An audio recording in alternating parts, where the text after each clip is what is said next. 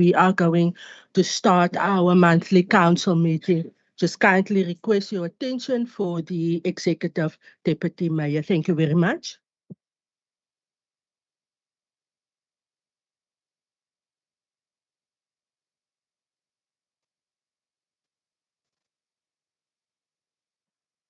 Thank you very much. You may be seated.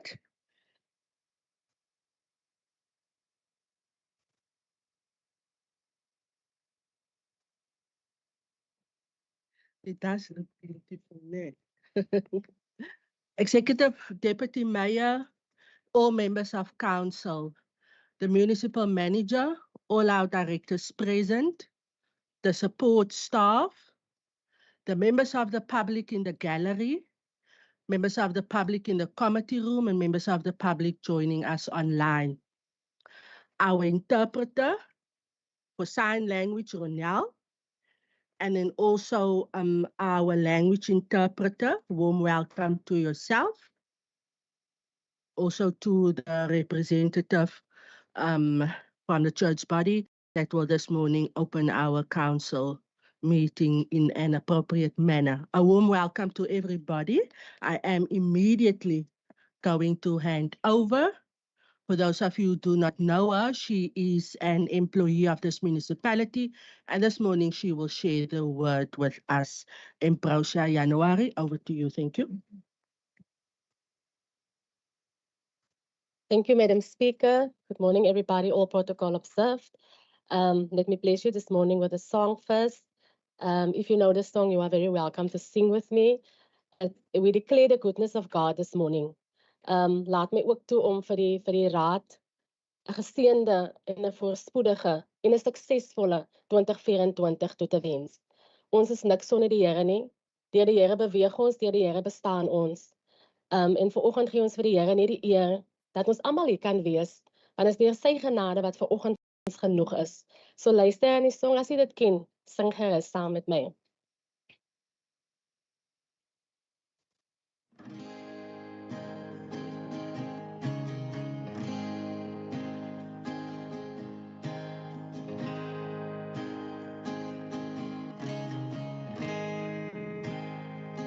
I love you, Lord, for your mercy never fails me.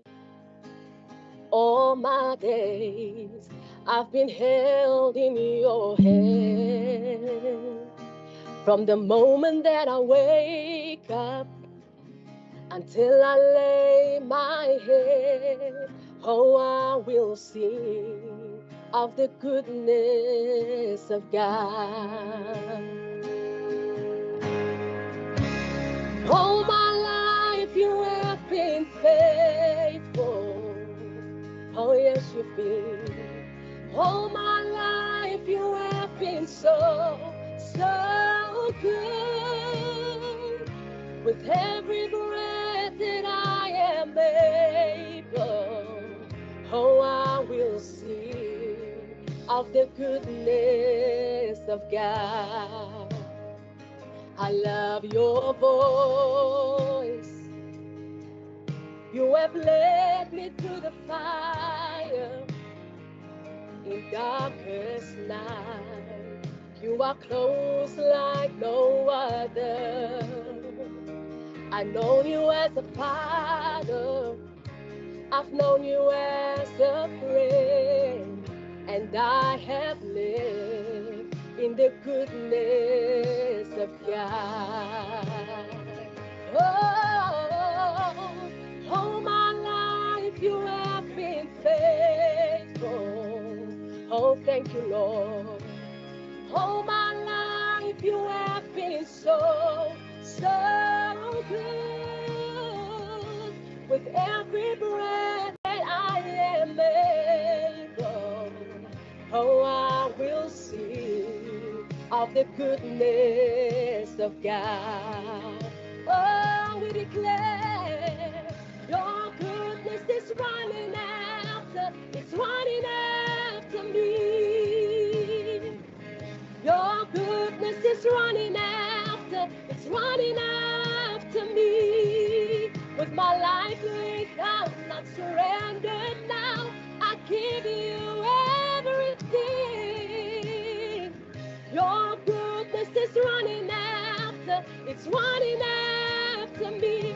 Your goodness is running after, it's running after me. Your goodness is running after, it's running after me. With my life laid down, I'm surrendered now. I give you everything. Your goodness is running after, it's running after me.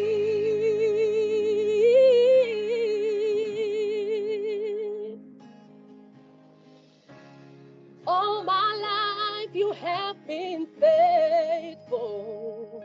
Oh, thank you, Lord.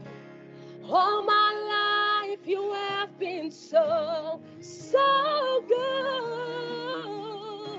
With every breath that I am able, oh, I will sing of the goodness of God. I'm gonna sing it all my life you have been faithful. You are faithful, God. All my life you have been so, so good. With every breath that I am able, oh, I will sing of the goodness of God. Oh, I will sing of the goodness of God. We thank you for your goodness. We declare your goodness, Lord. You are faithful, God. Laat my toe om net met u te deel twee psalms oor die goedheid van die Here. Psalm 65 vers 11 sê: You, Lord, crown the year with your goodness, and your paths drip with abundance. Psalm 145 vers 9 sê: The Lord is good to all, and his mercy is over all that he has made. Laat my ook toe om net twee reels uit hierdie song te haal wat ek nog gesing het. Your mercy never fails me.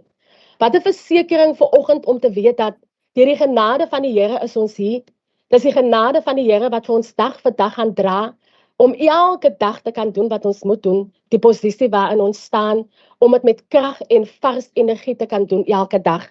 In darkest night you are close like no other. Wanneer jy daar in die nag lê of wanneer jy uitstap en jy is bekommerd oor die gemeenskap wat jy moet dien, want almal verstaan nie altyd nie. Wees verseker in darkest night God is close like no other. Wees verseker dat die Here is naby ons. He will never leave you nor forsake you. Want sy belofte rakende Mossel by Municipaliteit, rakende elke raadslid en elke amptenaar, elke publieke lid vanoggend is getrou. Dit laat my dink vanoggend in die gedeelte toe die Here vir die profeet Jona na die stad van Ninive stuur om vir die stad te gaan om te gaan sê dat die Here gaan die stad verwoes. Het Jona 'n paar draaie gekies want hy wou nie hierdie boodskap gaan gee nie. Maar hoe dit ook al gesê het, Jona het daar uitgekom aan wat God wil sê, wil hy sê. En wat die Here vir hierdie dorp hierdie jaar wil sê deur die raad wat regeer, dit sal so wees. Want die Here is 'n God van sy woord. Die Here het die profeet gestuur en toe het die profeet uitbasyn dat as die stad hulle nie gaan bekeer, gaan die Here die stad verwoes. Die woord van die Here sê in Jona 3, toe staan die koning uit sy koninklike stoel op. Hy trek sy koninklike robe trek hy uit en hy klim van die troon af en hy trek 'n roukleed aan en hy gaan sit op 'n ashof. Want hy besef hierdie woord is ernstig en hy gee 'n bevel uit omdat hy die autoriteit het. Gee hy die bevel uit om te sê: geen mens, geen dier eet of drink vir een dag. Kom ons challenge hierdie God wat hierdie boodskap gegee het en kom ons kyk of hy dan sy mind gaan verander. En as gevolg van daardie aksie wat daardie koning met die authority wat hy het geneem het en dit gegee het vir sy mense, spaar die Here die stad. En Jona die profeet raak kwaad, want hy sê ek het tog geweet jy sou hierdie stad spaar, daarom wou jy dit nie gaan sê nie. Maar hoe dit ook al sê, ek wil net vir elkeen vanoggend bemoedig hierso. Let's come back to the heart of worship. Kom ons besef dat ons kan niks sonder die Here doen nie. My wens vir hierdie raad hierdie jaar is net sukses. Is dat die Here vir julle wysheid, kennis en insig gee in alles wat julle doen, Madam Speaker. Dat die Here vir julle help in alle besluite en dat gelyk word. U is 'n waarmaker van u woord. U is wie u sê u is. U is die koning bo alle konings. Die regerder is u, daar's niemand soos u nie. Ek dank u vir oggend vir hierdie geleentheid. Ek dank u vir hierdie raad en hierdie raadsaal waarin ons ver oggend is. U ken alles, u ken die dag, want alles is reeds uiteengesit deur u. Ek verklaar die goedheid en die guns van die Here oor hierdie raad van Mossel Bay. Ek verklaar die guns van die Here in alles wat hulle sal aanpak. Hierdie jaar 2024 sal 'n suksesvolle jaar wees. Wanneer daar bekommernisse kom, Here, wanneer daar vrese kom, my God, dan weet ek u is in beheer. You will never leave us nor forsake us, O God. En daarin kan ons vashou, want die belofte van u, dit is getrou, dit staan vas. Die woord van u is die lig op ons pad. Ek bring hierdie raadsvergadering vanoggend na u toe.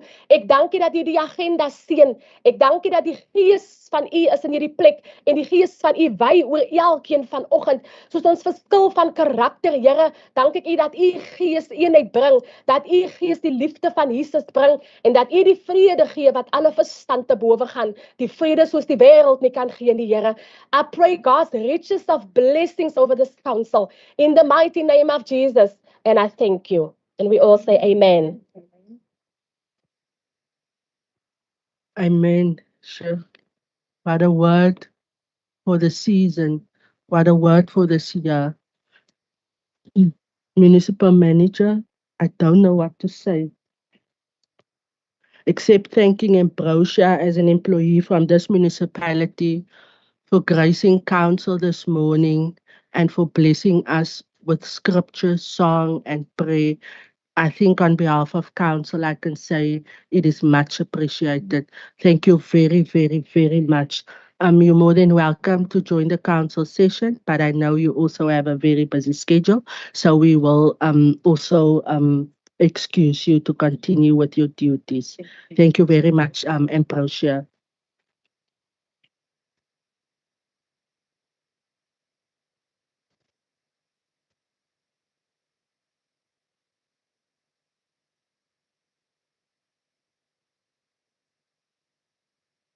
Thank you very much, councillors.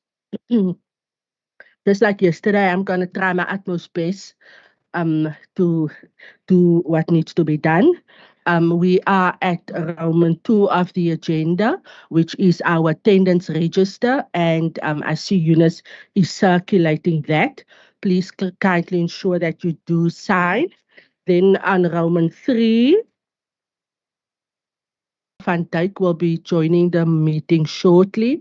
So we are just noting that Councillor Van Dijk will be attending. He's just coming a bit later. Thank you very much. Municipal Manager. Speaker, the Director of Community Safety is not here, but Mr. Williamson is sitting in on his behalf. Thank you very much, Municipal Manager, and welcome to Mr. Williamson. No other apologies. We are in a full house to proceed. Roman 4 on our agenda. It is the disclosure of interest in terms of Schedule 1, the Code of Conduct for Councillors in terms of the Local Government Municipal Systems Act. Is there any councillor wishes to disclose interest in the agenda? Thank you very much. Speaker, Councillor Gous declares an interest in the item where I'm being charged for asking too many questions about a contract. Noted. Thank you very much, Councillor Gous. Morning, Madam Speaker. I declare the following items herewith to excuse myself. E3702, as I've done previously with all discussions or meetings regarding this item, I would like to excuse myself again. E5002, as I was appointed as the architect for this project 10 years ago, I would like to excuse myself. E5102, Madam Speaker, as I am the school governing body chairperson of the most diverse school with a Christian ethos and values, and being the architect at no fee to the school, I would like to excuse myself. Noted. Thank you very much, Councillor Kutsia. Any other councillor wishes to disclose? Madam Speaker. Yes, Councillor Alderman Person. E54. E54, you will be excusing. Thank you very much. There is no other, thank you very much, Councillor. E55.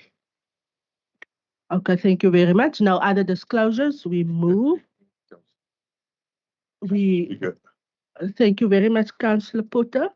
Yeah, you almost missed me or I missed you.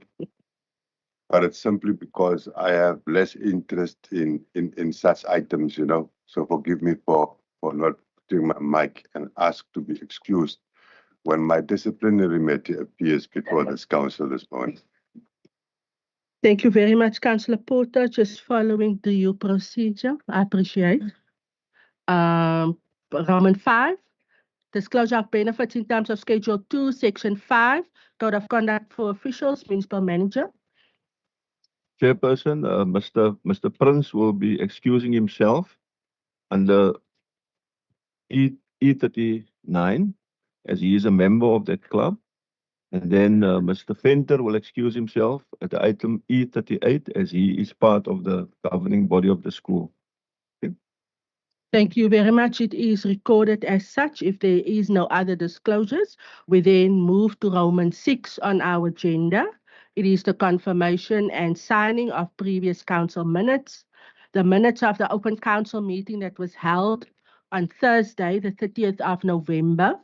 Folio numbers 1804, 1804 to 205. Can I please have a proposal in this regard? Thank you, Madam Speaker. I do propose. Thank you, Councillor Delamain. Madam Speaker, good morning. I'd like to second.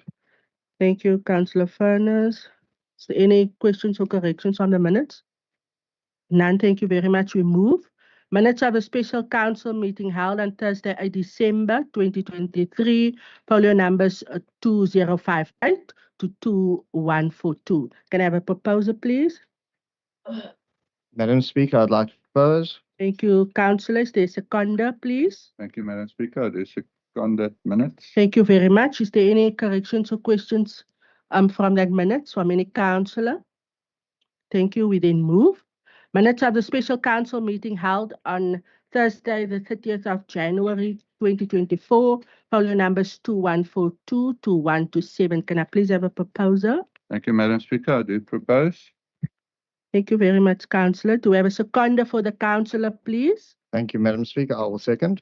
Thank you very much. Is there any questions, corrections from the minutes from any councillor? None, thank you very much. We then move to Roman 7 on our agenda. It is cognizance of the executives, mayors, and deputy executive mayors' resolutions in terms of delegated authority as provided for in Section 591A of the Act on Local Government, the Municipal Systems Act of 2000. In front of council, we have items FC1 to FC10, items G1 to G8, items CS1 to CS13, items PE1 to PE22, items T1 to T5, items CG1 to CG6, items E8 to E10, and then UB81 to UB7. Can I please have a proposal in this regard?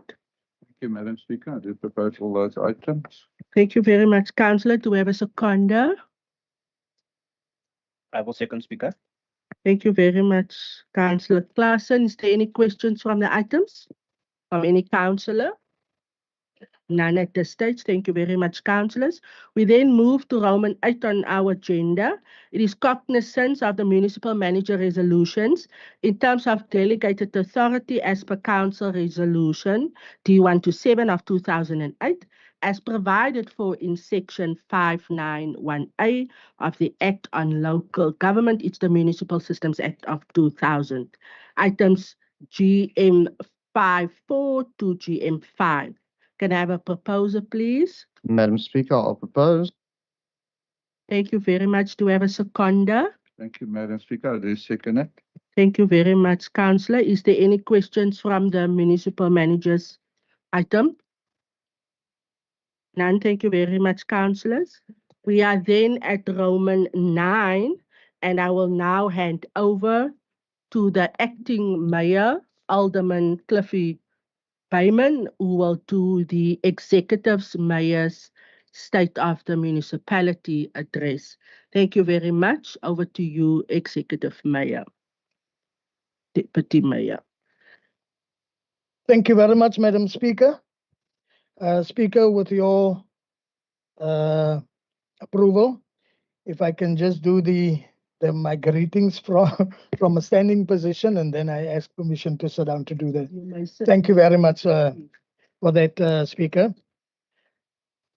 Speaker, councillors, municipal manager, directors, faith-based leaders, invited guests, the media, and the residents who are attending online and also in the Denpasar committee room. I am carrying in this address on behalf of our Executive Mayor, Alderman Dirk Coetzee, who is away at an important meeting with other mayors from across the province.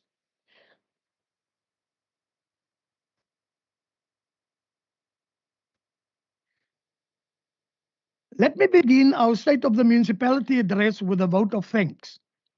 Thank you to our residents for the trust placed in our beautiful Mossel Bay and in our council and administration.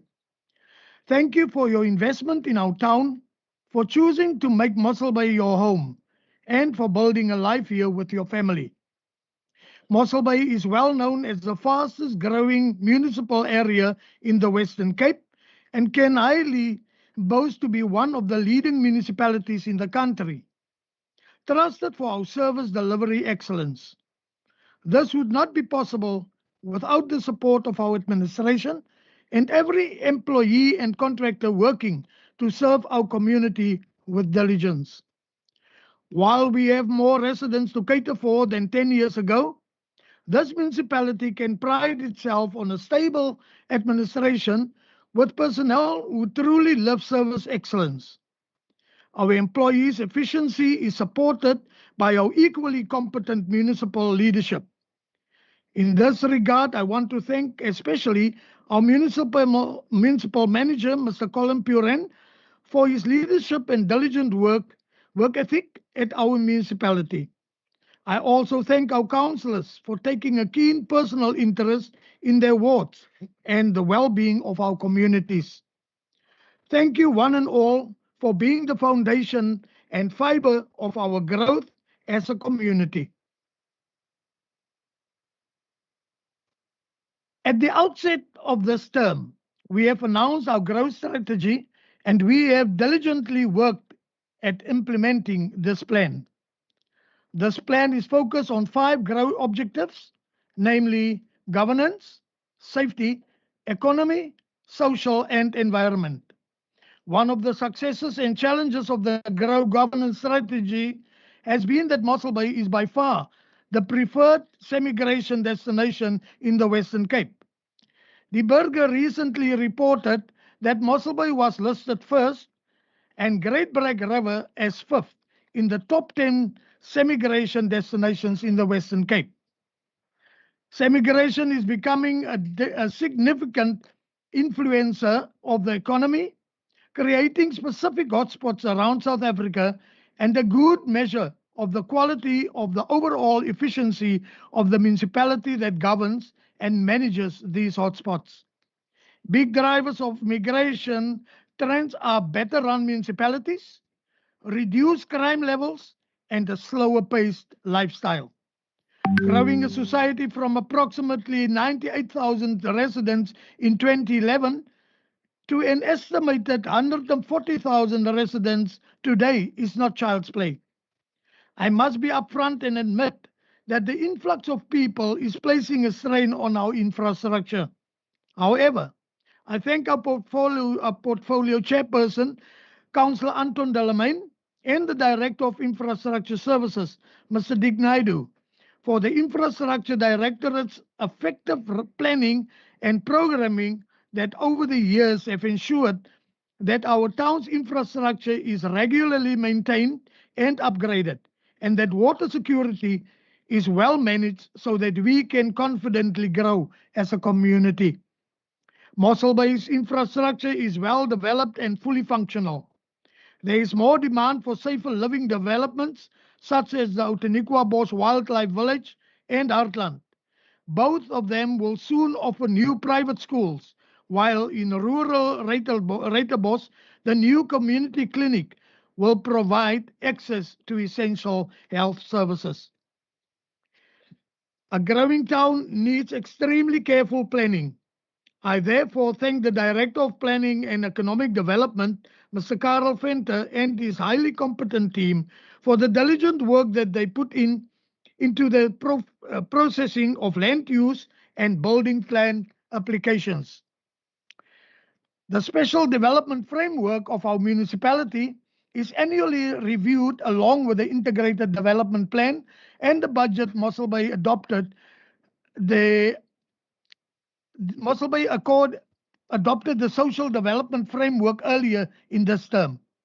According to our Department of Planning and Development, of which I am the portfolio chairperson, at least 233 more dwellings are required per year to answer the demand.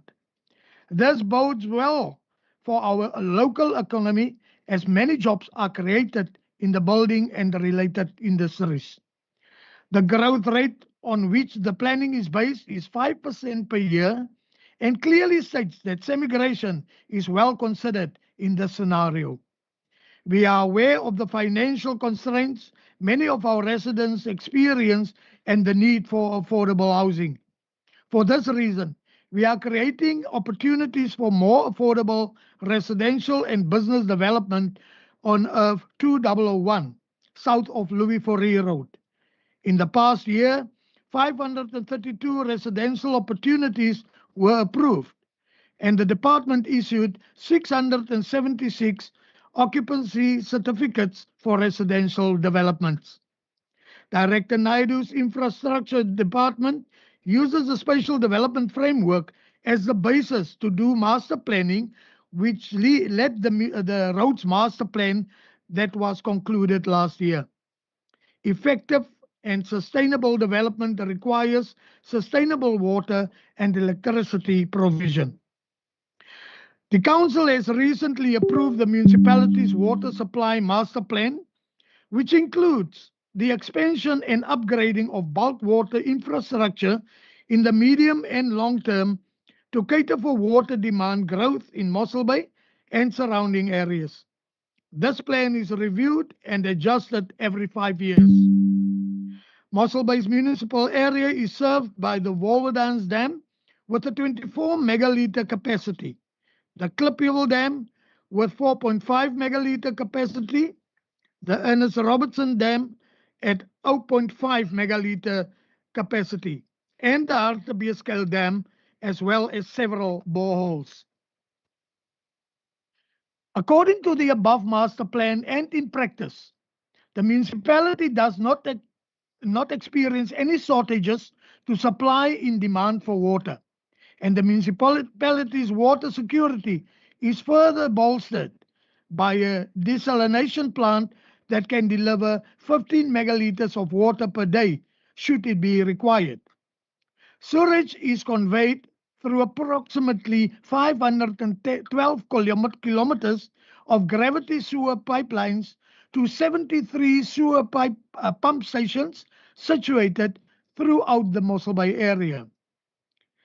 From the pump stations, the sewerage is pumped through approximately 41 kilometers of rising sewerage pipelines to 7 wastewater treatment plants situated throughout the municipal area. The total design capacity for these wastewater treatment plants is 22.54 megaliters per day. Sewerage water is also discharged by private tankers at these municipal wastewater treatment plants. Upgrading of plants is underway, with the Great Brak wastewater treatment works being upgraded from 1 to 4 megaliters per day, and the Pinnacle Point wastewater treatment works that is being upgraded from 3.7 megaliters to 8 megaliters per day. In his State of the Nation address, President Cyril Ramaphosa alluded to the end of load shedding being in sight. This statement was, However, virtually immediately followed by the return of stage 6 load shedding. To buffer against load shedding in Mossel Bay, we have implemented energy efficiency projects affecting approximately 9,000 geysers, as well as pump stations and street lighting. We have installed a 30 kilovolt ampere solar system at the Municipal Infrastructure Services offices. Approximately 1,900 solar water heaters at housing projects, solar street lighting and in informal settlements, and solar power at various traffic intersections. We have also completed an energy efficiency project for the replacement of approximately 5,000 streetlight lamps of 57 watts with 37-watt LED lights over a period of 2 years for 10 million rand.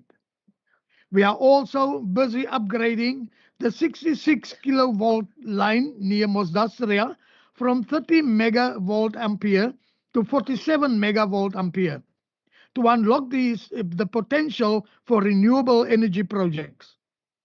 It is estimated that this project will be completed in June 2024 at a total cost of 17 million rand.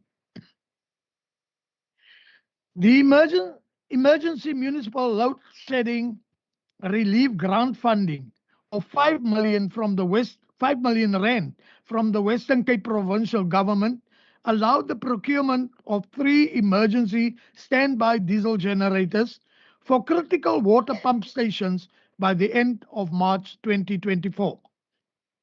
We are also proactively planning for a future that will provide sustainable energy, including a 5 to 30 megavolt ampere independent power plant, not limited to solar.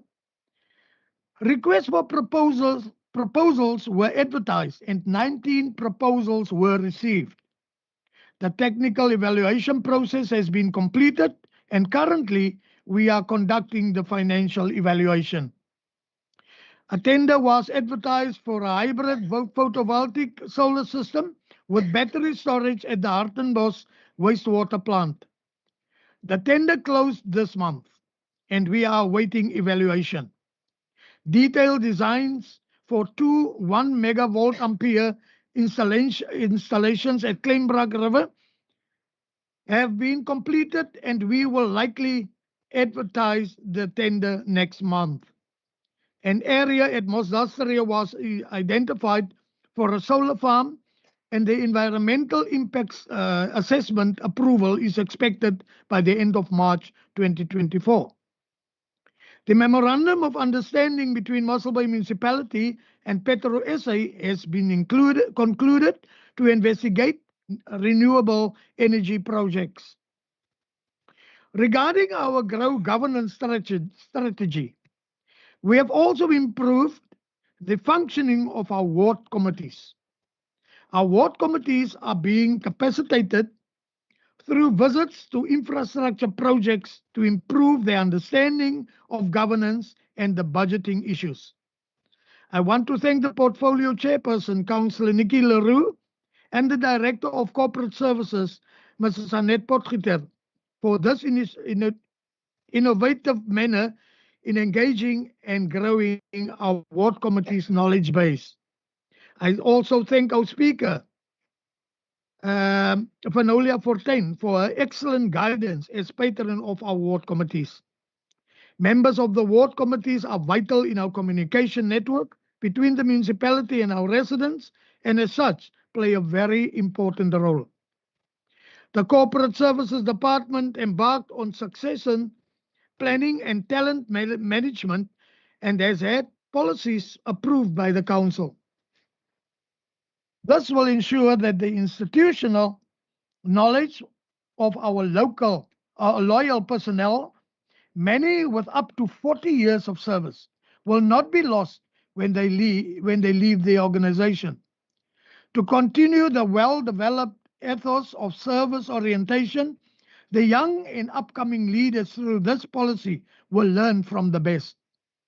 The HR section of this directorate was also the first to implement the government's new staffing regulations and has since become an example of best practices for other local municipalities.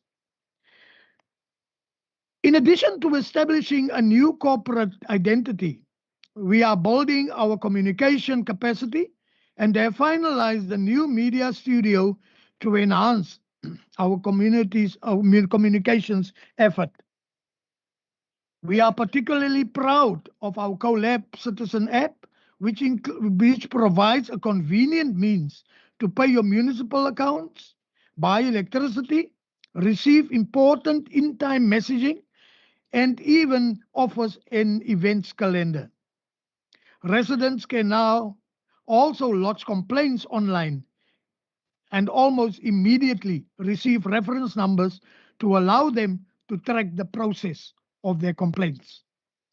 To help streamline communication, the municipality has improved the call center, now situated at the JOC, to offer direct access to the safety and emergency services. With our Grow governance strategy in mind, the Mossel Bay municipality strives for financial management excellence. The municipality received another clean audit with no findings for the financial year 2022-23. This was the fourth consecutive clean audit for Mossel Bay municipality. Yesterday, at a special council meeting, we approved the adjustment budget for the 23-24 year. I want to thank our portfolio chairperson for finance, Councillor Mark Furness, and the chief financial officer, Orlando Fredericks, and the team for their hard work. In the most recent Municipal Financial Sustainability Index by Ratings Africa, Mossel Bay was ranked joint third as the most financially sustainable municipality in the country. The entire country has experienced the effects of the economic downturn and tough financial circumstances. I therefore want to thank our ratepayers in Mossel Bay who have managed to maintain an exemplary 94% payment rate despite the financial hardships. Mossel Bay Municipality is a caring institution. We have many policies and programs to assist the poorest of the poor in our community through our indigent benefits. And our qualifying pensioner residents benefit from the pensioner rebate scheme. I want to encourage residents facing hardships to engage with the municipality. Mossel Bay Municipality's Grow Safety Strategy emphasizes the fact that no society can prosper in an unsafe environment. During this term, we have officially opened the Joint Operations Center, and I thank the portfolio chairperson, Councillor Leon van Dijk, and our newly appointed Director of Community Safety, Mr. Graham Lategan, for the sterling work being done to enhance safety across various disciplines and in all our communities. In the Joint Operations Center, we accommodate the traffic, law enforcement, fire and rescue, and disaster management services of our Directorate Community Safety. And we have successful partnerships with the SAPD, Provincial Traffic, Farm and Neighborhood Watch Groups, the Peace Parks Foundation, Rhino Watch Africa, Radio Unit, Correctional Services, Chaplain Services, Drone Operators, Disaster Management for the Garden Route District, Western Cape Liquor Authority, the Police Ombudsman, and Environmental Compliance Unit. More than 1,200 people, including various provincial government groups, have visited the JOC to learn more about facilitating effective community safety. We look forward to the central role Mossel Bay can play in the Western Cape's community safety sector. In November 2023, Mossel Bay Municipality K9 unit was officially established in partnership with the Western Cape Provincial Government. Our K9 unit currently has 4 well-trained dogs, each with their own handlers from our law enforcement team and has already assisted in the combating of various crimes, including the confiscation of illegal firearms and drugs.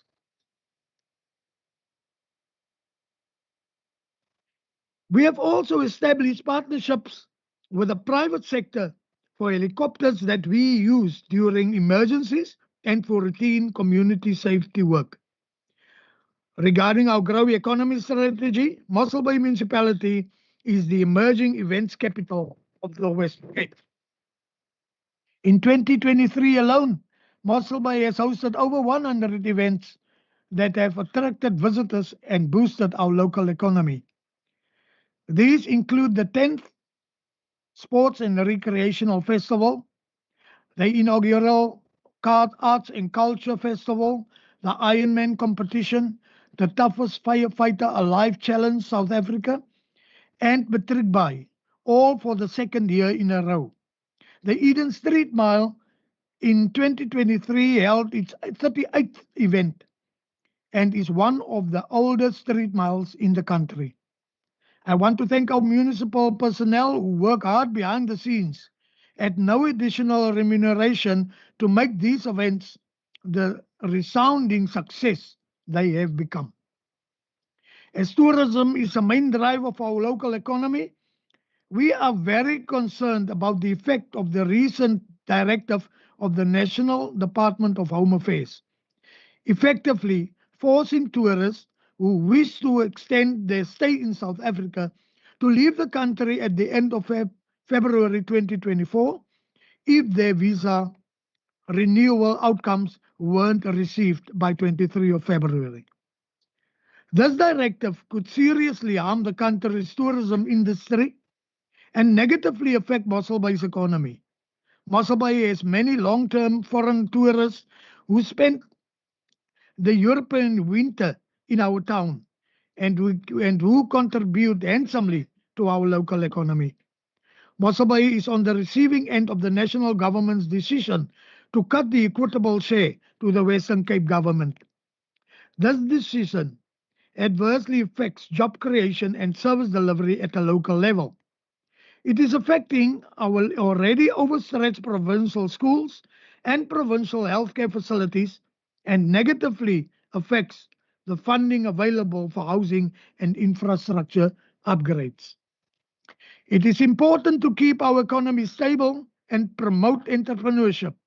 In 2023, the Mossel Bay Municipality's Office for Local Economic Development applied for funding to implement alternative sources of energy to assist micro and small businesses. The Almeida Business Park, the Kwano Business Park in Kwanongaba, and the Tusong Center in Adrians Avenue are beneficiaries of the 120 solar panels provided by the Western Cape Department of Economic Development and Plan and Tourism. This is an investment of approximately 660,000 rand in the Almeida, 700,000 rand in Kwanongaba, and 510,000 rand in the Tusong Center. This new solar power will ensure better sustainability for the 34 business owners operating at these three sites. Young entrepreneurs at our beehives now have access to sustainable energy and an opportunity to grow their businesses. Within our Grow Social Regeneration strategy, we have had many successes for which I applaud both the portfolio chairperson, Alderman Nicholas Boyson, and the Director of Community Services, Mrs. Elise Nell. Under the banner of the Make a Difference campaign, the Mayoral Committee has regularly met with non-profit and non-governmental organizations making a meaningful difference in Mossel Bay and looked at where we can partner in the spirit of the Afrikaans saying, "Vele hande maak ligte werk." We have amended the policy for the use of community halls to make these spaces more accessible to registered non-profit and non-governmental organizations. In March and November 2023, we hosted our second and third engagements with a growing network and faith-based leaders in Mossel Bay, to whom we turn often for advice on addressing social issues and challenges facing our communities. Within the Grow environmental strategy, a lot of hard work has gone into creating an environment for conservancies to collaborate on creating a safe, cleaner, natural environment in Mossel Bay. The Mossel Bay Spatial Development Framework also serves as the environment management framework. In the past year, the Council has approved an overarching non-profit company to focus on our environment, to forge closer ties with our registered conservancies and environmental organizations and NPOs to place greater emphasis on environmental conservation. Steady progress has been made towards establishing an unencumbered green belt from the banks of the Gouritz River right down to Glentana. We are blessed with more than 100 kilometers of unspoiled coastline and vast tracts of conservation-worthy biomes within our borders. We owe it to our children to safeguard our environment while creating opportunities for job creation and conservation. Our Community Services Directorate worked very hard to establish more than 250 food gardens in our communities.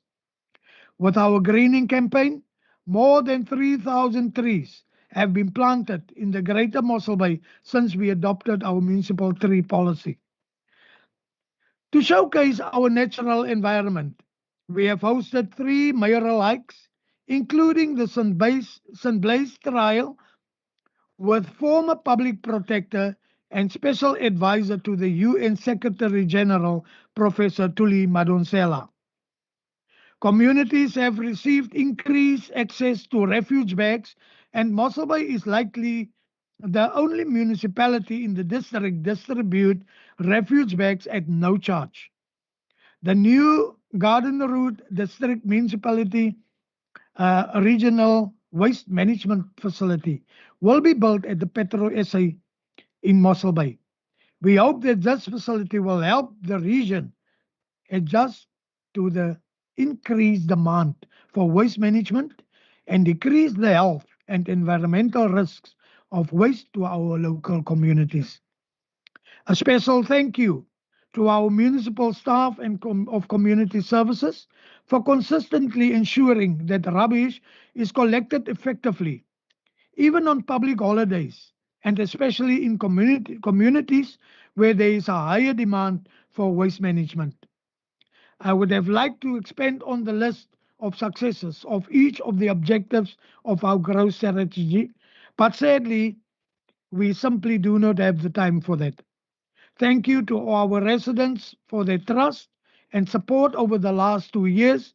We look forward to continuing our successful partnership with you in the years to come. Thank you for listening to me. I thank you. Thank you, Speaker.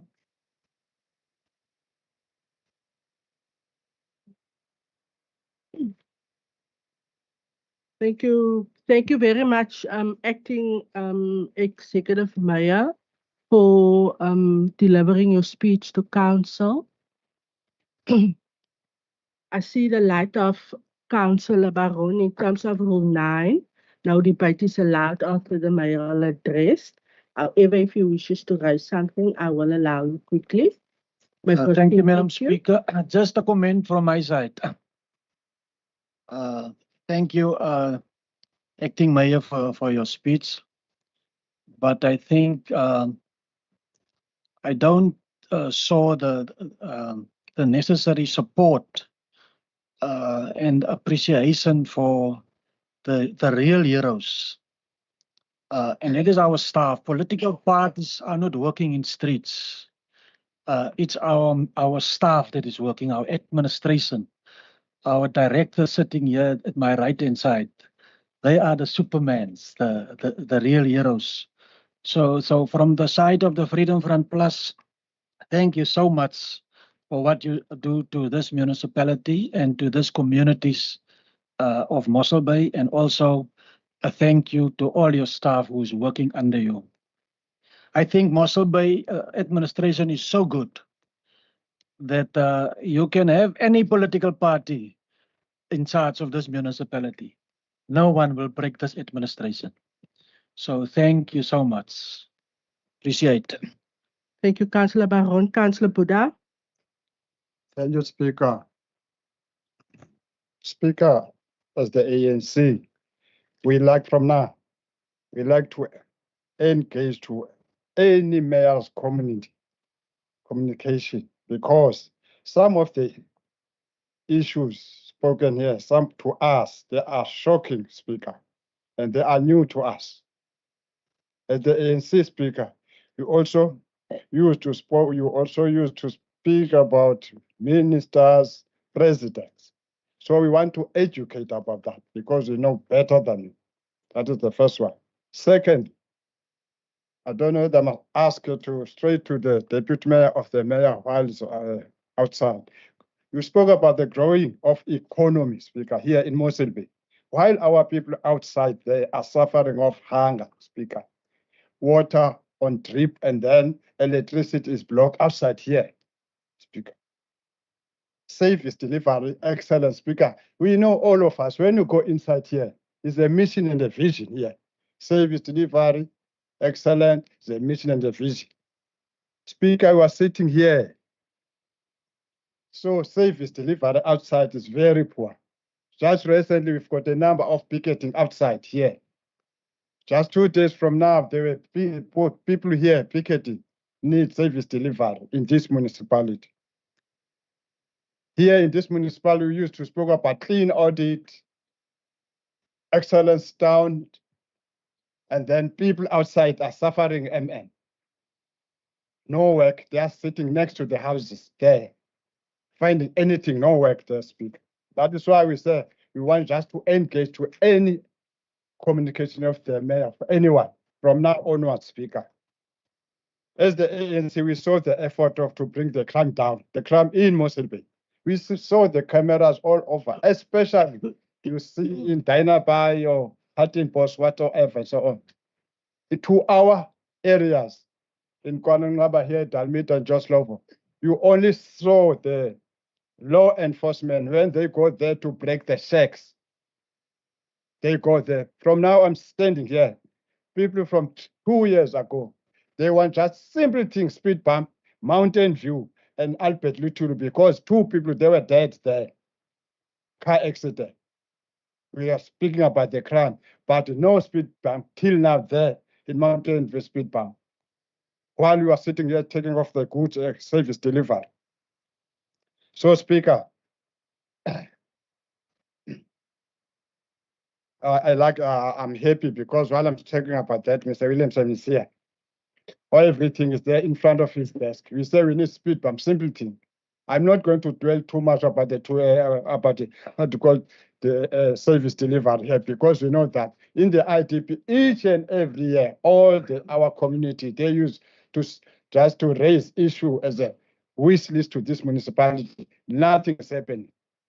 So, Speaker, we want us to be honest, all of us here. When we are here, we must not talk as if we are there in Geneva. We are here, and then we know exactly what is happening outside. So people who must not suffering outside while we are just shining here. We do nothing for our people outside. Thank you, Speaker. Thank you, Councillor Buddha. Councillor Porter. Thank you, Speaker. Now, right on the onset of the SOMA, with serious consideration that the deputy did not write what he presented to us, but the mayor. If I recall, he said thank you to the councillors in their wards. This council constitutes of ward councillors and PR councillors. And I presume he spoke to the DA councillors, thanking them. And as a result, he did not mention PR councillors like those of the Freedom Front Plus and the ACDP, COSA, and also the Patriotic Alliance. But nah, Eka, I want to thank Councillor Faisal Porter of the Patriotic Alliance for doing sterling and excellent job in the community. You can see the numbers in how people are joining the Patriotic Alliance. I want to qualify why I'm saying there is no really good service done by particularly DA ward councillors. In December, I was visited by a person in Ward 13, a few houses from Councillor Boyson, where the electricity has been off for over 3 months. I said to him, give me a WhatsApp in the morning so that next morning so that I can follow up. He did that. I sent an email. I sent the email that I sent to him as proof that I am a diligent servant of the people. You know what?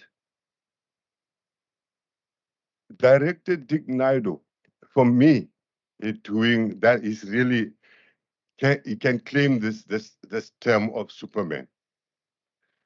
As far as I'm concerned, every time I'm not giving instruction, I'm reporting, and he will immediately execute. That is good work. It's very good work. But when people are complaining with the councillor for months for electricity, 2 streets that has been off over the season in a crime-ridden area, and the councillor is staying in a dark street for 3 months, that is not good. And I tell you why I thank Councillor Faisal Porter, because a day or 2 after my email, or not the very same day, they sent out people to the complainant, telling the people, put the person at ease, saying, we know are aware of your complaint. We know about Councillor Porter's complaint is on our case. We will sort it out. Few days, 3 months without electricity is gone, and electricity is restored. Similarly, in St. Blaise Street, the manhole was damaged to such an extent that if the children are playing there, that could have been caused danger or in terms of life-threatening circumstances. I did the very same thing. No instruction, but a mere report. It was sorted out. Next to the library, pile up of building rubble was there. I did the same. Councillor Porter, I'm not I want. allowed to debate, just your comment, please. No, we have to debate this. No, in terms of online, no, Councillor Porter. Even that rule is a rule that is out of order. No, Councillor Porter, I am allowed I'm commenting. to make your comment. Yeah. I'm commenting. Please, thank you. I don't not a speech, it's not a debate. I don't want people to respond to me, so I'm just making a comment. Please so conclude, I'm saying, thank you. The building rubble next to the, you know, and I presume it's foreigners that is doing this rubble there. It's a disgrace. It has been sorted out after. So perhaps the one comment that I will welcome is for the deputy to thank for councillor, PR councillor of the Patriotic Alliance on that. Then clean audit is a farce. You can't have a situation where the DA caucus is deciding on their very own to give the MMX amount of money that he is not qualified for. You pay him for a couple of months, you come back and all that. Those monies, the clean audit that you are referring to is a clean audit that I presume must also keep the fact that money has been malmanaged. Please kindly switch off your light. There's a point of order. Thank you, Councillor Porter. Can I have the light for Councillor Porter? I called for a point of order. Councillor Gous? Baie dankie. Madam Speaker, each councillor gets 5 minutes. The councillor has exhausted its time. Thank you, Madam Speaker. Thank you very much. I have advised the councillor that we're not debating.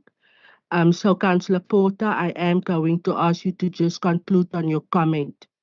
2 words. Make it 3.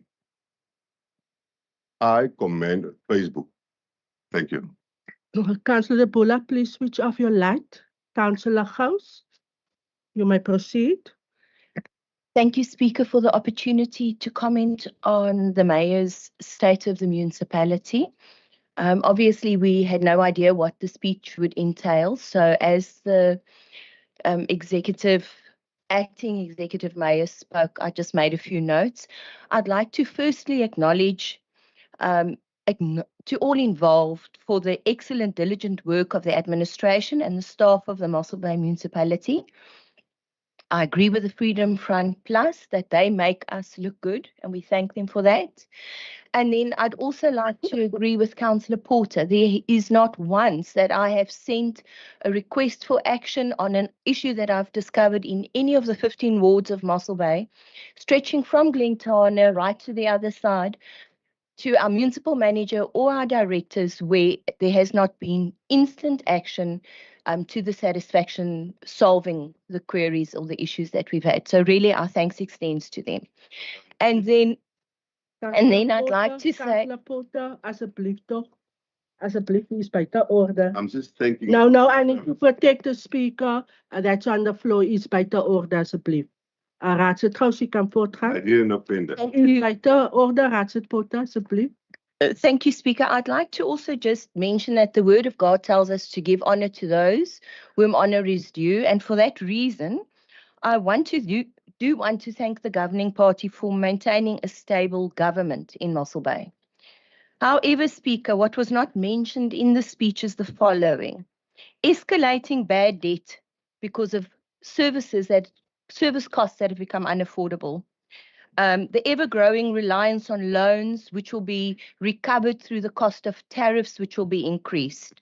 The fact that the filling of necessary posts has been frozen due to lack of funds. The capture of municipal functions, such as that of the approval of business licenses and land use by DA committees in this council. The stranglehold on media in our area due to the fact that Mossel Bay Municipality advertises with all of them, and they no longer want to release media releases that put the municipality or the governing party in a bad light. A social media policy that was approved by the DA that states any employee who likes or comments on social media about abortion or same-sex marriage, etc., will face a disciplinary hearing in this municipality. The mention of the equitable share that has been reduced by national government to the province, but no mention of funds taken back by provincial government due to the money not being spent by this municipality for 3 years. Social issues, collaboration with spiritual leaders is mentioned, yet the constant improvement of outlets for liquor, particularly in vulnerable areas. This despite a study commissioned by this municipality at a cost of 800,000 Rand, which identified alcohol misuse as a key driver of violence and abuse. Then waste management. Thank you, Speaker. In 2016, the ACDP brought to this council a comprehensive plan to green and clean our areas, at the same time uplifting our communities, all the while reducing waste and reducing the very high cost of dumping. This is now being done, and we are very grateful for it. Then, Speaker, lastly, I'd like to mention the persecution of councillors who do try to alert the Auditor General regarding possible problems with contracts. A case in point, the case against me, where I'm being charged with interference in the administration for asking too many questions about a contract that was cancelled, and referring that matter to the Auditor General. Thank you, Speaker. Thank you, Raadslid Gous. Please switch off your light, Councillor De Bola. Councillor Buddha already spoke on behalf of the ANC. Councillor Boyson, are you speaking on behalf? Okay, please switch off your light. No, you're supposed No, I'm not allowing a debate. Please switch off your light. I've allowed an opportunity to each party representative. Switch off your light. So which means not Switch off your light. Thank you very much, Councillor De Bola. Councillor Buddha has spoken yesterday. You were very quick to tell me that Councillor Buddha speaks on behalf of all of you. So please switch off your light. So if I want to edit, please switch off your light. The ANC has used their 5 minutes. Thank you very much, Councillor Boyson. Thank you very much, Madam Speaker, for the opportunity. that the deputy mayor, waarnemende burgemeester, baie dankie vir die speech wat jy gelewer het. Ons het duidelik gehoor dat as daar hulp verlang moet word, moet ons net engage met die munisipaliteit. Baie dankie vir die raadslede, die wijkraadslede in hulle wijke, wat dag vir dag probleme rapporteer. Ek is ook 'n portefeuille raadslid en ek moet sê, dat kom geredelik deur om by my te rapporteer en ook by die ander burgemeesterskomiteelede. Baie dankie burgemeester, ons help nie net ons party nie. Eindelik op oomblik sit ek met probleme ook waarnemende burgemeester, probleme van partye, ander partye. Ek wil nie partye se name noem, maar ek sit met die probleme daar verwys, maar baie dankie vir dat hulle na my toe kan kom. There's a point of order. Thank you. Dankie, Raadslid Baron. Poison is now out of order now. Baie dankie, Raadslid Poison, u het afgesluit vir Thank you. ons. Baie dankie, ek het afgesluit. Madam Speaker, point of order. Kan ons net orde kry asseblief? Dankie, Raadslid Baron. Raadslid Botha. No, thank you, Madam Speaker. When a councillor rises on the point of order, he needs to give a clear indication on which point he is rising. Madam Speaker, and then secondly, the representative for the Patriotic Alliance made a comment about me saying that I'm sleeping. But Madam Speaker, to my mind, I did not see any transgression. All parties have made comments that have gone a bit off the rails in terms of relevant as to the specifics of the mayor's speech. So I would just like him to withdraw that comment. Thank you, Madam Speaker. Thank you very much. Raadslid Botha, ek gaan vir vra om te onttrek. Raadslid Baron, as jy punt van orde lig, moet u vir ons net die Rule 59. Rule 59. Thank you very much. Councillor Porter, I'm just going to request that we do not get personal in terms of the rules of order. There is a request. You said that the council will be sleeping. That was out of order. He requests you to withdraw. Can you please withdraw? Want soos almal kan sien as die raadslid Babet wakker. Ek sien geen iemand die sit en slaap nie. If there was any intention to be personal, it wasn't the case. On the issue of being personal, I withdraw if that was such a perception. The Freedom Front Plus just indicated Rule 59. I've heard him saying that, and it's on that basis that I think the work was sleeping. Secondly, it appears to me that Councillor Boyson was backbiting and the work was sleeping. On that note, I insist he was sleeping. U maak tamelike toesprake, u moet net terugtrek, dankie. Ek gaan die punt van orde, point of order, Raadslid Botha. Thank you, Madam Speaker. I don't want to belabor this point, but Rule 59 makes mention of personal explanation. So I'll call on Rule 59 then, and personal explanation for myself.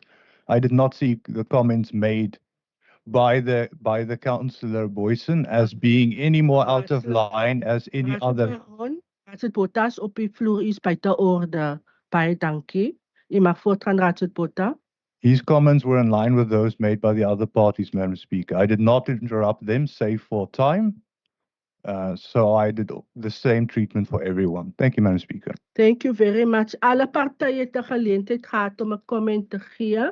Ek gaan nou vir die waarnemende burgemeester die geleentheid gee om kommentaar te lewer en dit sluit dan nou hierdie gedeelte af. Dankie. Oor aan u raadsheer Byman. Thank you very much, Madam Speaker.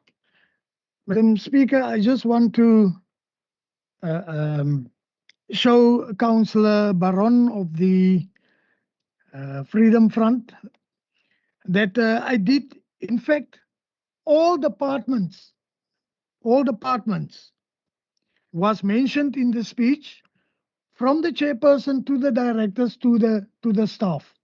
So there was no way that we excluded our personnel when we do the thanks, and we, of course, we appreciate and we acknowledge the hard work that they did and they currently do on the outside in our communities. So the assumption of Councillor Baron that the people that do the work was not thanked is out of line, Speaker. So I just want to clear that. Thank you. Thank you very much, Executive Mayor. Council, we then at the communications of the Speaker. Just for everybody to know that there is a public hearing this afternoon. It's in the town hall regarding the education bill by province. So that is for the public. It has also been communicated. Then I would like to take this opportunity to congratulate all our councillors who have celebrated their birthdays. And we do have a long list this morning. Councillor Leroux on her birthday, which was on the 16th of January. Just like Ambrosia this morning, I wish you all the goodness for the year. Thank you, Councillor Leroux. Then Alderman Bayman celebrated his birthday on the 22nd of January. Goodness and blessings to you, Executive Deputy Mayor. Councillor Baron had his birthday on the 24th of January. Goodness and blessings to you, Councillor Baron. Then Councillor Liebenberg celebrated his birthday on the 25th of January. Abundant blessings and goodness to you, Councillor Liebenberg. Then Councillor Tabula celebrated his birthday on the 7th of February. Wishing you abundant blessings, Councillor Tabula, and goodness. And then Councillor Kannemeyer celebrated her birthday on the 13th of February. Councillor Kannemeyer, abundant blessings to you and goodness for the rest of the year. And then we had the Director for Community Safety, Mr. Lategan, in his absence. He also celebrated his birthday on the 14th of February.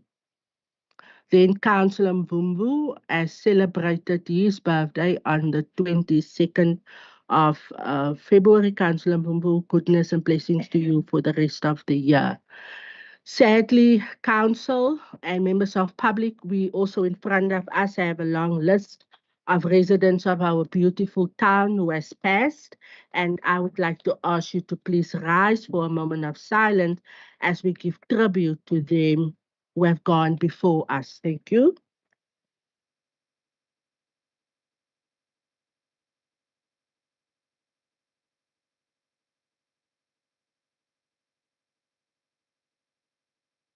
Thank you very much. You all may be seated. Then from the Office of the Speaker, just a thank you to every councillor for 2023. It has indeed been a productive year. There were some challenges, but I believe that we were able to work through it. And I am absolutely confident that this year will also be a good one for us. And then I am quite sure all the people who have celebrated their birthdays, I don't know how they did it, but they probably clapped together because I heard that there's cake and tea for everybody. Councillor Konto, ja, ek weet nie wie dit gekoop het. So councillors and the members of the public in the gallery, I would like to now invite you. I am going to give a 15-minute break for a cup of tea.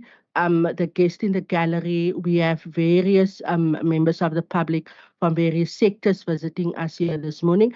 And I would like to ask you to please join us. Council then adjourn for 15 minutes tea break. Tea will be served in the foyer. We will only exit by that door. Thank you very much.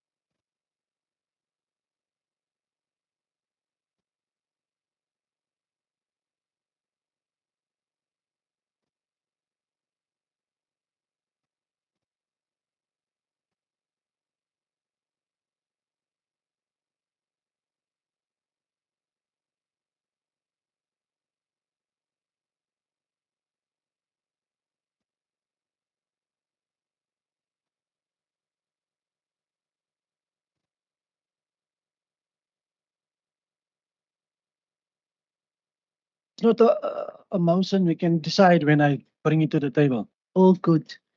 Thank you so much. May I proceed?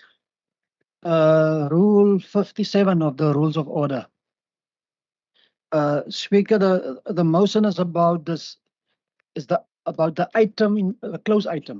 Close session. Yeah, the item. closed sessions item is Okay. about the Stone Trade Trust. Yes. Now, in the last council meeting, I addressed it here of a motion and we debated here, it's the Stone Trust. Yes. So the reason why I bring in the motion is to say, why must it be there on the closed session? Okay. Because it was in the advertiser, it's open knowledge to the public. Okay. So we want to bring it to the Open agenda so that it can be part of the normal agenda. Good. Because it needs to be there. Thank you. Thank you very much for introducing the subject matter of your motion of exigency in terms of Rule 57. Can I have a proposal, please? A seconder, sorry. ACDP will second. The Thank you, ICDP Speaker. will second. Thank you very much. Can I ask for counter proposal, please?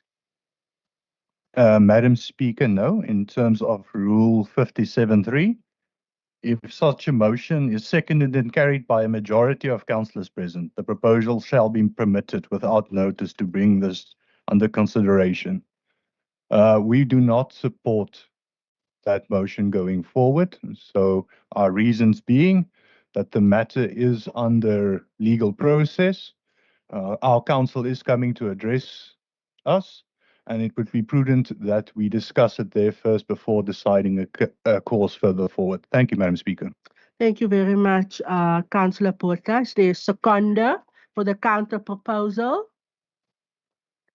Secondeer u, Raadslid Porter. Ek sal nooit 'n DA posisie support. Sit af en liggie baie dankie. I want to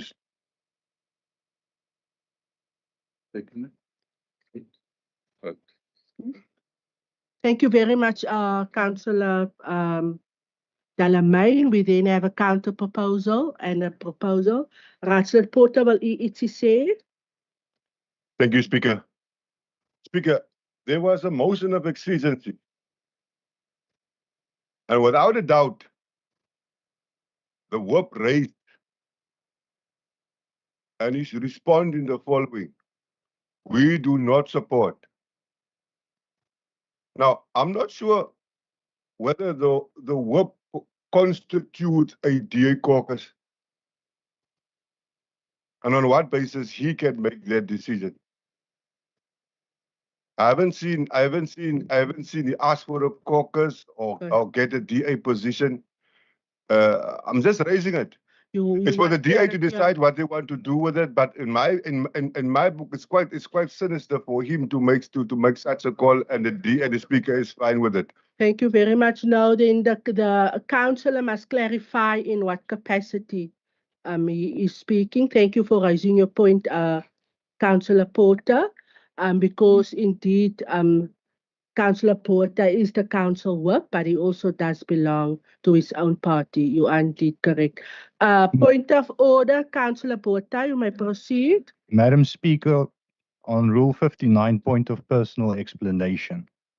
1, I was very clear I was writing on terms of Rule 57.3. I will read it now for the council. If a motion of exigency is seconded and carried by a majority of the councillors present, the proposer shall then be permitted without notice to bring the matter under consideration. We as the DA have already discussed this matter in previous councils. Our position is clear, and I take exception to being called sinister once again. This is the second personal comment made towards me, Madam Speaker, and furthermore, I am authorized to speak on behalf of my party on this matter. Thank you for your consideration, but the internal workings of the DA is not open for the PA to comment on. Thank you. Thank you very much, Councillor Porter, for providing that clarity. Last but Councillor Porter, before I bring the two proposals to vote in terms of the process. Thank you for very discreetly dealing with the council on the matter going to a vote now. And here in this council, when we raise or debate issues, It's nothing personal. Jy kan maar warm raak onder jou kraag ook. We're going to deal with issues here. Thank you very much. Point of order raised by Councillor Porter. You may proceed, Councillor Porter. Thank you, Madam Speaker. Madam Speaker, the point of calling another councillor sinister, I would wish him to withdraw that statement. Secondly, that has nothing to do with the debate of the item itself. That was an offhand comment made by the councillor. Thank you, Councillor Porter. Councillor Porter, would you withdraw your comment to Councillor Porter, please? Can I have the light for Councillor Porter to withdraw? Speaker, now that you ruled it, after all, the matter will go into a vote. Indeed, there was something sinister with the vote, with the whip. I'm in no position to detract from what I deemed is not proper in this council. Thank you, Speaker, for giving guidance to this council. You're not withdrawing.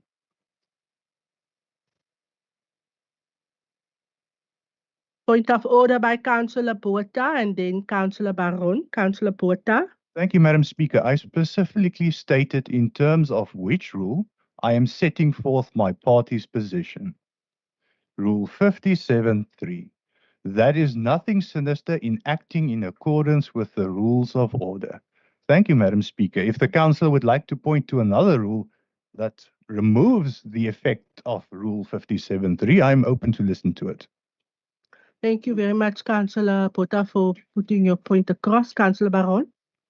Yeah, now, Madam Speaker, before we vote, I bring the motion and I can just say, reason for Freedom Front bringing this motion is just to bring it in the open. Community is very much worried about this case coming from 2011, and it's appeal on appeal on appeal, and we don't know where this money is going to. So we are ready. If they want to vote it off, it's fine. We can address it on another way. Thank you. Thank you very much, Councillor Baron. Yes, there is a procedure and I've dealt with it. I have a proposal and a counter proposal which has been seconded. I am going to ask through the show of hands, those in support of the proposal by Councillor Baron requesting for the Tradestone item to be in the open council agenda by the show of hands, please. 1, 2, 3, 4. Baie dankie. Those in favour of the proposal by Councillor Porter, seconded by Councillor Delamay. By the show of hands, please.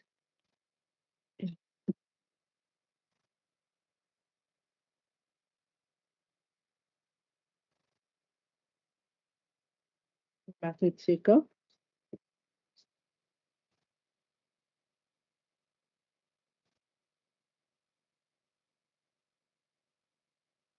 Net sê dit is kan nie 14 weer sê. 16 in support, the position of the ANC. Abstain. The position of ICAUSA. Abstain. Thank you very much. Thank you very much, councillors. That concludes the issue of the motion of exigency. We are then on page 133, the first item of the council, open council agenda. The writing of irrecoverable debts for the period ending January 2024. In front of council.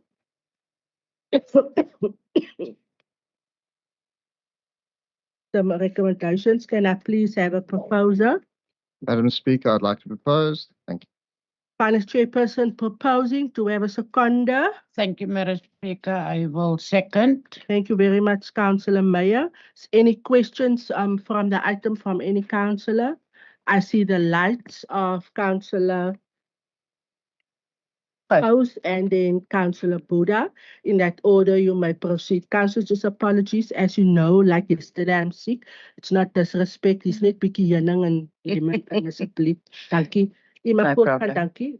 Thank you, Speaker. Speaker, from the ACDP side, particularly in light of our third adjustment budget yesterday, in which we noticed that we have a very big problem with escalating debt, and also the fact that we have cut funds to the gaining in of bad debt. I think it was with 2 million rand that the budget was adjusted. The ACDP will abstain from this item also because once again there is an amount written off for a person that was tampering with his meter, and there is no way in good conscience I can condone that. Thank you. Thank you very much. ICDP's position is very clear, linked to the item of yesterday. There is an abstention then, and we record as such. Councillor Buddha, you may proceed. Thank you, Madam Speaker. Madam Speaker, in terms of the irrecoverable debt, as the ANC, we don't have a problem with this item. Since we know that we have a policy in place who make provision that we make debt can be written off if they define as irrecoverable. But, Madam Speaker, very concerned. I used to see the delegated powers of the MM. We used to see the delegated powers of the, what we call, of the mayor, executive mayor, Madam Speaker. We saw, and then we go through to the list. But I only find, Madam Speaker, there are few in Kwanangaba, just over very few people who are writing off. Look here, Madam Speaker, these people, they don't have power now. And then it's not even a winter. Another one was 3 months not having a power. If we are using this, we can't be against the indicted if they define indicted, Madam Speaker. But from now, we're sitting here. Everybody outside there, if it's defined indicted, let us open the power to everybody outside there. And then again, Madam Speaker, if maybe somebody was tempering the electricity like this item, Madam Speaker, let us, I'm looking for the name. You know that name? I'm looking for the name. I was going to come so that the people live, they can go forward. I'm going just to tell it. Is that name? So, Madam Speaker, again, really, we saw all of these. Madam Speaker, you can look at GM4. Now in this agenda, you can see Atin Post onwards. A lot of people, we understand they are just pensioners. So, Madam Speaker, specifically, just love, I don't see anything here. And then now I've got the typical example. It can't be like this. If we treat this thing with honest and deliberate, let us go to all the wards. There will be no one supposed to stay without electricity at this time, Madam Speaker. Thank you. Thank you very much, Councillor Puran. What I gather is that you're not objecting to the item. You're raising your inputs, which is well noted and recorded as such. Councillor Dapula, Councillor Mkontu, in that order, you may proceed. Thanks, Councillor Dapula. Enkosi, Madam Speaker. Thank you. Come up for Madam Speaker, kule item eziba echilo uCouncil Chief Whip we-ANC into yobana asikho ngaphesheya kuyo. But Madam Speaker, funa uqala kule ndawo ithi ekubona be-personal futhi inanga loo nto leyo uba ndikulungisa izono ngee-minutes ezibhalwa rongo leli bhunga. Now namhlanje ngandizama ukuphakamisa ndifuna ukhomenta kwi-statement sika-acting mayor uyandiqhawula ukuthi i-ANC seyithethile. Maybe uzonyanzela into yobana Madam Speaker uze ku-ANC izokufundisa ii-rules ze-ANC uba siqhuba kanjani siyi-ANC. Just Thank you. speak to the item or Yes. just no claim and I vorige item, dankie. Yes. So Madam Speaker, ndijongile apha kule item kakhulu. Ndafunda ubana kunabantu bedala bekhala phaa kwanonqaba, especially ewadini yam, ebendibazisa apha becinyela umbane, bethemperela umbane, bebhlokela umbane. I quote Madam Speaker, maybe 4 housing there. Number 18, qedile. Number 14, qedile. Number 27, Zingisa. Number 18, Zingisa. Number 27, Qunu Street. So ndifuna understand ukuthi nxa nithetha abantu abaphuwa, nithetha abantu abanjani nibancedayo kweli bhunga. Because obo bantu abo kunanamhlanje abakalayithi. And abancedwanga and bazile ngaphambili bezozondlala ingxaki zabo. Akabancedakala. I quote again, Madam Speaker, umama senumber 18 ecedile. Ndafika epheka phandle. Ndiyacinga ubana khona omnye umuntu lapha endlini onovuyela uba umama wakhe apheke phandle ngexesha ledemokhrasi. abe eyondlalela ingxaki yakhe kwa-finance, eyondlalela ingxaki yakhe ku-MM, and I was sent i-pictures. Ndimbone epheka phandle la mama. So ndiya-understand Madam Speaker uba nicimela abantu abanjani. So ndifuna ukwazi uba nicimela abantu abanjani amatyala, ninceda abantu abanjani for abantu ababhlokelwe umbane. Ndithetha behalf of le item, Madam Speaker.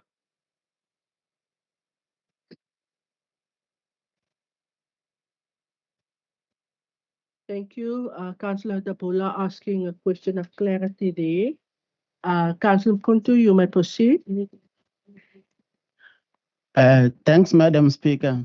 Madam Speaker, I will concur with my colleagues or my comrades, the councillors. In this way, I also have experienced what they are experiencing, and I also have a question to MM in regarding with this. One of my question is that last year I brought old ladies to MM that qualify to be part of indigent. And he advised that they were not supposed to be coming here. I was just supposed to write an email. It's easy. Then this year, the same lady, one of those old ladies, is complaining that is having a month without a power. I hear that in this council, when the other side, Councillor Porter, their problem was just resolved. I did write an email to director. Then when they respond to me, they said they tempered. When I came to the minister, I mean, almost a minister, to the director, the answer was saying maybe they temper because he was not around, but they are checking the water, whether the water was running or not running. But the reality is that old lady is saying she is saying that she was not around. She was in Eastern Cape. Now they assume that is tempering the meter. But my question, when is tempering the meter, why they didn't take the box rather than to punish an old lady, because he's staying with the two children that in school. The older one is 15 years. So I just want to know, when you come to this is the one that need to be on this list of the people that will be let's say forgiveness by this municipality. What the criteria are you using to check on the ground? I believe that we do have the back here. I believe that the back supposed to be the full soldiers going house to house, knowing how many people in that area. So I just want to know how can they come jump those old ladies or people supposed to be really in need of this assistance, not be part of this list. Thanks. Thank you, Councillor Kuntu. The CFO is ready there with his light to respond. CFO, question of clarity for Councillor Bolan. Morning, Speaker. Thank you, Speaker. With regards to the criteria, the indigent subsidy or the equitable share that we get is, as national indicates, the poorest of the poor. What we went and did is, as a part of our criteria, is firstly the value of the house. Then we went and looked at people's income. We have our criteria set at up to 2 times the what's it, Sasagrad. So now I'm looking at 4,200 rand and you get full subsidy. So if you earn more than that, you're not the poorest of the poor.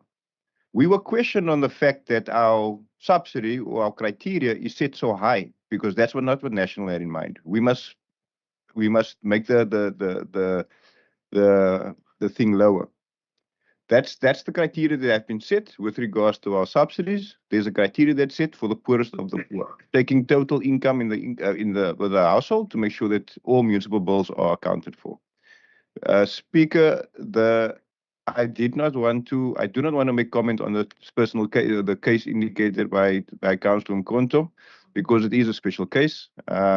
We currently investigating that whole matter, because if a council comes to me and says these people are the poorest of the poor, I'm not just going to take the word that gets said for audit purposes and for accuracy and completeness.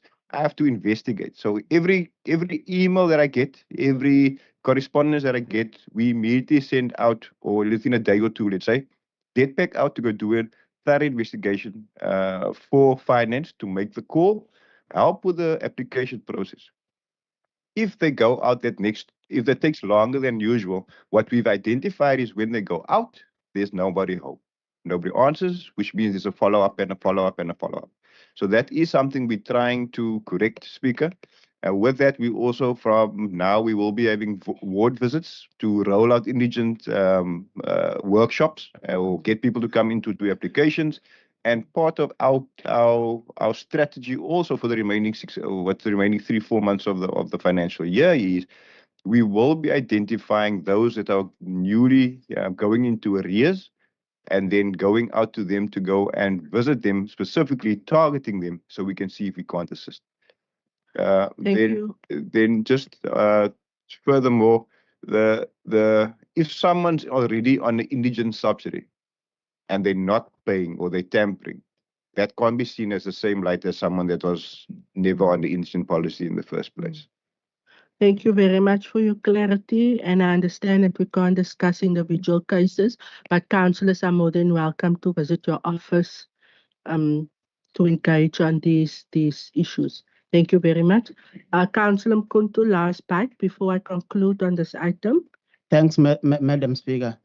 Madam Speaker, I hear the director, but I also have the argument on what they are saying, that if you pay more than or that amount and you're getting the grant, let's say you get a grant for children and yours, and that are you going to be disqualifying that person based on the grant that coming from government to assist the child and assist the old lady?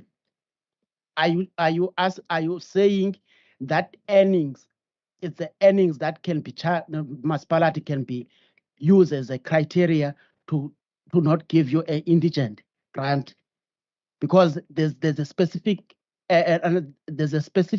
reason by the government to give you a grant, and it's not about to pay all these things of municipality. But the reality is that if you are saying that case is not be discussed here, I fully agree. But my question is that old lady was part of the indigent. I was here last year. Then when you are taking out that lady to that one, there must be also a process. It cannot just be a process when you suit you, then you just take out. There must be also a process of investigation, as it is going to investigate now. Thank you, Councillor Mkonto. I will allow the CFO. Can we just take Councillor Buddha's question and then you can respond? Okay, Councillor Buddha. Nkosi Speaker ngizayithetha isintu bakala. Thank you. You may proceed. 2 minutes. Speaker, i-position ye-ANC njengangoku sayibona le item, sithetha ngale item. Speaker besicela kusuka ngoku ubheka kudala apha phandle makucinyelwe wonke umuntu othe wabe ube umbane. Besenzile loo nto kuqala, sabacimela bebe umbane. Makucinyelwe wonke umuntu ophandle, kuvulwe wonke amanzi abantu, sizokwazi singahamba ngala sifundiswa ngu-CFO, samane sibafundisa abantu. Nantsika sisicelo se-ANC. Mangabikho umuntu uvalelwa amanzi njengabantu nombane, mabacinyelwe bonke abantu. Speaker, i-position yethu leyo. Enkosi.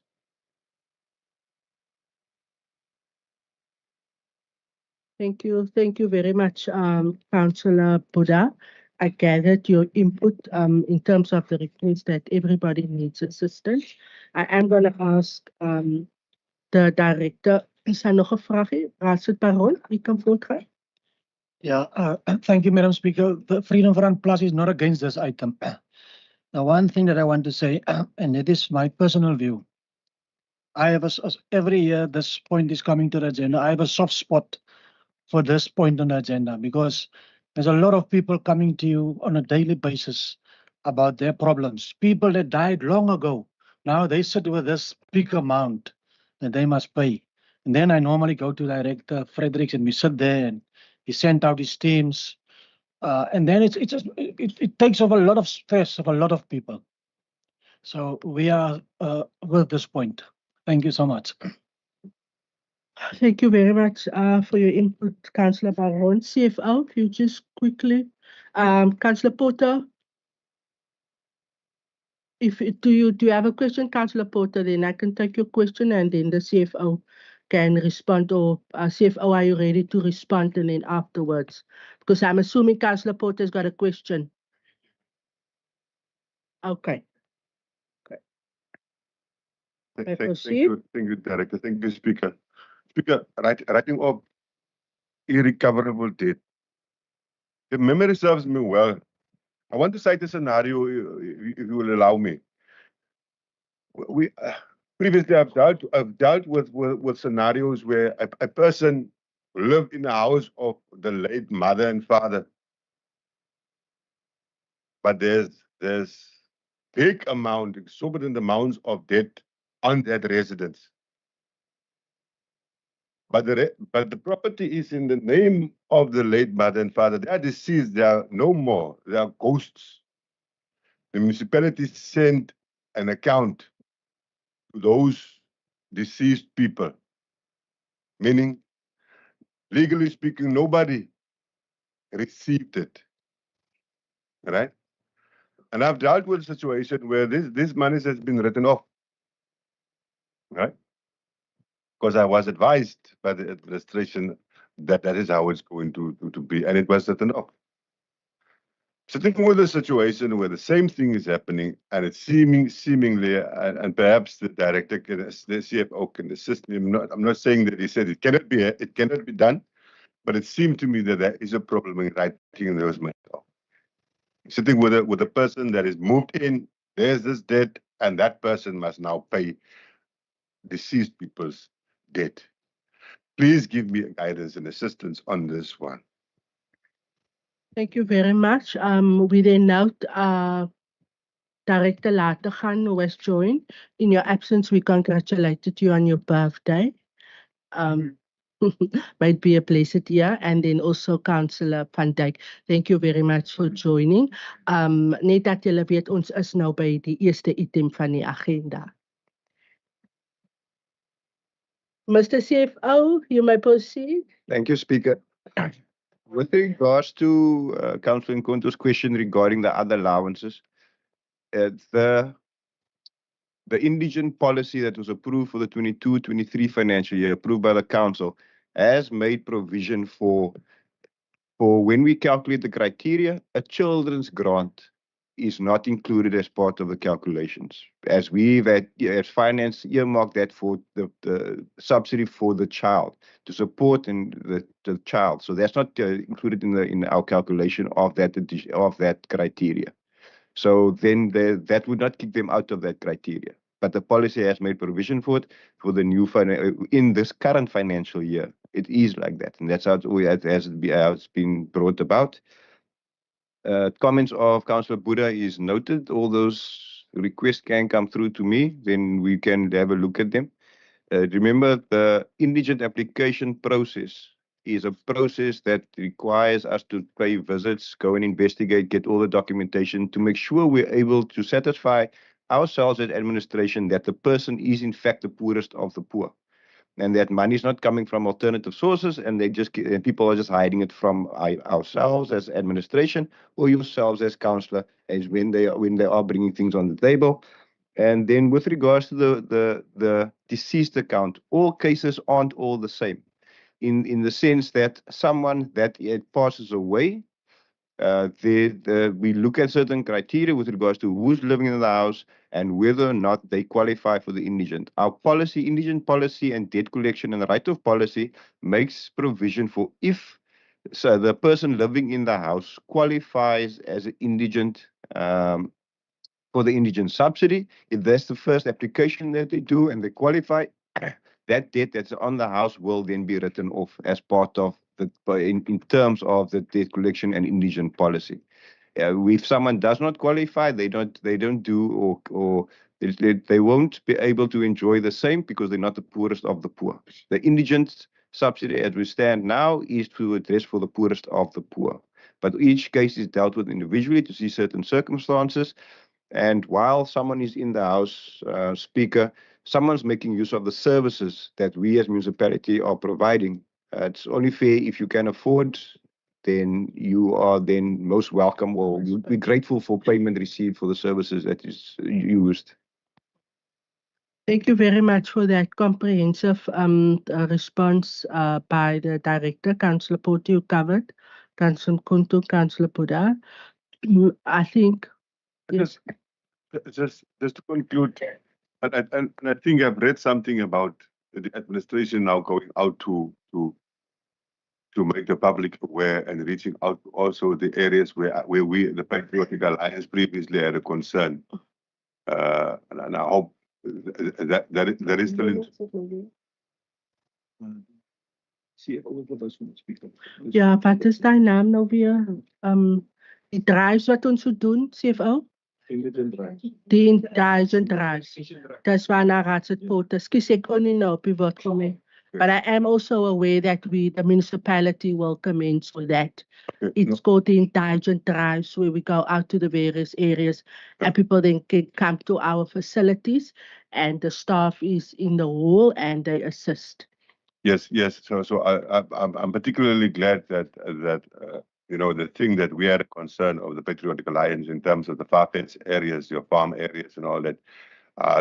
You've got Rietvlei, Base Plaza, those areas, Papelsfontein on the other side, Brandwag and all that. Primasheim them. If we can reach them, you know, as a priority, because those are really the poorest of the poor, the farm areas.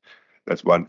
Two, indigent processes. You know, I think I've got an idea, having been spoken to the CFO in terms of the duration of time before a thing can be approved. But my experience is that, you know, it takes sometimes double the time. And then people need to follow up and all that. And if we can work and to expedite that process so that people can have the relief that is available to them through this municipality, it will be appreciated. Thank you very much. Thank you, Councillor Porter. We record that the ICDP is abstaining from this item. There are no other objections. All comments and questions raised was noted.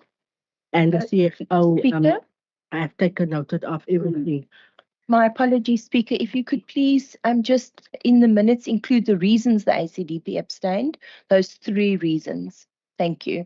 Thank you very much. Tasha has indicated that she's got it on record, Councillor House. We are then at item number 2 of, I think, the 42 or 40 that we still need to do. Page 151, item E15, disposal of capital assets. From the council is the recommendation 1 to 2. Now please have a proposal. Speaker, on E14. 14, Speaker. Sorry. E14, a long-term borrowing process. Thank you, Rasit Annie. I propose. Thank you. Can I have a seconder for E14? Madam Speaker, I'll second. Councillor Furness, is there any questions from any councillor on item E14, the long-term borrowing process? See the light of Councillor Buddha, Councillor Liebenberg, and Councillor Gous in that order. May proceed. Sorry, Speaker. Speaker, I want to know just this area default. If you look in 144 in the diagram, there is a new area of it's an old area because it's going to be installed maybe with a new street lights and so on. It looks like the new area. I want just to know where exactly. I didn't go to the GIS to look at. That is one. Second, I see this long. CFO, did you hear? Okay, Councillor Buddha, CFO is just asking that you just speak up. Thank you. Okay, Speaker, I'm asking whether this, I see the borrowing, is a new area, this one. of as an old area, because I see the street light flashlights, which we used to mention it. We asked the street light in our area where is a lot of crime, but the answer is we don't have any money. I want to ask, that is a clarity. Second, if you see, you look this long-term borrowing we don't see our areas here is in one side. That is why I'm asking the new area, which has been built now, of is an old area. Thank you very much. Thank you, Councillor Buddha, Councillor Gous, and then Councillor Liebenberg. Thank you, Speaker. Speaker, I note that this item isn't for approval, it's just for cognizance. So for that reason, it's not a yes or a no, but what I would like to do is to raise my concern, if that can also be minuted, that we are now proposing that we increase our borrowings with 344 million rand. And that the funds to repay this borrowing will come from tariffs. I've already raised concerns in this council, Speaker, that our services are becoming unaffordable to our residents, and this is the reason why we have escalating bad debt. And instead of just writing off bad debt, we should rather address the source of the bad debt, which is unaffordable tariffs and unaffordable services. And for that reason, Speaker, I'd like to really mark this as a matter of concern for the ACDP, that we are proposing to further loan money. I understand what the reasons have been in the past, but we really need to be tightening the belt. We saw what our financial situation looked like yesterday when we did the third adjustment budget. Thank you. Thank you, Councillor Gous. Councillor Liebenberg. Thank you, Speaker. More or less the same as Councillor Gous. We also would like to raise a matter of concern, and that it be noted, especially after listening after SOMA this morning. We understand this proposal for a long-term borrowing and the reasons as it's set out in the information statement. However, we are also concerned about the financial impact this will have on the already struggling taxpayer, as the funding will come and as quoted from various tariffs. Now, in the process, it is mentioned that amongst the comments that will be obtained from Treasury, this will also go out to local newspapers for the comments from the public. And I really hope that in that public participation process, we will be very clear and transparent on how the municipality will handle this huge amount and what the taxpayer should expect, how it will affect his pocket for the future. Thank you. Thank you very much for your input, Rise, Councillor Liebenberg. CFO, would you like to respond? Speaker, with regards to Councillor Buddha's question, I had the Director Technical Services indicate these aren't new areas, these are the current areas that's at least current existing areas within Mossel Bay, not new areas. For all of these projects, I'd like to say with regards to long-term borrowings, Speaker, we only borrow where there is a direct service or direct income from that service. So as they can see, everybody can see street lights, there's capacity of the wastewater treatment plants, the sewer plants, it's electrification, it's pump stations, all things that we can directly relate to services to be rendered. It is not luxury items that they're borrowing for, sporting facilities and things like that. That's utilized from own funds, for which we do then make available. But yeah, all the other comments have been noted with regards to the process that needs to be followed going forward.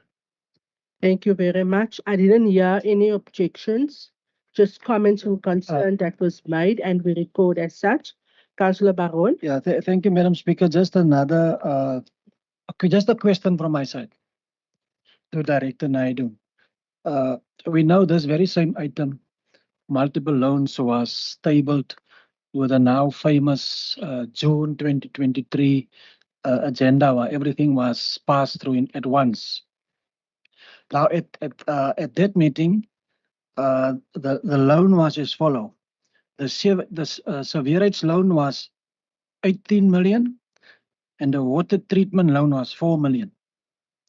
But the sewerage loan now escalate to 63 million, and the water treatment loan escalate now to 38 million. And that's a huge difference. Maybe you can explain. Thank you, Councillor Baron. Just to advise you, you ask your questions to the speaker, to the director. In future, thank you very much. Is net een positive. Mr. Naidu, I will allow you to respond to the question of Councillor Baron. Raadsitgous, u laaste geleentheid. Baie dankie, Speaker.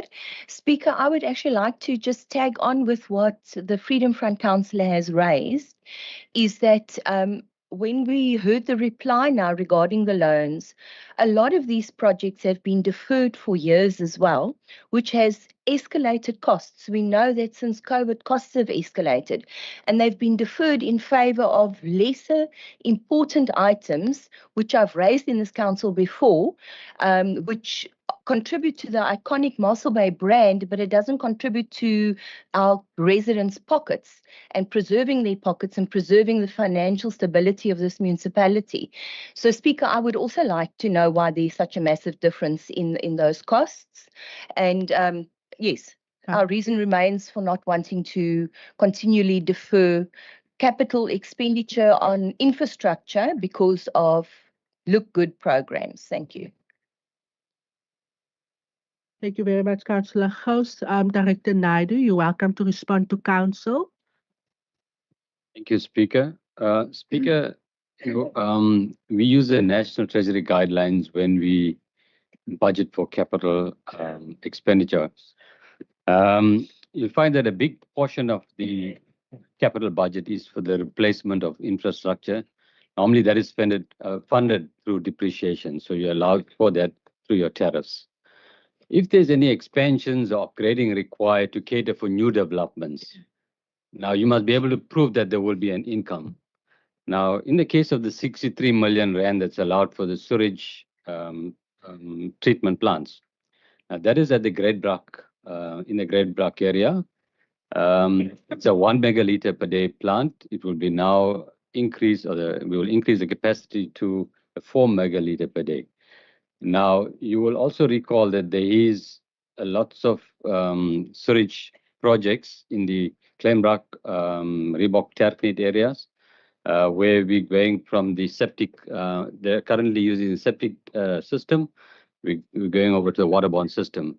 And in future, there will be charged sewage rates. So we will be getting an income from all of these residents who will now be connected to the sewage system. So this big amount for the sewage treatment plant is actually you will be you're recouping that expenditure or that income. You will be getting additional income through sewage rates. Thank you, Director Naidu. I did not hear any objections to the item.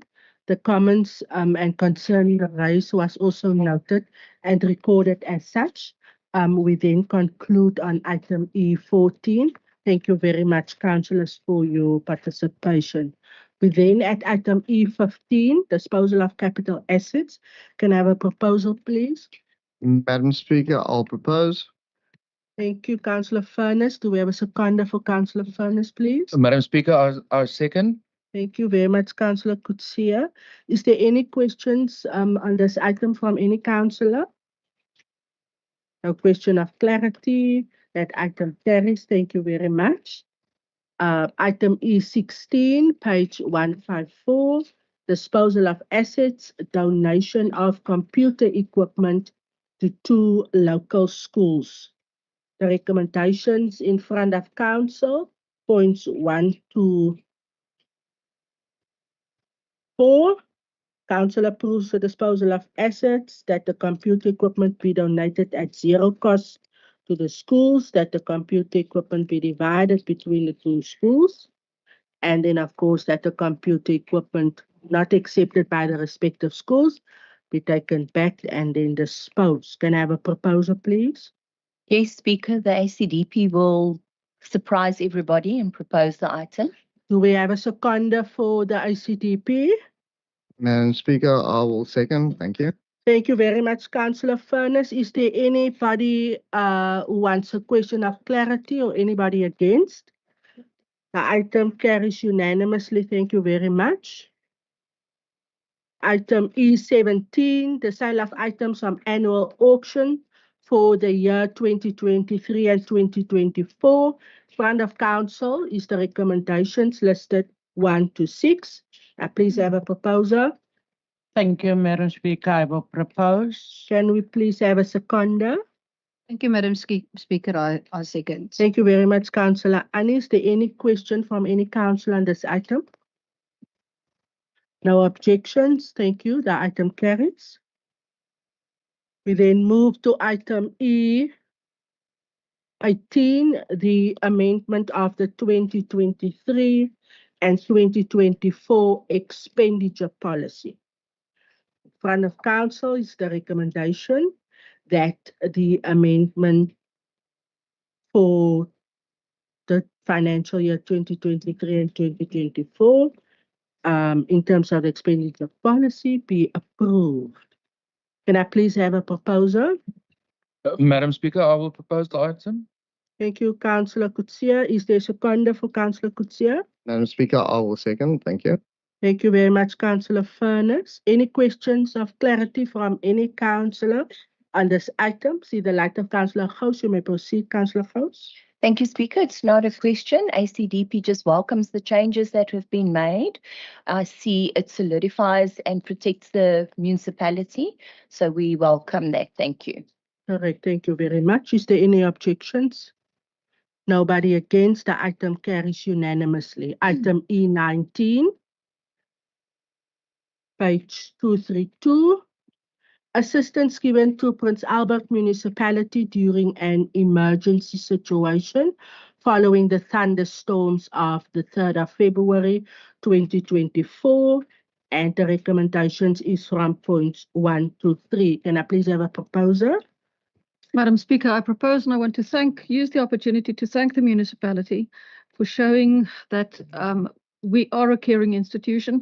The municipality's help has actually provided that people in the very, very poor areas of Prince Albert were actually provided with some drinking water during a prolonged electricity outage. Thank you very much, Councillor Leroux, proposing and then also giving some background to the matter. Is there a seconder? Yes, Madam Speaker, I will second the proposal. Thank you very much, Acting Mayor.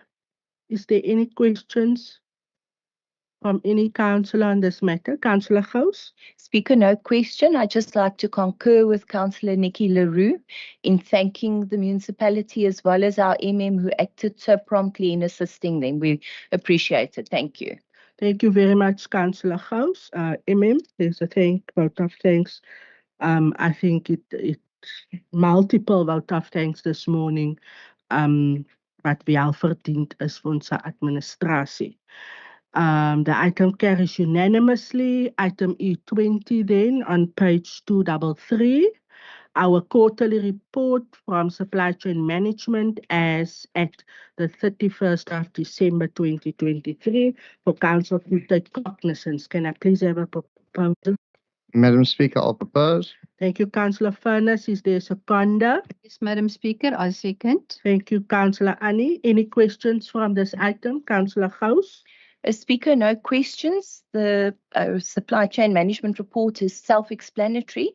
I, however, would like to mention that as this is a critical department in our organisation, it affects all other departments as well as service delivery of the municipality, yet they still have vacancies that are not filled. And there are vacancies that will not be filled because yesterday in the third adjustment budget, we took away 40 million rand from the salaries vote because we cannot afford to fill these positions and we're freezing these positions. It's quite a problem concerning the supply chain management in the effective work of that they're called to do. And then I would like to congratulate them on their contribution to our clean audit. I know that they work under a lot of pressure. I notice also that there is a list of service providers that have been noted for poor performance. And there are not reasons given for their poor performance, but there is just a list. And I'd like to note that it is comes to council for councillors to take cognizance of poor performing contractors. So questions regarding poor performance and cancellation of contracts shouldn't then be a reason for a disciplinary hearing. Thank you. Thank you for your input and comments made. It is recorded as such. I see no other light. We then move. Item E20, council does take cognizance of.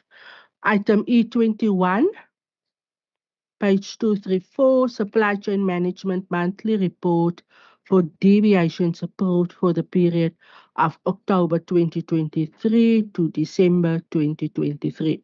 Can I please have a proposal? Madam Speaker, I'll propose. Thank you, Councillor Furness. Is there a seconder? Yes, Madam Speaker, I will second. Thank you, Councillor Botha. Is there any questions from item E21? Councillor Gous, you may proceed. Thank you, Speaker. Speaker, also a note of congratulations to the Supply Chain Management Department. I have hammered them quite hard in this council chamber for about 2 years about deviations that were excessive, and they've made great strides in reducing the amount of deviations. So I'd like to really congratulate them on that. I would, however, like an explanation on why we had to do a deviation for the cleaning of beaches for January and February with a contract that ended on the 31st of December. Why was provision not made for a new contract? Why was it not done timelessly? Because that cost us 192,000 Rand and another further 189,000 Rand. So I'd like an explanation on why that contract wasn't renewed timelessly or given timelessly. And then also there's an amount of 200,000 given to Douglas Bennett attorneys. And then the reason column says for reasons stated in the memorandum, but we don't get the memorandum. So I'd like to know why we went out on deviation to Douglas attorneys for 200,000 Rand. Thank you. Thank you for your 2 questions, Councillor Gous. Memo Peter, CFO. Yeah. Director Nel. Director Nel, you're very welcome to respond to the questions. Thank you, Madam Chair. Just with regards to the beach cleaners, the tender was awarded and it was supposed to start the new service providers the 1st of January. There was meetings held with both the new service providers, and they both in writing informed us that they are both new, never worked for the municipality before, and they don't feel that they're up to it to start in the middle of a season in December. And they asked that if the season can just be finished before they start. They started the 1st of February. It's not additional money that was paid. It was just, we paid the old contractor 1 month longer, and that's why it was a deviation. Thank you for responding to the 1 question, Director. I am going to ask Mr. Prince to respond to the question in terms of the money paid to the attorney. Thank you. Thank you, Madam Speaker. With regard to Douglas, the account of Douglas and Bennett, they attorneys specializing in labor law, and they were not on our panel of attorneys that we could use. Thank you. Councillor Gous. Follow up. Thank you, Chair. Could Mr. Prince please just expound a little bit on the fact that we needed to spend another 200,000? Because I know that we have in the past, I've seen deviations come through for labour matters. Was this one labour matter, 200,000 Rand for our municipality? And if so, what was the outcome of that case? Thank you for your follow-up, Mr. Prince. Madam Speaker, I don't wish to expand on it. I think it was an internal matter with regarding to officials, it was only one case. Thank you very much, Mr. Prince. Raadslid Gous. Thank you, Speaker. I'm not asking for personal details. I don't want to know who was disciplined or who went through a hearing. I just want to know what the outcome was. Was it money? Can we say it was money well spent, or is the person still employed? What was the outcome of 200,000 rand spent? Dankie vir u laaste vraag, Raadslid Gous. Ek gaan vir die munisipale bestuurder vra om net te antwoord. Speaker, to answer Councillor Gous, it was a case that was tabled before council. We don't want to name names in that open meeting. Thanks. Thank you very much, Municipal Manager. Mr. CFO, please convey the vote of thanks again to the supply chain management team. But I think I also need to acknowledge Councillor Gwaza. Lately, she hasn't spoken much, but I think everybody will know she zoomed into the deviation report, serving at committee meetings, finance chairperson, and I think she also needs to be thanked for her diligent work. So Raadslid Gwaza, baie dankie. Jy het ons baie besig gehou met die deviations. Dis goed. Ons moet haar ook erken, Raadslid Gous. Sy het ook haar rol gespeel en sy het dieselfde vraag gevra. Dankie. We then move to item E22. Monthly reports with regards to supply chain management for the period October 2023 to December 2023 for council to take cognizance of. Can I please have a proposal? Thank you, Madam Speaker. I propose. Thank you, Councillor Wellman. Do we have a seconder for Councillor Wellman? Thank you, Madam Speaker. I will second. Thank you very much, Councillor Satunsha. Is there any questions from the supply chain report? U is verskoon, Raadslid Buddha. Dankie. None. The item thus carries. We move to item E23, the quarterly report for expenditure section for the period ending the 31st of December 2023. For council to take cognizance of. Could I please have a proposal? Madam Speaker, I will propose. Thank you, Councillor Furness. Do we have a seconder? Councillor Baron, seconder. Thank you very much, Councillor Baron. Is there any questions from any councillor on this item? None, the item carries. Thank you very much. E24. Item E24, quarterly variement report for the period ending the 31st of December 2023 for council to take cognizance. Can I please ask for a proposal? Councillor Baron, propose. Thank you, Councillor Baron. Madam Speaker, I'll second.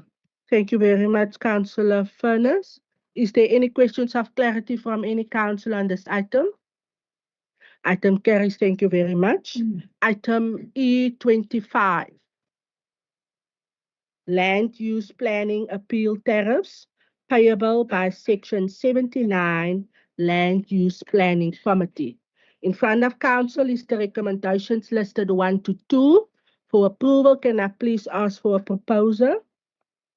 Thank you, Madam Speaker. I would like to propose item E25 for February 24 for approval. Thank you, Acting Mayor. Can I please have a seconder? Madam Speaker, I will second. Thank you.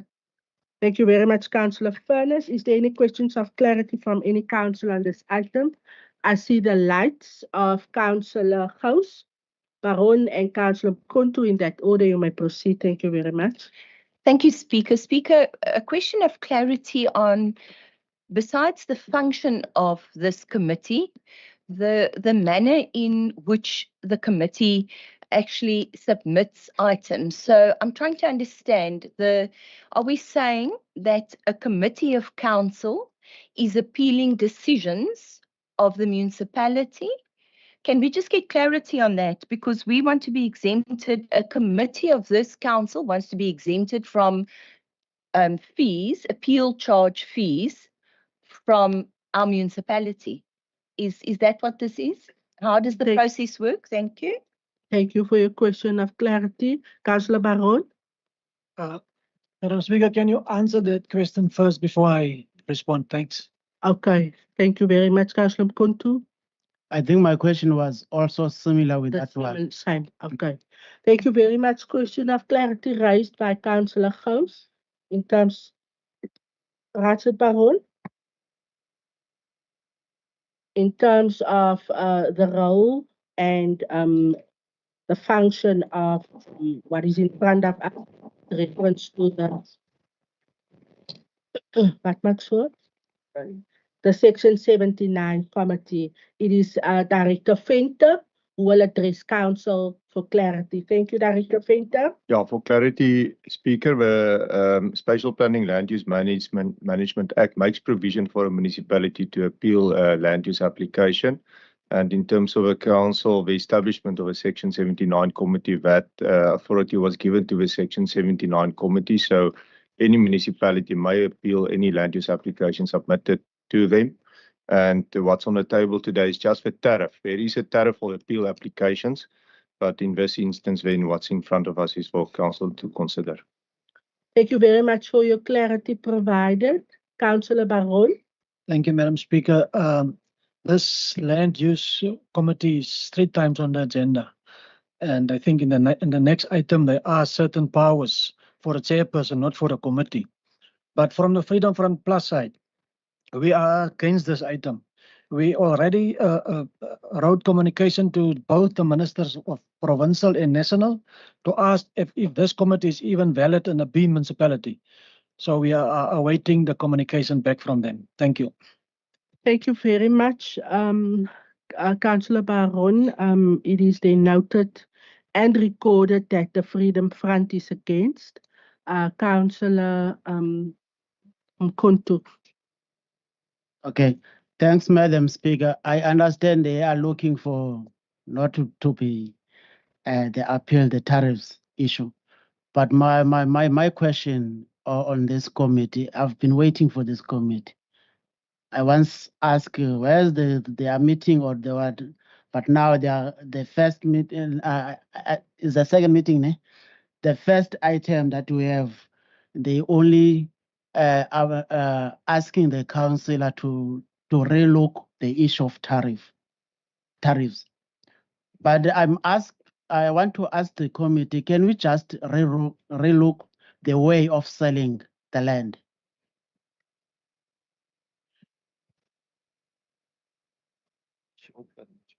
Nou, Councillor Mkhonto is taking a gap. Julle weet mos nou, hy kan nie so vraag vir die komitee vra nie.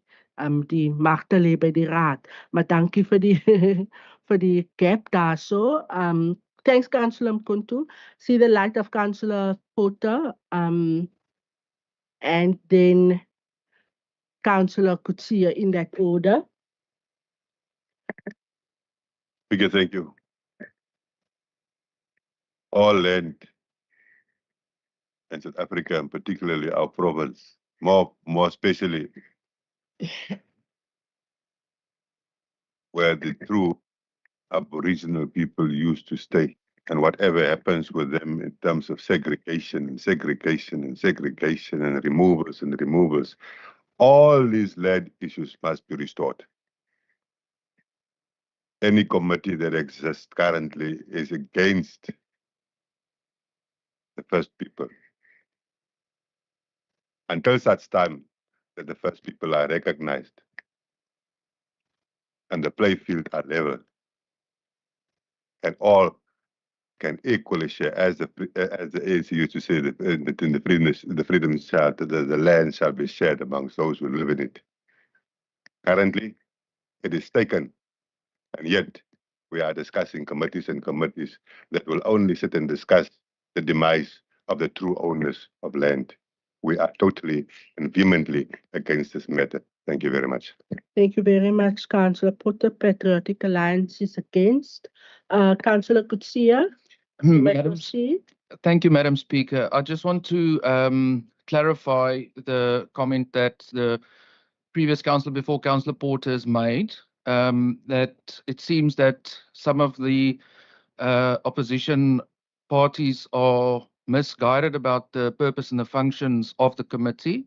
The committee solely deals with land use applications in terms of commenting on those applications.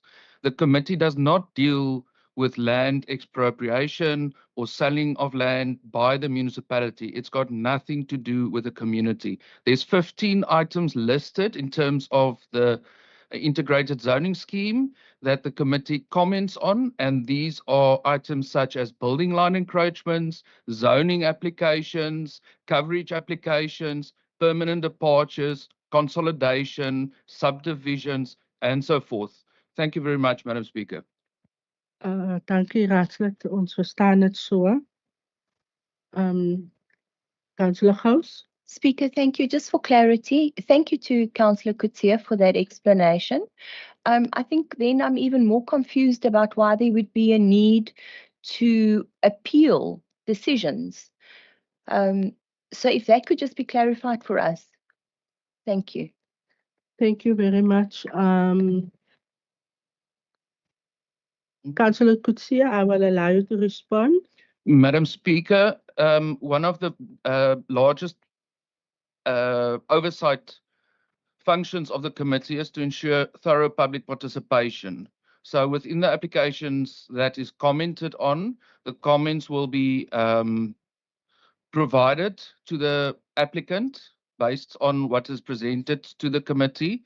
And then if those comments hasn't been addressed, whether it's the committee's comments or whether it is one of the members of the public's comments has not been addressed sufficiently, and there's a public outcry in terms of the land use of that application, then the committee might see the need to appeal. So this is merely a administrative type of matter to deal with it. Thank you. Thank you, Councillor Kutsia. Oh, you okay? Councillor Porter. Thank you, Speaker. Speaker, just clarity. Through you, to the previous speaker, Councillor Lodewijk Kutsia.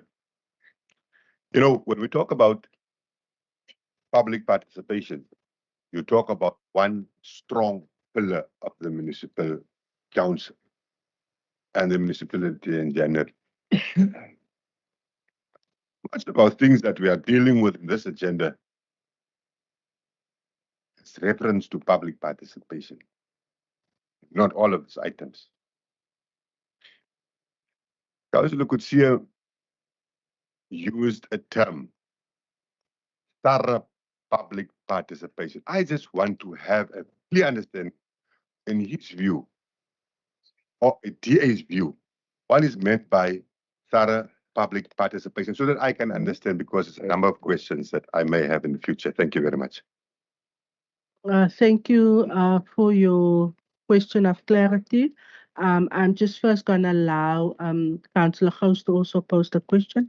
Then Councillor Kutsia, I'm going to allow you to respond in terms of clarity to Councillor Porter. That's it, Gous. Thank you, Speaker. Speaker, the ACDP just wants to register an abstention on this item. Thank you. Thank you very much. ICDP is abstaining. We have the Freedom Front against, the PA against, and the ICDP abstaining. Councillor Kutsia, would you... Madam Speaker, if we refer to the item that's before us, the item deals with regards to the tariff payable. It does not deal with particularly with regards to public participation. The policy is clear, and there is a public participation policy that will come before council that the committee is workshopping on. Thank you very much. Thank you, Councillor Kutsia. Councillors, we have then recorded and noted the position. Do you have a follow-up question? I have a lot of follow-up questions, but I won't answer the question now. But I just want to put the position of the ANC. You're more than welcome. You may proceed. That we are against. Against. Thank you very much.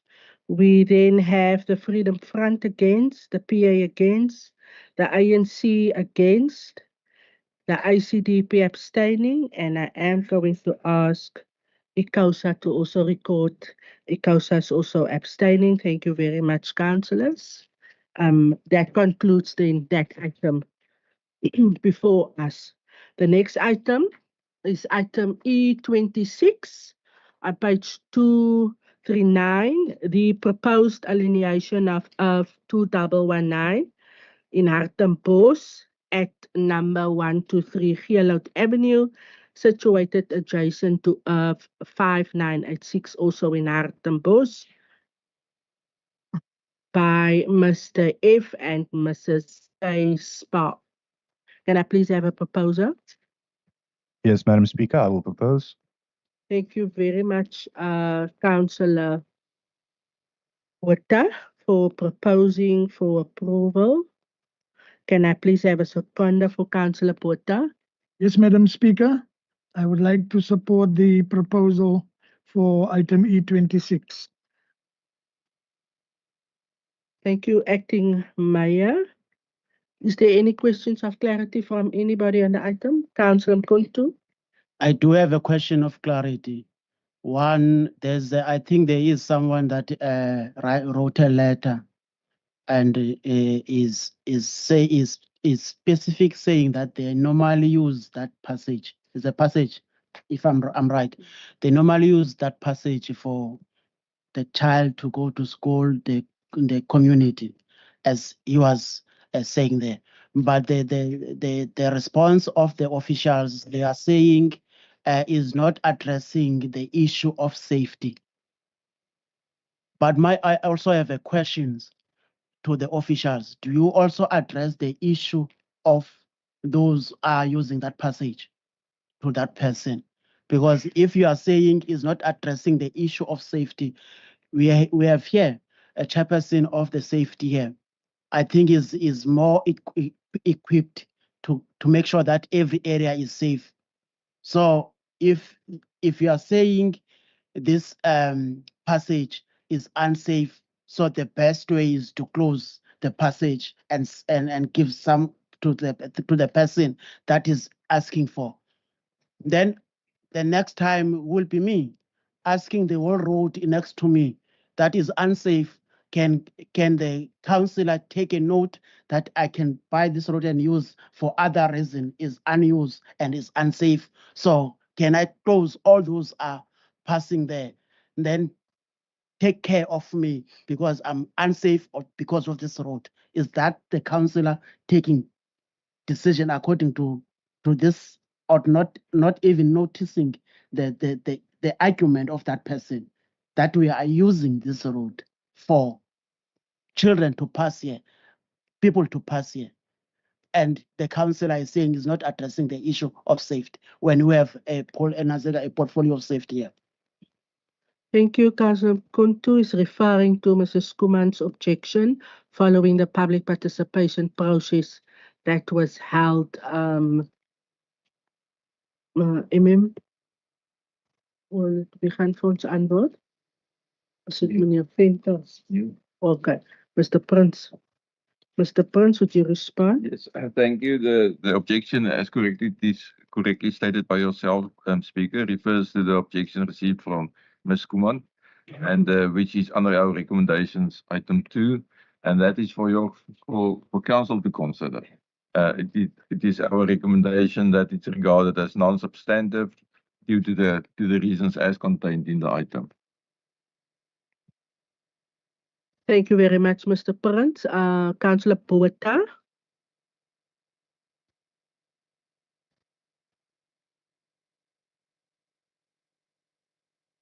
Thank you very much. Thank you, Madam Speaker. No, I do support the closure of the passage. I have discussed this issue with residents. I am of the view that that is the best course of action. It isn't the case that you can never please anyone, but I do find the reasons for the administration's recommendation convincing, and that's why I support it as the ward councillor. As the ward councillor. Thank you, Councillor Botha. Councillor Botha, then we're going to conclude. Yeah, just back on the issue of public participation. It's nice to see that one person respond. I had an objection, but my concern is whether public participation has been done sufficiently so.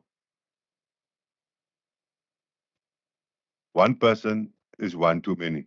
I'm not saying that give good reason as to why the passage should not be closed. Again, like somebody have alluded to earlier, that every case has its own merits. Public participation is a fundamental thing in our business. Yeah, you sit with one person, you might in another institution sit with hundreds of people that oppose an item here. Similar like we're going to deal with now, with Queenie. And similar to what we are going to deal with in the very, very near future, when masses are putting their view. Point that I'm trying to make is that this council must be really, really, really considerate and carefully considerate to a process of public participation. Thank you very much.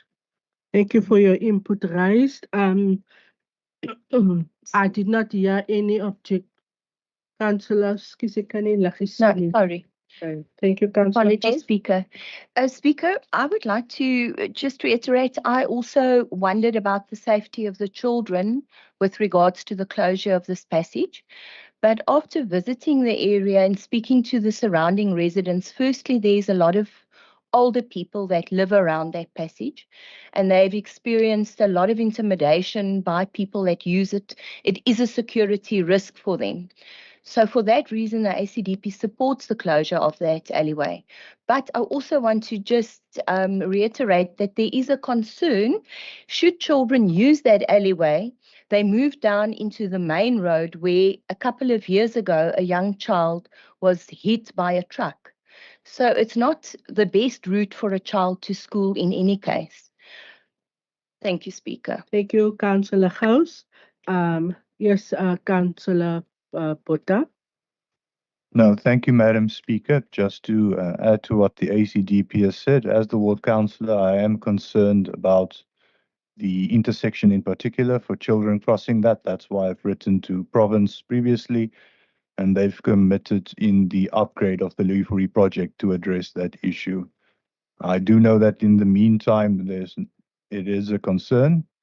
I would urge parents to please make use of the bus transport where available, and also, which is in the mornings, fairly organized by the residents themselves as parents, and even giving a bit of soup kitchen food. And then also the parents to please, where they are able, walk with their children when crossing the intersection. Thank you. Thank you, Ward Councillor. Safety of children is a priority. Councillor Gous, last one, and then I am going to conclude. Thank you, Speaker. I'd like to, through you, thank the Ward Councillor that action has been taken. We have been actually contacted by those parents and Mr. Gert Marais, who's an activist for the children from Sonskyn, Baseplaas, Herbertsdale, all these areas.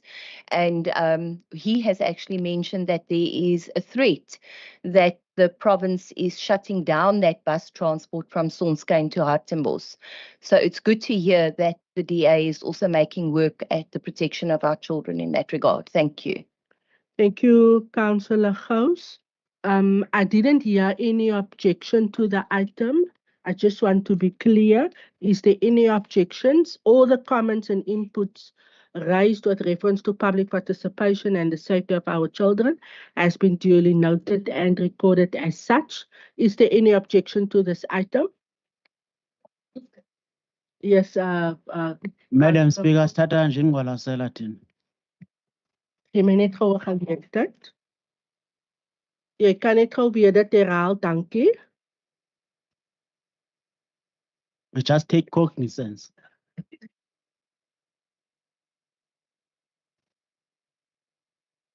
Ja, ek is lief vir jou ook raadslid om kon te hoor. We then move to the next item on the agenda, item E27. Page 246, the proposed, ekskuus toe. Is verskoon, dankie raadslid, raadsdame Reuters. Proposed alienation of 6741 Kwanungaba, situated at the corner of Crot Street and Louis Fourie Road in Mossel Bay by Team Kizi. Can I please have a proposer for the recommendations in front of council? Thank you, Speaker. In Before I comment on this item, Speaker, I just want to confirm that when I arrived this morning, there was no mic in front of me. So if it's broken, it's not me. Yeah, thank you, Speaker. Thank you, Councillor Mpumbu. Mr. Kutsia, Joubert Kutsia did inform me about that, so I am aware, yes. Thank you very much, Speaker. Speaker, I just want to comment on this item, that this item has been coming for... Apologies, Councillor Mpumbu, you may start from the start. All right, thank you, Speaker. Speaker, as I was saying, that this item has been coming for a long way. If you still recall, the applicant started to apply for a lease, and we tried to assist, but there was a problem with a lease that was given with a land that was next to the taxi rank, of which there was a disagreement between him and the taxi owners. So he decided to leave the lease agreement instead he opted to purchase. So then therefore we saw encouraging specifically the small business that are still growing from specifically the townships to take such opportunities. Then therefore, Speaker, I ask, in fact, I propose for this item to be carried through, as much as we understand that this item still needs to go to the public participation. Thank you so much. Thank you very much, Councillor Mpumbu. Proposing, do we have a seconder? Speaker, you do. Thank you very much, Councillor Leroux. Is there any questions of clarity from anybody?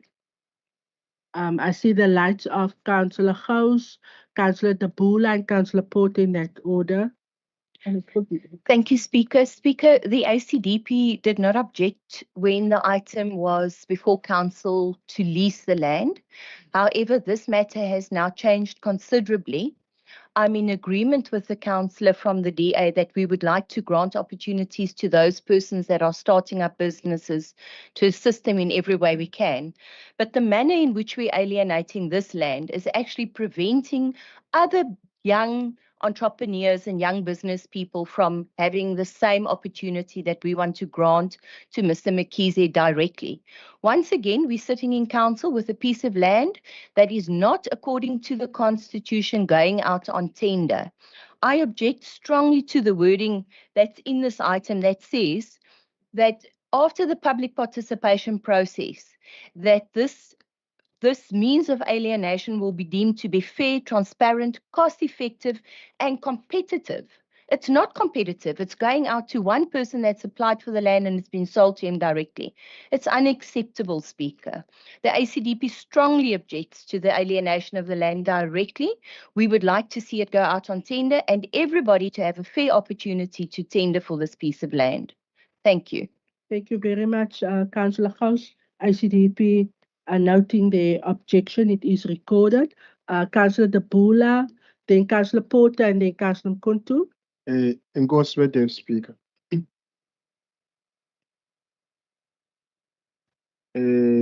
Madam Speaker, into ebenzayicela okokuqala apha kule item ne, sike sibonise islide salo mhlaba uthengiselwa uMr Mkhize phala la 6741 kwaNongcaba.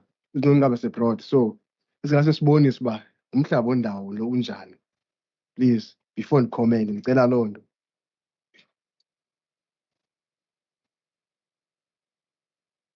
Thank you very much. Councillor De Boula asking where this area is situated. Councillor Porter, you may proceed. Thank you, Speaker. Yeah, you need to stand firm with your position, irrespective of what is happening around you. No, I would want to differ with the ACDP, and I'm not keen doing this under normal circumstances. But when it comes to land, you know, the issue of land is something that is central to the history of South Africa. You look at Mossel Bay, found 1488, and there were people here on the 3rd of February. If you look at the people that was found here and their offsprings, and you make an assessment of who owns land and who doesn't own land, then those are the things that we must object to. No offense to my colleague. So I have a different view in terms of when to tender and when not to tender.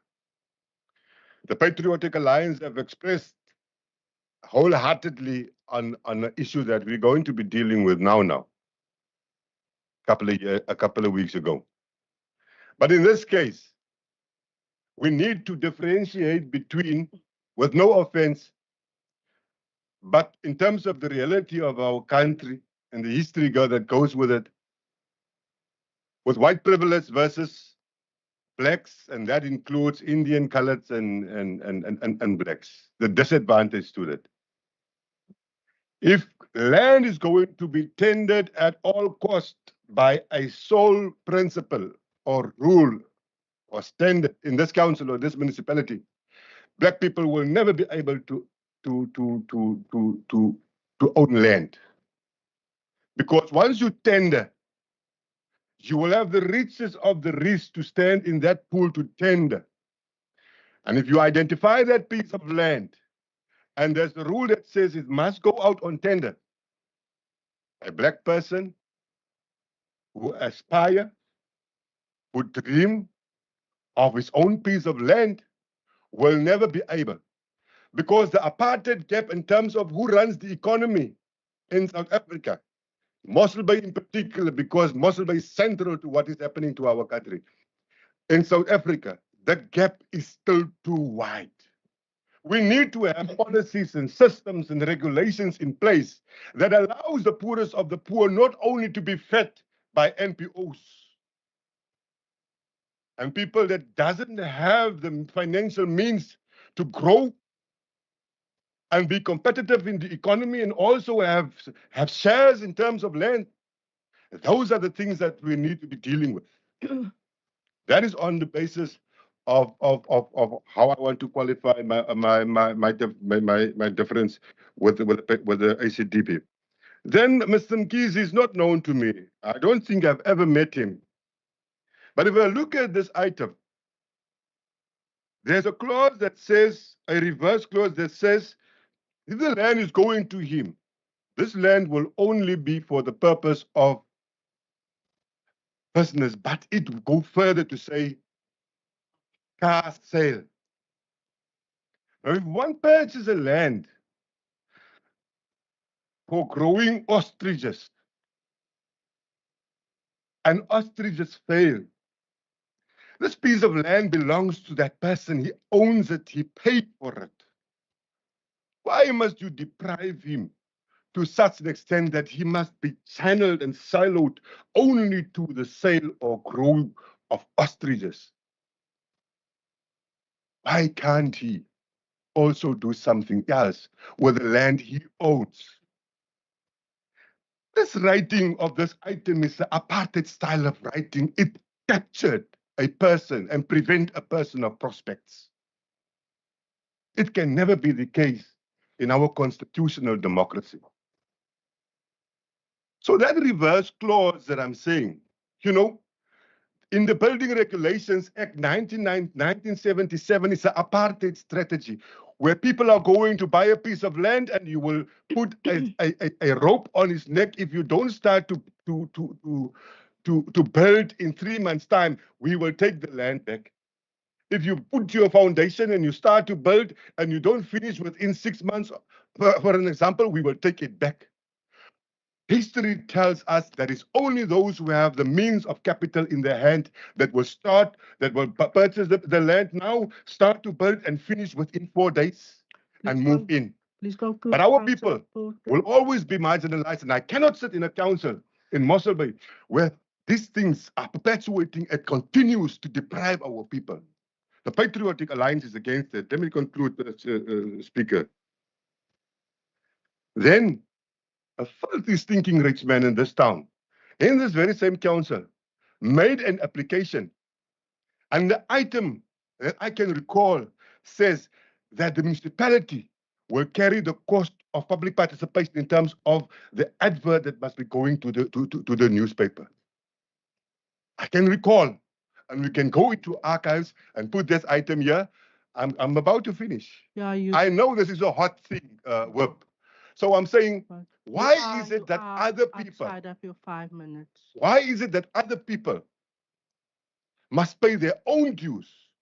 But that one person in this town who owns almost the whole town, this municipality and ratepayers must pay for his dues. That is our concern. We totally object to how this thing has been written, but I'm saying if this the item must go through, Kisi must get the land, let him pay for the land, Councillor but Porter, the thank reverse you clause very much. should be removed. Thank you very much. The PA has stated their position. The ICDP is against. I see the light of Councillor Mkuntu and then Councillor Baron.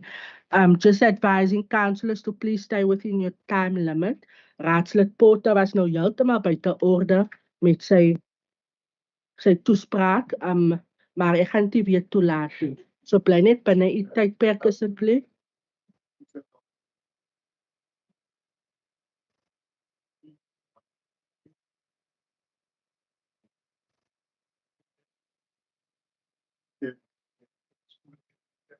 Councillor Mkonto, please proceed. Okay. Thanks, Madam Speaker. Madam Speaker, I just to remind this councillor, we did mention as ANC that if we serious as councillors, as we take oath, and when you go to the preamble of the Constitution, there will be something saying that we need to readdress the imbalance of the past. So I believe when we mention here that can this councillor, we do understand that there are communities that are disadvantaged. And we ask to this councillor that can you please, all those open spaces that are inside in our areas, our people cannot afford to buy the open spaces in Hartenbos. At least those are next to us. Can you please allow for them to be able to buy those open spaces? Even before you start the one that is we have a garage and what else there? Yeah, Councillor Mkonto, speak to the item, please. Yeah, I'm speaking to the item. No, you're off topic, please speak to the item. I'm speaking to the item, Madam Speaker. Then when you check now, we have people that are coming out now, wanting the open spaces, to want to buy the open spaces. The open spaces, some of them, they're already gone. And to the rich people. And we don't have a space to make business as a disadvantaged communities. So mine here, as the ANC, we are saying let's wait for the public participation, and then we'll comment after the public participation. Thank you very much, Councillor Mkonto, raising an important point here that this item will go out on public participation. So ons weet ook nie eintlik waaroor die grandstands gaan nie, maar dis reg. Councillor Baron, you may proceed. I will be within my time, Speaker. Asseblief, dankie vir die respek. Speaker, ek wil Afrikaans praat op die punt. Dis 'n baie belangrike punt. En ek wil my punt maak in Afrikaans. So laat die mense maar die gehoorstukkies kry, die wat nie Afrikaans verstaan nie. My tweede taal. In die eerste plek, die Vryheidsfront ondersteun die punt op die agenda. Spesifiek die feit dat as ons 'n bietjie gaan kyk en ek wil 'n voorbeeld maak. As ons gaan kyk waar die erf geleë is en jy kyk na die besighede net oor kan hy erf. In die verlede was proposal call deel van die raadsbesluit. Jy kon met 'n proposal call hiernatoe kom. En die oomblik as jy van kies nie 'n geleentheid gee om die application te maak nie, dan gaan hy nooit die erf kry nie. Niemand wat daar bly gaan dit ooit kry nie. Die skatryk stink ouens gaan hy erf kry. Ons kan nou maar sê wat ons wil. Daai Elegance garage wat hy oopgemaak het, maak 'n groot verskil met wat op daai hoek gebeur. Daai hoek waar nou 'n garage sit, En 'n McDonald's. en 'n McDonald's, Steers. en 'n groot apteek, En en 'n apteek. Steers. Daai goed het alles verander wat gebeur het daar in 'n hele omgewing. En almal sê dit. Enigste ding wat met hier gebeur by meneer Mkhize se erf. Hy moet hulp kry om van daai erf whatever hy wil daar aanvang 'n sukses te maak. Want jy kan nie 'n poppenhuisie ding gaan opsit wanneer mense 'n verskil wil maak in die hele omgewing. Iemand moet vir hom help, want dit gaan oor as jy karre daar gaan verkoop, dan moet daar kameras wees. Ons moet seker maak ons mense voel veilig, want dis op daai robot waar mense geroof is in die verlede elke nag. Daai goed het gestop. So Mkhize moet kom 'n bydrae maak. So die punt wat ek wil maak is, laat ons moet nie wanneer mense 'n proposal call wil maak en 'n aansoek insit sê dit kan nie gebeur nie, want dit gaan nie so kan werk nie. En ek wil 'n laaste opmerking maak. Ek was in 'n vergadering gewees waar en jy kan gaan Google.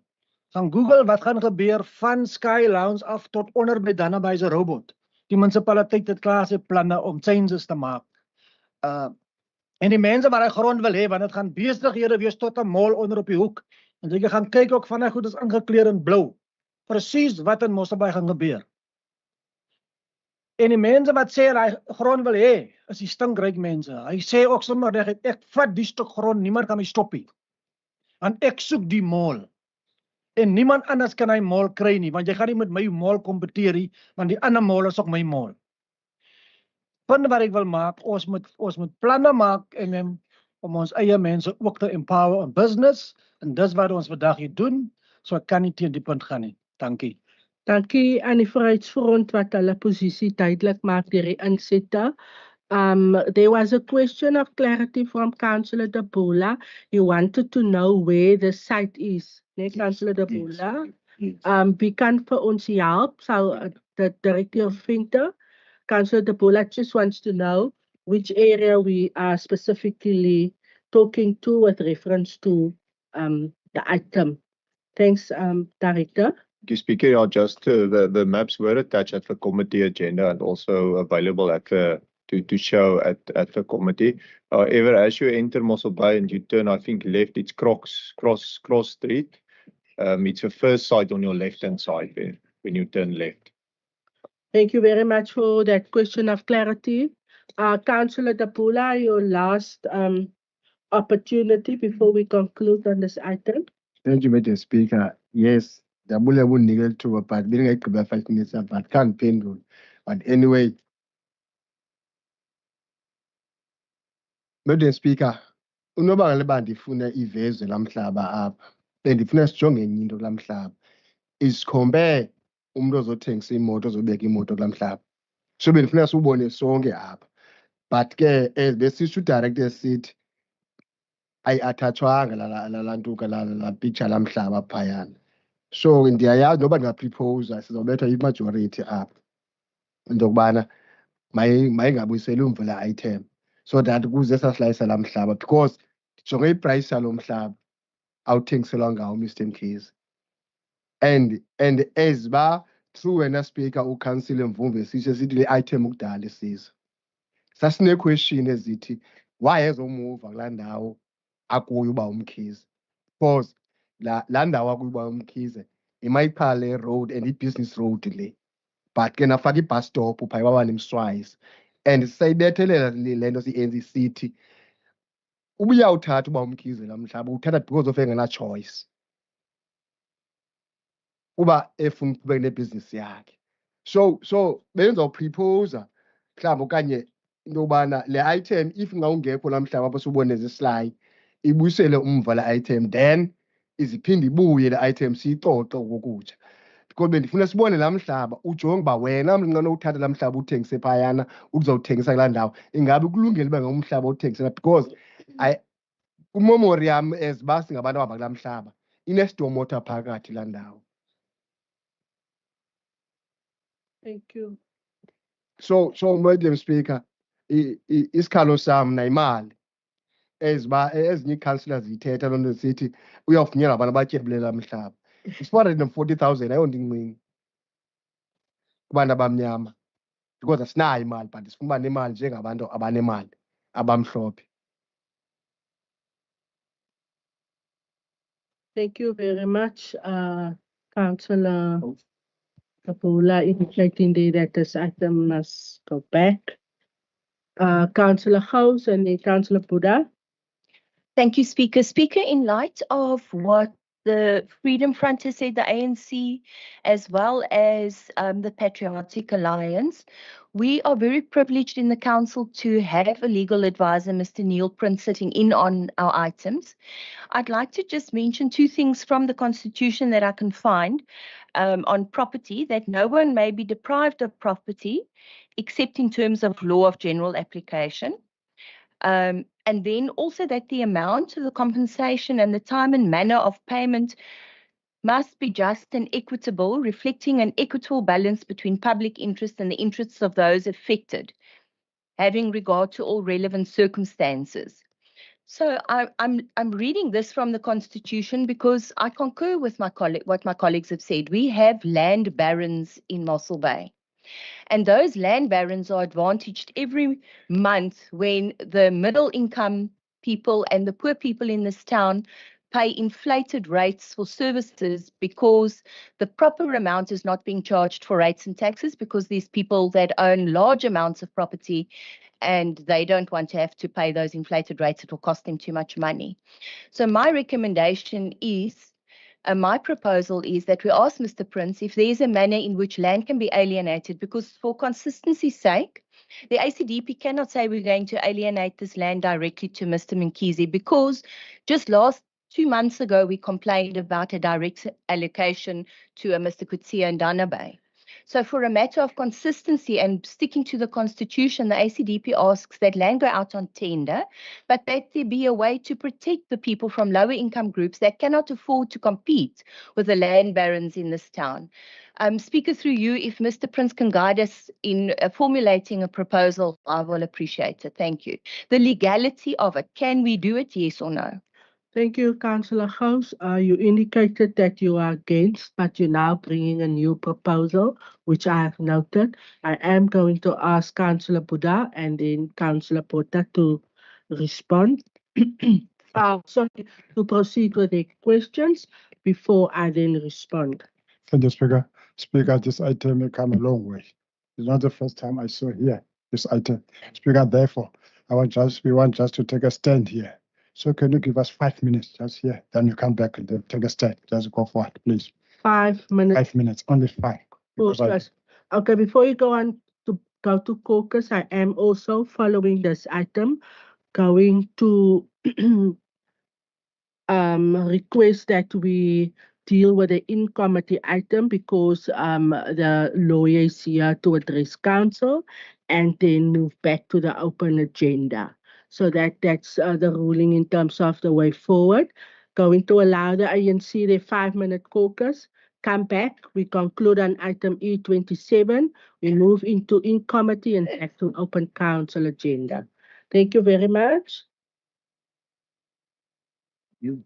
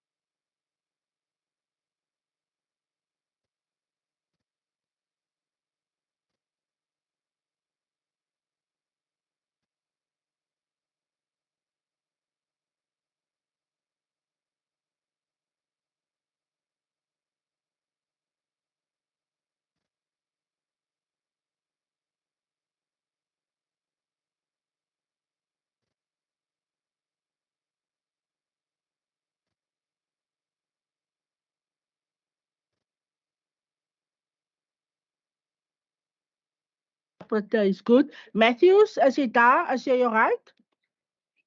Dankie, Matthews. Our language interpreter is there. Thank you, Philip from the CPF. Tot ziens. Bye, dankie. So all the councillors seated, we're reconvening. Dankie, raadslid Annie. Nee, dis probleem. Ek weet u moes badkamer toe gaan. Dankie, raadslid Anton. Goed. Daar kom raadslid Gous. Dankie, raadslid Gous. All good. Dan dus net raadslid Kwaza wat nog moet inkom. But I am going to start. We then reconvene. The INC has asked for a caucus with reference to item E27. And I am going to allow Councillor Buddha then to address council. Thank you, Councillor Buddha. Thank you, Madam Speaker. Madam Speaker, here in South Africa is a huge gap of unemployment. Our government, national government, spoke about Vukuzenzai. Therefore, this item, we support this item. We can't just deny if Mr. Mkhize, you want just to make a small business so that to make the bread of the table. So, Speaker, all what we need, since there is a ward councillor there and a ward committee, so in terms of the public participation, as long as we followed all those things, we see the item is going to come back, and then as quick as possible, let us give Mr. Mkhize, if anything is possible, let us try to reduce how to call the price, and then give the gentleman so that he can run the business. Thank you very much. It was the whip of the ANC who has spoken. Soos raadslid Abula gister my moes tereggewys het. Thank you very much, Councillor Buddha. Councillor Buddha, the ANC is not against it, correctly so. Point 9, the item indicate that the public participation process as prescribed by legislation will be followed. Point 10 indicates, of course, the ward council and the ward committee will have an opportunity to comment. But most importantly, this item will come back to council for final decision. But Councillor Buddha is indicating that we should support our upcoming entrepreneurs, who is Mr. McKenzie. Can I just now request to conclude on this item? Is there anybody who's against this item at this point in time? Speaker. Councillor Gous. Thank you, Speaker. I'm not against alienating land to somebody that wants to start up a business, but I can't deviate from a consistent approach. And that consistent approach says, as in Dana Bay, as in Kwa, as in Hartenbos, we need to alienate so that everybody can tender. What I did ask was for advice from our legal advisor, if there's a manner in which we can approach the alienation of land via tender that will advantage somebody that was previously disadvantaged. That was my question, and I never had a reply. Dankie, Raadslid Gous. Ek kan vra dat ons net vinnig Raadslid Gous antwoord, en dan gaan ek hierdie item afsluit. Speaker, no, I'm be very short. I want to assure the council that there's nothing wrong with the route this item is following. Absolutely nothing wrong. No, it's nothing wrong. So kort antwoord van die munisipale bestuurder. Speaker, dit antwoord nie my vraag nie. Ek is baie jammer. My vraag is daar 'n manier wat 'n mens grond kan what's alienate in Afrikaans? Vervreem. Ek het geweet dis iets met 'n V. Vervreem, maar op 'n manier dat 'n persoon wat voorheen benadeel was, 'n voordeel sal kry as hulle vir die 'n grondtender. Dit is my vraag. 'n wetlike manier om dit te doen. Dankie. Raadslid, munisipale bestuurder. Voorsitter, om die raadslid te antwoord, ons doen alles aan die hand van wetgewing, aan die hand van beleide. So in hierdie geval, hierdie stuk grond se geval, kan ek die raad die versekering gee die proses wat gevolg is. Ek kan nie sê vra die man minder as daai man. Ek kan nie dit vir u sê nie, Speaker, maar kan die raad die versekering gee die proses wat gevolg wat is heeltemal above board. Dis nie onwettig nie. Thank you, Municipal Manager. There was a proposal for approval by Councillor Mbungu, seconded by Councillor Leroux, The Freedom Front has supported the item. The ANC is not against the item. The PA has indicated that they are against. Against the item. I support. No, support.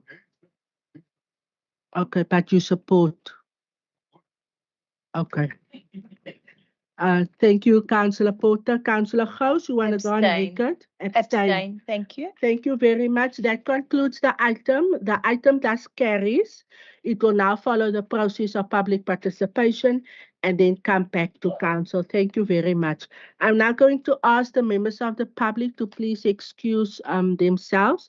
Thank you very much for joining. You don't have to go home, maar as jy wil, kan jy gaan. Ek dink ons gaan so 4 uur klaarmaak vandag hoor. Is nog baie items. Die raad gaan nou net in komitee. Baie dankie. Just a minute that we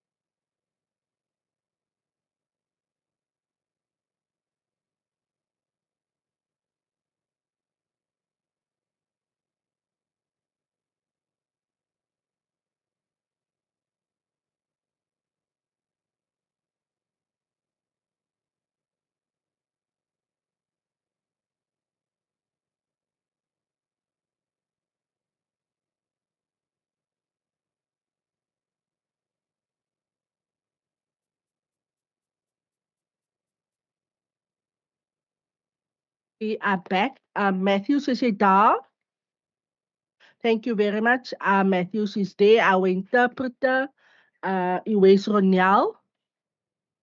We're going to call on Ronel to come back. Thank you to the members of public who is still joining us online, those who are in the committee room, any other member who's still around who wishes to come. Thank you very much. The public is now welcome back into the gallery. And we will start. Item E28, the proposed lease by the municipality of a portion of earth 4261 Mossel Bay parking area. Can I have a proposal, please? Thank you, Madam Speaker. I would like to propose item E28 for approval. Thank you, Acting Mayor. Thank you, Ronel. Welcome back. Do we have a seconder? Madam Speaker, I will second the item. Thank you very much, Councillor Kutsi. Is there any questions? The item carries unanimously. Thank you. We are then at item E29. The alienation of a portion of earth 12736 Mossel Bay, situated adjacent to earth 2506 in Mossel Bay, High Street by S.J. Jansen van Vieren. We have the recommendations. Can I please ask for a proposal? Madam Speaker, as the ward councillor, I do propose this item. Councillor Kutsi is proposing. Can we have a seconder? Yes, Madam Speaker, I'll second. Thank you, Councillor Botha. Is there any question from any councillor? Any objection? None. The item carries. We are at item E30, proposed alienation of a portion of earth 6763 Mossel Bay, situated adjacent to urban 16463 and 16464, also in Mossel Bay, at number 52 and 54E Grata Street in Dana Bay by Land JW Viviers. Can I please have a proposal? Madam Speaker, you have. Ward Councillor is proposing. Can we have a seconder, please? Yes, thank you, Madam Speaker. I second. Thank you very much, Councillor Annie. Any questions from anybody? I see the light of Councillor Gous and Councillor Mkontu. You may proceed. Thank you, Speaker. Speaker, I'd just like clarity on point number 5, where we state that this disposal of the land will be beneficial to the community. How will this disposal be beneficial to the rest of the community in Dana Bay? Thank you. Thanks, Madam Speaker. I believe this item is not the first time, and I was already thinking that your majority already rolled in previous council meetings. I don't know why it's keeping coming, but my mind here, I've noticed here the what they call the job center guys. They were busy going to the informal segment and demolishing the shacks. So I want this guys is also illegally occupy the land of the municipality with the pool, if I remember correctly. Then he looking for encroachment. And these guys, on the side of the informal settlement, the one that you called me, he was trying to build extend the house because of the family. He's been waiting, was also looking to be on Mountain View. There was that story. But the reality is that when you are having money or everything, there will be laws that suit you, encroachment.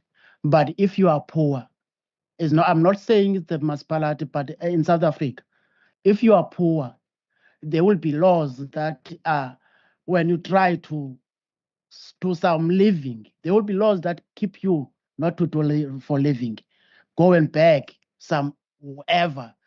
Here we are talking about the encroachment. This guy built a pool.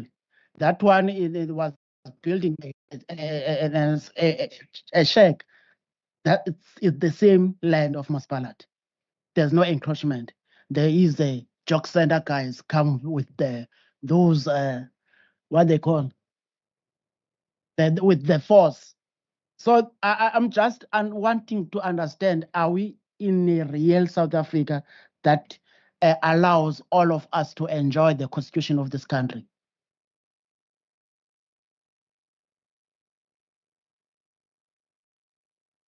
Madam Speaker, to the question of Councillor Gous, there has been, this is rectifying an historical problem.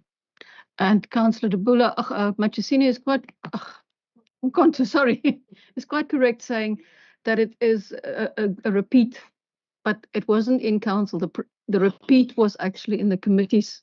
That's where you saw it the first time. It didn't come to council. It went back from the committees because we objected to the number, to the amount that the applicant was charged. We actually upped that amount. The fact of the matter is that the community benefits in the sense that their very strong message is being sent to people transgressing into the green strips in Donna Bay specifically by extending with pools, etc. A very strong message is being sent to say this is not going to be tolerated and you will be paying for land that you have been taking. Considering that this is the second or the third owner from the person who originally extended his property, obviously we cannot go back to that person and put the penalty on him. We have to now allow this person and rectify in a manner that is beneficial to everyone. The difference being, in this instance, the land where the transgression took place is actually being sold. Thank you so much.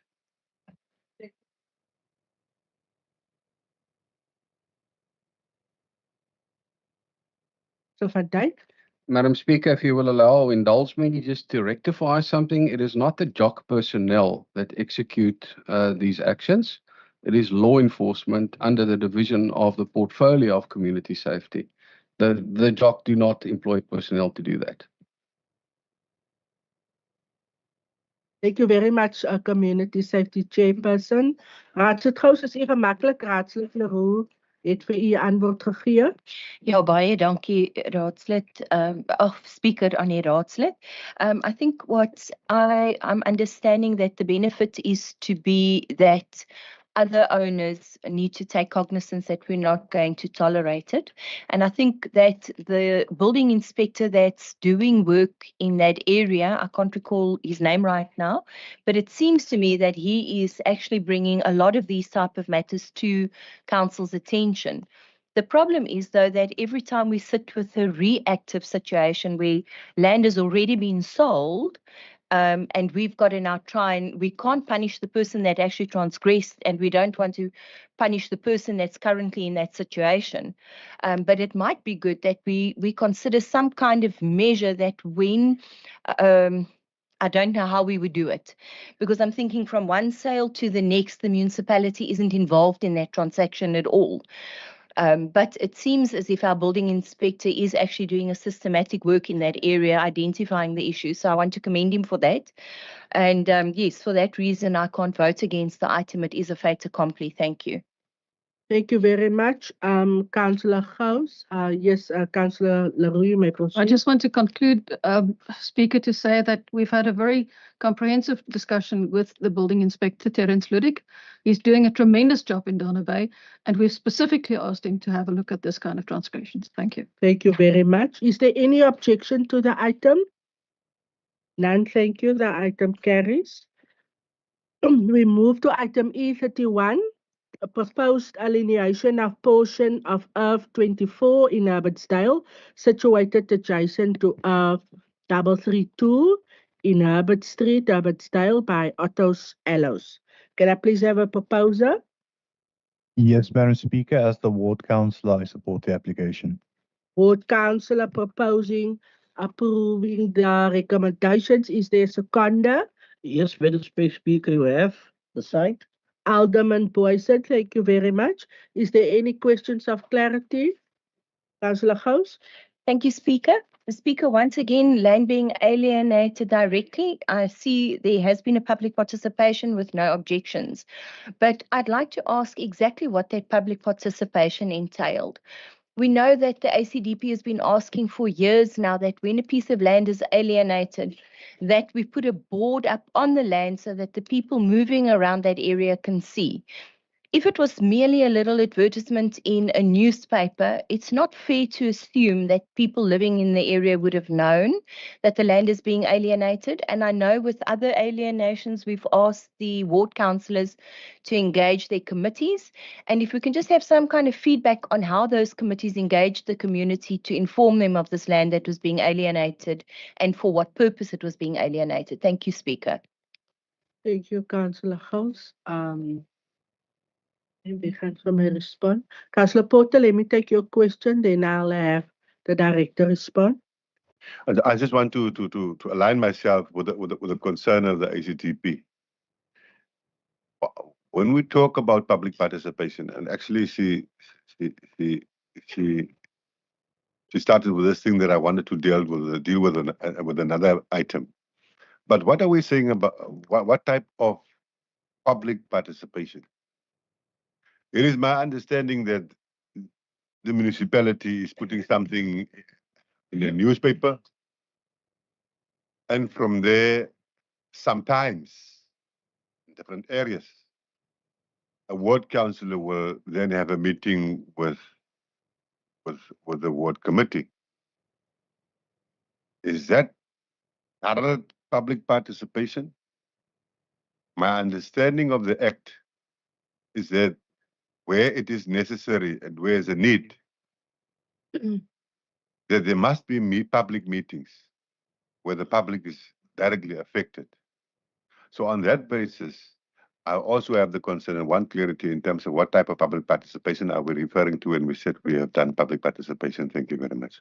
Thank you, Councillor Porter. Municipal Manager, there was a question regarding the process that was followed. Speaker, I'm going to ask Mr. Prince to augment. At this stage, what we are doing is what the legal requirements are. And we know that in the past, many councillors spoke about just about putting things in the newspaper. Then we brought in that applications will also go to the ward councillor. You will remember that. And lately, we also brought in that the ward councillor have a meeting with the ward committee and to enable us all to even further the public to allow people to further take part in the processes and so on. I don't know if Mr. Prince would like to add. We had a session also where we discussed the question of public participation, by which we will even see if we can improve on it as to now by bringing in our public participation office to assist ward councillors to improve, as you mentioned, Councillor Gous. Speaker, you must also have take cognizance of the fact, if you look at all the items over the years that required public participation, it's not 1 or 2 per month, it's many. If you just look at this and we only have so much staff. Councillor Gous mentioned earlier the budget and the effect it has on staff.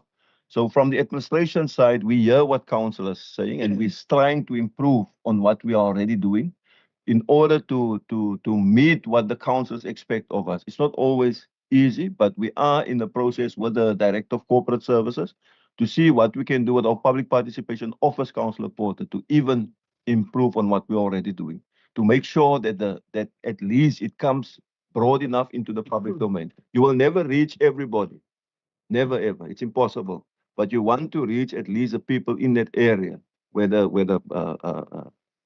action will take place and so on. Thank you, Municipal Manager. Is there ward councillor? No, thank you, Madam Speaker. Public participation is very important. I think we do have to consider going forward ways of improving public participation. Engagement from the public on the newspaper ads and on the ward committees is very low, mostly because the time of access is most people are still at work. When they get back from work, especially in places like Herbertsdale, it's often 6 or 7 at night, which is a bad time for our officials to try and meet them, or our own ward committees who are also, working to make ends meet and have to attend to their own households. So it is quite difficult. I think I like the suggestion of a site notice, Madam Speaker. So if we maybe consider site notices going forward. Thank you. Thank you, Council Wolf. Also adding my support to that, Municipal Manager, that we look at additional mechanisms to enhance our public participation. Is there anybody objecting to this item? Raadslid? Thank you, Speaker. Thank you for the MM's explanation and also for the support from the ward councillor regarding site notices. My contention with the site notices is it will be a once-off expense and it will be something that the municipality can keep and just move around from site to site. We can have 150 wards and we move them. It's not something that's going to be a concurring cost, if you understand what I'm saying. I will unfortunately abstain on this item simply because it's a direct alienation. Thank you. I see DP is abstaining. Is there any other objections? None, thank you very much. We then move to item E32, application for closure of the alleyway, a portion of Earth 2573 in Mossel Bay, situated adjacent to Urban 2549, 2561, 12281, 2336, and 2337, also in Mossel Bay, in 6th Avenue by Mr. P.J. Nell, Mr. D.J. Vermeulen, Richel, 50 Pty Ltd, Angelique House in the Bay, CC, and M Tomatoes. We have the recommendations listed in front of us. Can I ask for a proposal, please? Madam Speaker, as the ward councillor, I would like to propose. Ward councillor is proposing. Is there a seconder? Yes, Madam Speaker, you do. Councillor Thank you, Councillor Kannemeyer. Is there any questions or any objections to this? Councillor Porter? Indeed, having observed the proposal and second two councillors, we're talking about land that actually flow from one ward to the other ward. It makes sense for them to carry in and support. And that is exactly, Speaker, where my question would come in again in terms of what type of public participation process has been done. All right? Because here you said with two wards. Mosquitoes may have a percentage of its learners this side of town. Where are we? As u op die regte item. We are on E32. It's an alleyway. It's getting long in the day, ne? Ja, I withdraw my apology. Ek is bly dat dit van u afkom. Dis al baie laat. Ek sal moet besluit of ons moet voortgaan, want ons kan nie nog hier sit tot 2 uur toe nie. Maar ons moet klaarmaak met die besigheid van die dag. Councillor Porter, thank you very much. Colleagues, we're on item E32. There's a proposal by the ward councillor, seconded by Councillor Kannemeyer, around the closure of the alleyway. Any inputs or objections? Yes, Councillor Mkonsu. We take note, Comrade. Madam Speaker. We take note, Madam Speaker. Ja, ons moet lag op. Dankie, Raadslid Mkonsu. Thank you very much, colleagues. That item is carries. We are on item E33. The approval of terms of reference, section 79, land use planning committee. Can I please have a proposer in terms of recommendations 1 and 2? Speaker, I propose, Raadslid Klaasen. I propose with the following amendments made to the recommendation. Okay. Point 1, that the LAUPC may request the municipal manager to obtain legal advice if and when necessary to ensure the effective function of the LUPC and execution of its mandate, and that after the outcome of an appeal, the LUPC may request the municipal manager to obtain legal advice regarding the institution of review proceedings or other legal remedies available to the municipality and to institute such review proceedings or legal remedies. Point 2, that the Mossel Municipality Land Use Planning Committee terms of rest markets NSA be amended as proposed, accepted and approved by council. Point 3, that in order to expedite the application to the directed planning economic development submission item to extend certain minor applications within the categories contemplate in section 15 of the bylaw from commenced by the LUPC for consideration to LPC, and that recommendation be made to council for consideration. You so propose. So proposed. Thank you, With Speaker. those is it three? You've read 3 points. Wat hierdie twee vervang. Goed, can I have a seconder with the amendments to our recommendation? Madam Speaker, I'll second with the amendments. There was a proposal by Councillor Claassen, 3 recommendations. It was seconded by Councillor Botha. Yes, Councillor Gous, I see your light. Speaker, as the item appeared in our agenda, the ACDP was not planning to support this item, but I would like to raise an objection to the manner in which amendments are brought in at the last second in council chambers, and we're not given a proper opportunity, first of all, to hear clearly exactly what the amendments are, and second of all, to actually take considerate notice of it before we can make an opinion. So when were these amendments made? When was the decision made that this item would be amended, and why were opposition councillors not informed? Thank you. Thank you very much. Councillor Whip. Thank you, Madam Speaker. Our recommendations are made after we've considered the items and what we would like to see.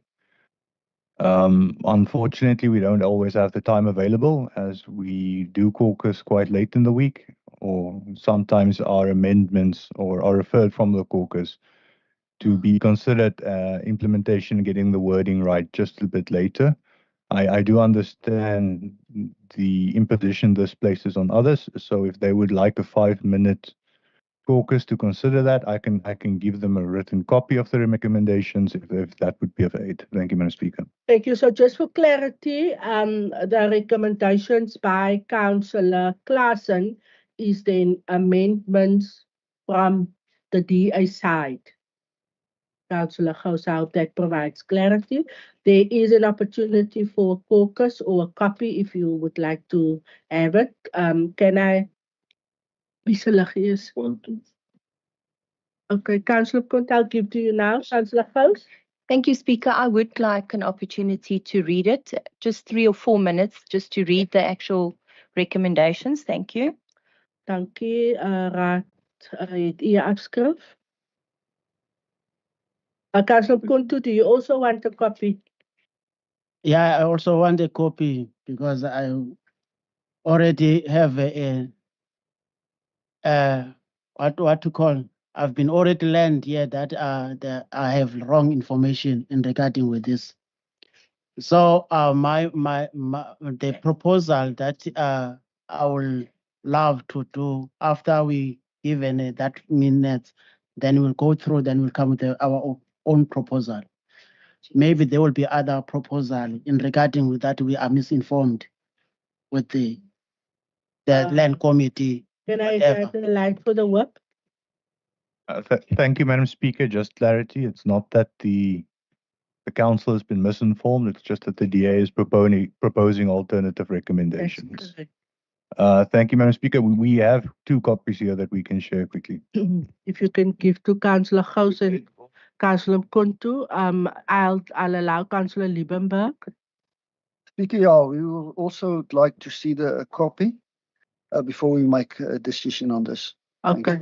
Thank you very much. Let's allow 5 minutes and provide the recommendations to the Freedom Front, the Patriotic Alliance, ICDP. Madam Speaker, and pardon for interrupting you. We've asked that copies be made quickly, which we will then provide.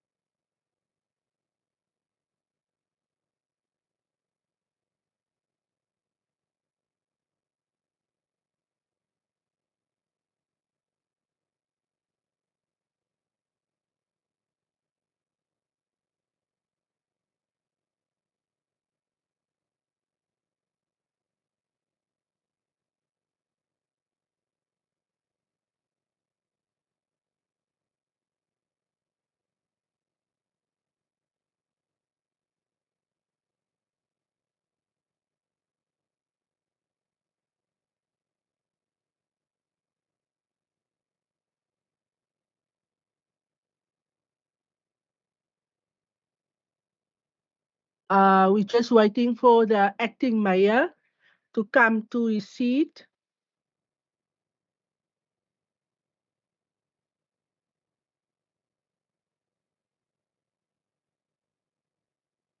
We're reconvening. Yes, Alderman Boyson, I see you are eating there. Please come inside.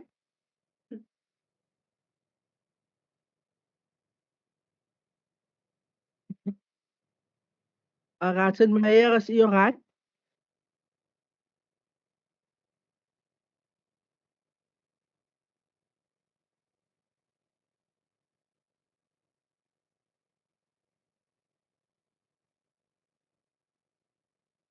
Dankie raadslid Annie.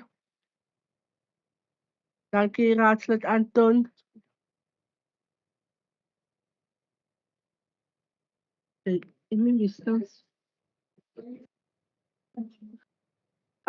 Yes, we're just waiting for Alderman Boyson. He quickly had to eat something. Councillor Buddha, you all right?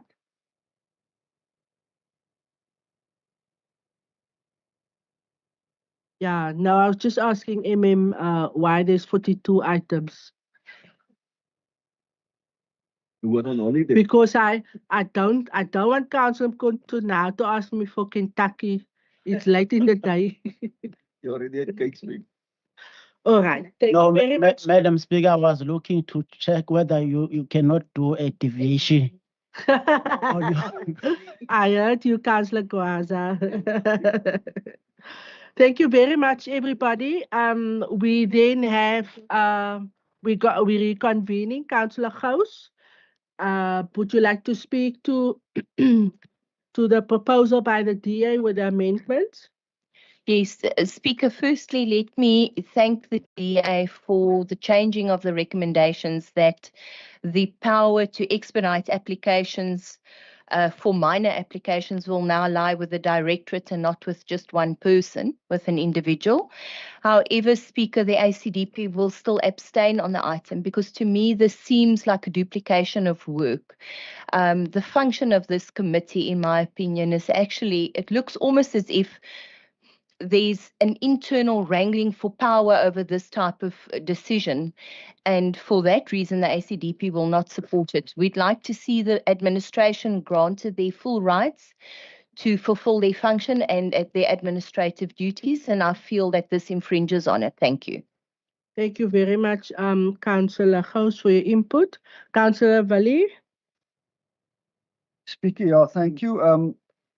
The Freedom Front will also abstain from this based on the fact that we not in agreement of all the terms, and as we were against the item, I think it was E25 this morning, where we said we not to go ahead with it, so abstaining on this one. Thank you. Freedom Front is abstaining. Councillor Gous, you against or abstain?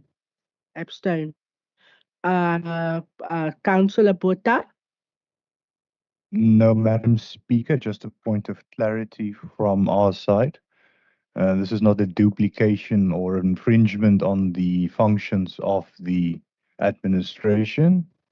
The entire purpose of the committee is just to give comments. And that is part of the strengthening public participation. So it is a novel idea, but that is the purpose of the committee. It gives comments during the public participation phase. So that is just a strengthening for the public participation. That's how we see it. Thank you. Thank you, Councillor Botha, for that clarity. Councillor Botha. Speaker, and again, when it comes to land issues, if we can't start with restoring what went wrong, as I indicated in the previous item, then it's senseless we continue on the very same way to cement that thing that went wrong. So as far as land is concerned and committees are concerned, the Patriotic Alliance is against. Thank you very much. Thank you very much. Councillor Buddha. Who's the spokesperson now? Yeah, I know everybody's tired. We just need to get through There's nog baie wat ons moet doen. Kom gou raadslid De Pula. Councillor Kuntu. Thanks, Madam Speaker. I think we, as ANC, we just received this thing and we don't have enough to look at the laws. Then we will be saying, let's abstain. Abstained. Ikosa. Thank you very much. Thank you very much, councillors. That concludes that item. Item E34, the proposed alienation of a portion of unregistered earth, number 4669, a portion of earth 6498 in Mossel Bay, situated adjacent to earth 23282 in Mossel Bay, Tone Close, Tabaka, Mossel Bay by BG Freitas. Can I please have a proposal? Madam Speaker, I would like to propose the item. Councillor Futsia is proposing for approval. Do we have a seconder? Yes, Madam Speaker, I will second the proposal. Thank you, Acting Mayor. Is there any questions from anybody? No objections. Thank you. The item- Can we get that clarity, Madam Speaker? Sorry, Councillor. Clarity? Yeah, on this issue, I just want to understand. I'm struggle to go back now. I was not part of the committee. Then I was just shown on the map now. That there is something there. Can we get the clarity? It's a encroachment for what? Meneer Prins, profit encroachment. Yes, it's an encroachment, Councillor. Thank you, Mr. Prins, for that clarity. Are you objecting to the item? Just a bit, apologies, Speaker, just a bit for more clarity. It's an encroachment with regards to retaining wall. So it's a wall that was built, and that wall that was built is encroached. It's only the wall that encroached. And that wall is to prevent land from falling into or moving into the owner's land. Thank you very much, Mr. Prins, for that clarity. If there is no objection to the item carries. We had item E35. This is your item, Councillor Porter. Proposed exchange of earth 22952 Mossel Bay. The property of mosquitoes situated at the corner of Omnicron and Horizon Street, Hyderabad, for earth 2002 Mossel Bay. Municipal property situated at Roseland Street, Extension 6. Proposer? Thank you, Madam Speaker. It's not a proposal, but we rather request to refer this item back for more public participation. Thank you, Speaker. Thank you very much. Councillor Meyer? Thank you, Madam Speaker. I will second the Item referred back for thorough public participation. Thank you very much. We move. Item E36, application for the lease of a portion of earth 2001 Mossel Bay for the establishment of an eco koi village by the Korana Kraal. The recommendations is in front of council for consideration and approval. Can I please ask for a proposal in this regard? Thank you, Madam Speaker. I will propose. Councillor Meyer is proposing. Is there anybody seconding? Yes, Madam Speaker, I will second the proposal. Acting Mayor is seconding. Is there any questions of clarity? See the light of Councillor House, Councillor Lieberberg, and then Councillor Porter. Thank you, Speaker. Firstly, I don't know if I just missed it, but the item mentions a presentation to council on the 21st of November. I don't know if that was a presentation to council or a presentation to the mayoral committee, perhaps, because I can't recall receiving an invitation for that. And then I'd like to ask the Gerikokoi Cultural House. There's so many contentions regarding leadership and so on in these traditional leadership structures that I'd like to know, do we know exactly who are the applicants?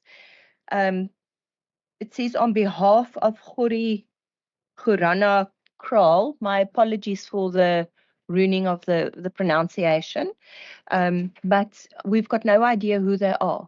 In essence, the ACDP doesn't object to this. I think it will add value, and I'd just like to know an answer to those two questions. Thank you. Thank you very much.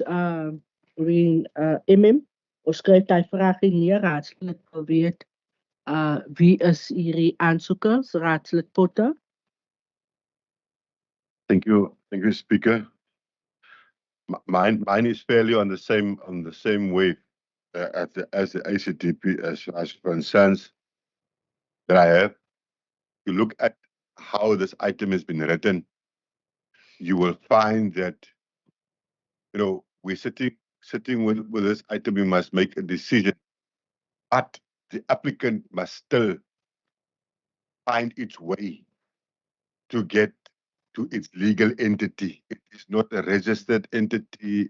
Yet we are running the car before the horses. This is how I read this item. Also, that concern of who exactly are they? Now, if you look at the land, Earth number 2001, we're talking about 7,400 square meters. There's other items with far less than that size. If you look at the 592.7, I just want the number guys to explain to me. I don't want to compare now with items that we must still deal with, But what is this the just figure in terms of land versus what equates to monetary values and all that? So in a nutshell, who are they? I'm in agreement with or on the same page with the ACTP. But I want to rather add, even if it means we can have a 5-minute caucus again. According to this item, there's an application. Can we have the letter of application? Can we have the application to quickly scan through it? And that will give us a better understanding in terms of who is the applicant and whether they are a legit structure or not. Because we can't just, in the name of an organization, talk about land and lease land if we are not sure whether they are a legal entity or not. Thank you, Raadslid Potter. Councillor Liebenberg. Speaker, yes, thank you. I think we're on the same page as the previous two councillors. I think the only thing I can do now is to repeat in Afrikaans. En die vraag is, wie is die regsidentiteit? Daar moet iets regsidentiteit wees wat die aansoek doen. En as daar so 'n regsidentiteit is, hoe is sy samestelling? Voor ons kan aangaan daarmee. Dankie. Goed, baie dankie vir die vraag. Meneer Prins gaan vir ons antwoord. Thank you, Speaker. I just need to comment on the last question by Councillor Liebenberg. That's one of the conditions stated is that a non-profit company still needs to be registered. So at this stage, they can't enter into a lease agreement as there is still, at the moment, still no non-profit company. With regards to,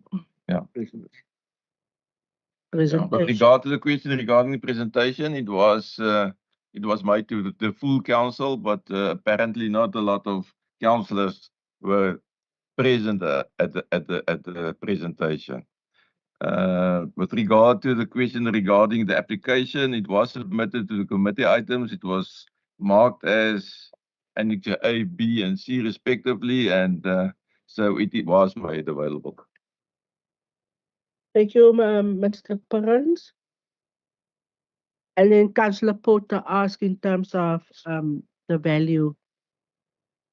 Will it be Director Venter? Thank you very much. The evaluation report was also attached to the committee agenda. Yeah. Thank you, Director.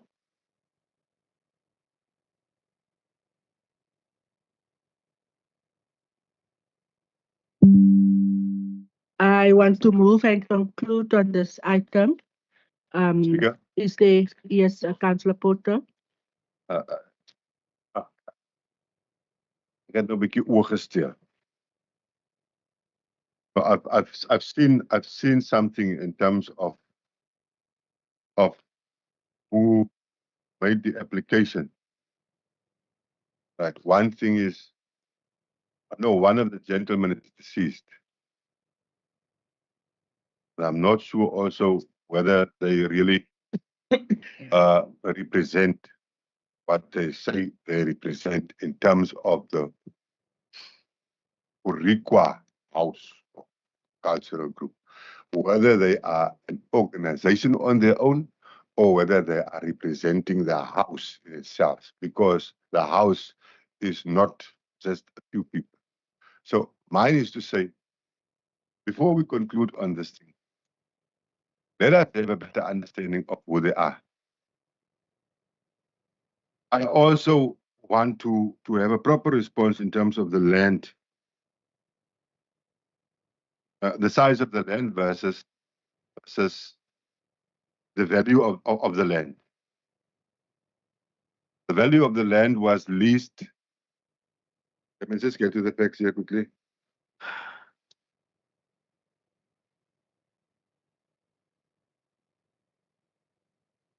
$7,400 squares for 592. And I must do this exercise quickly. And just another item. The land with a size of 4,312, we will now deal with a value of 990. Here we're talking about 7,400.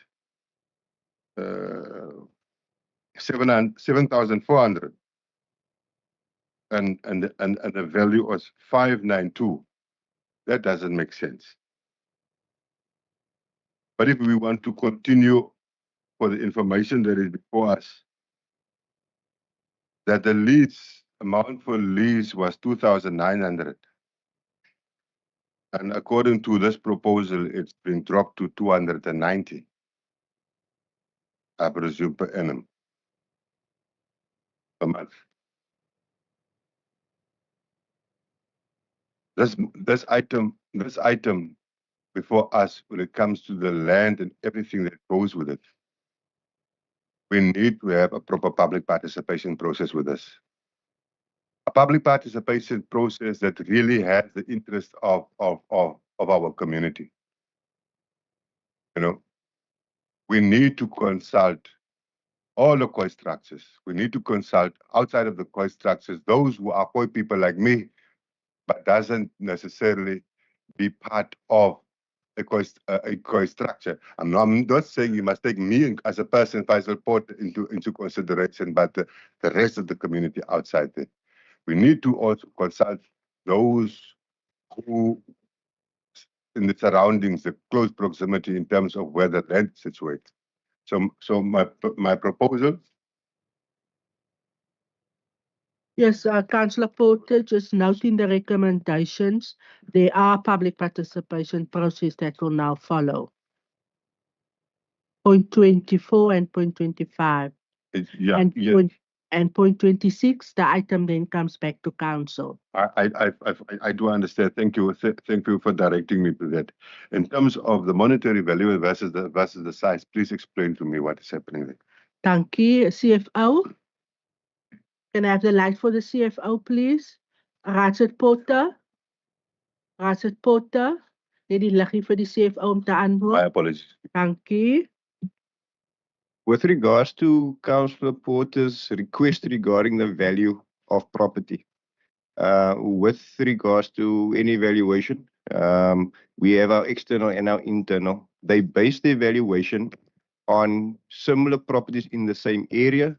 Areas differ and the demand differs, so that will affect the price, and what the market value is will determined by the valuator.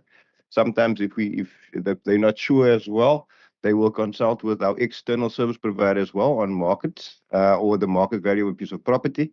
If you look in the article, at least for that, where that piece of land is situated, for the size of the land, the possible sales and marketability of that thing around the area based on the sales of the area. They looked at a market value of just under 600,000 for that amount of square meterage.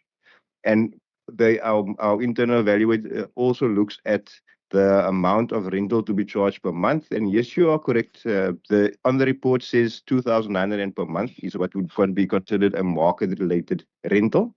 But if you look further down, just a paragraph or so down, it says in terms of Section 42C1 of the Municipal Supply Chain Management Regulations, immovable property is let only at market-related prices, except where the public interest or the plight of the poor demands otherwise. And that is why it was reduced to the lower 290 Rand per month, because there's a bigger picture to it all.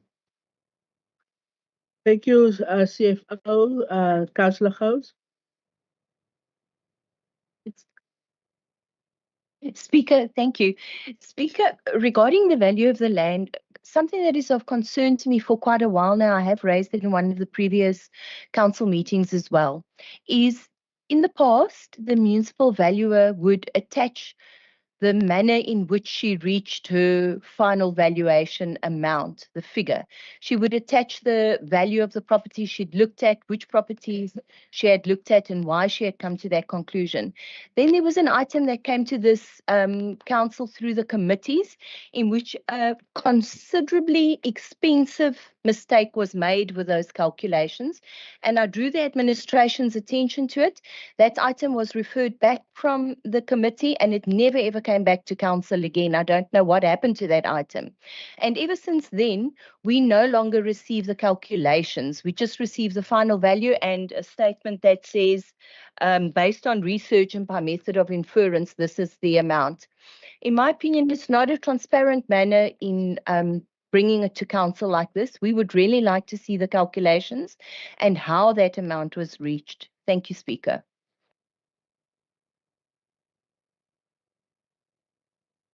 Councillor Gous, Councillor Porter.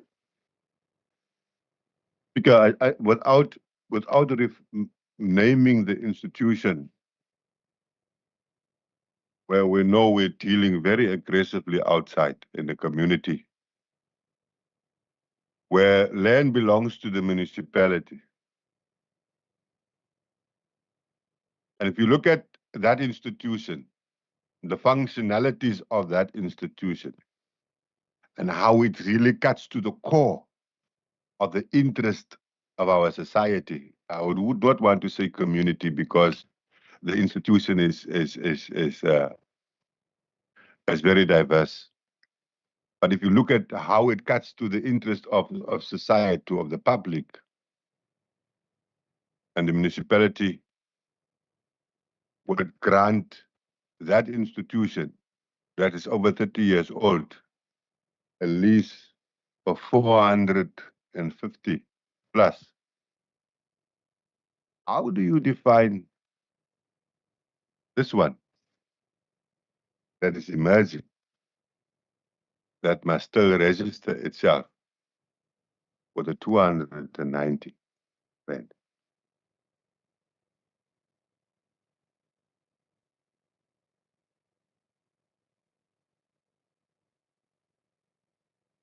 CFO. Yeah, Chairperson, I'll ask the CFO to respond around the concern of Councillor Porter about the values.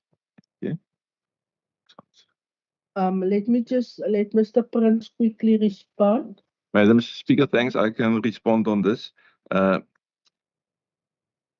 Property is leased at the market-related value, but there is exceptions, and that there are two exceptions. The one is if it's deemed to be in public interest, and the other one if it's in plight of the poor. Now, in this instance, it is the cultural house tried to establish something to the benefit of the community, and therefore it's considered to be in public interest, and therefore it is submitted to council for consideration as an item to be in public interest. Thank you, Speaker. Mr. Prince, councillors, I want to conclude on this item.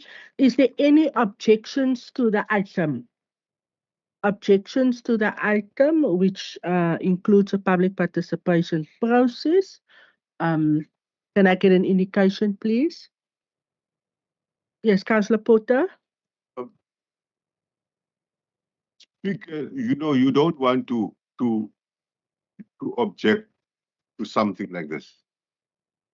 Very rarely to none applications a municipality in our area will receive from previously disadvantaged. If you listen to my stage that you referred to that morning. So but one would not want to reject and or to oppose it. But what one really needs is enough information. Now I understand the item has been at the committee, and maybe there my circumstances sort of deprived me from having that information. However, the public participation process is what I think needs to be concluded, needs to be done with all seriousness. Thank you very much. Thank you very much, Councillor Porter. I see no other objections. I abstain at this moment. Oh, you Yeah. abstain. Thank you. The item, yes, the item from here will go through public participation, and it will allow everybody. And I think the concern raised in terms of the other Khoi community is valid. It will also allow for them then to share their input. Councillors, we then move, before we deal with this item, I just want to, we're now at item E37. All right, we've concluded item E36. Before you excuse yourself, Councillor Kutsia, I am considering, it is past 2 in the afternoon. Numerous councillors have excused themselves. At this point, I am considering adjourning the council meeting after item E37 and then calling for a special council meeting virtually to deal with the rest of the items. It is really very long in the day. Everybody is tired. Just give me a few seconds that I consult with the MM and Mr. Prince before I take that decision. So what I'm saying is I am considering adjourning the council meeting after item E37. I just need to consult. It's very late in the day. We haven't foreseen that the agenda will be this long. I think it's not fair. So please just give me a minute or a few seconds that I just consult with the MM and the legal department. Madam Speaker, if we might have a 10-minute break then at this stage. Do you want to caucus? No, Madam Speaker, just a Break. 10-minute, 5 minutes. 5-minute break. Yeah.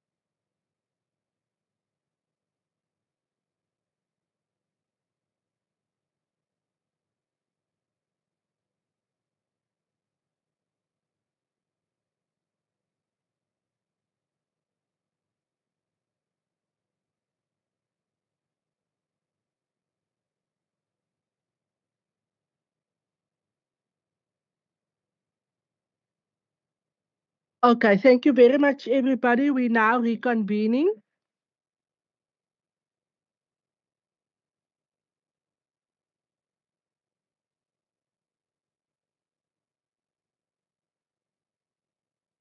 All the councillors back.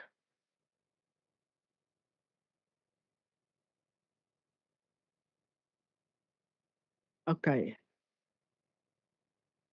We are then at item E37, the proposed alienation of a portion of Earth 6393 in Mossel Bay, situated in McQueenie by G. Coetzee on behalf of South African Global Concrete Trust.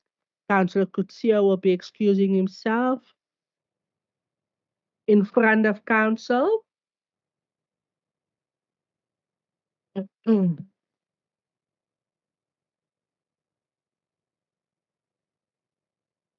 front of council is the recommendations for this item listed from points 1 to 11 for council to consider and approve. Can I please have a proposer?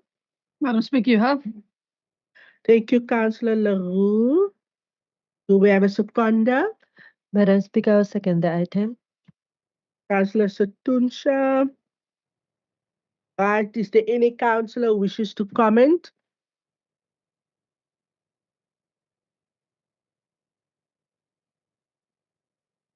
Councillor Porter and then Councillor Porter. No, thank you, Madam Speaker. Madam Speaker, much misinformation has been disseminated about this item. So there are a couple of points I wish to highlight at this stage, just for clarity's sake. Firstly, Madam Speaker, when an applicant approaches the municipality and makes formal application, that application is dealt with in terms of the asset management policy of council. That is a two-step process where one, the application is considered and conditions are put on it, then it is put out to the public, and then it comes back for council to make a decision. Now, Madam Speaker, it's only at this stage that council is considering whether to approve the application or disapprove it. Now, Madam Speaker, a lot has been made and said the DA did this and the DA pushed that. Madam Speaker, there needs to be a clear differentiation between the administration and the political side. I know this is difficult for some people to conceptualize given the financial and crisis state our country finds itself in, Madam Speaker. But there is a clear difference. Point of order by Councillor Gous. Councillor Gous, which point of order are you raising?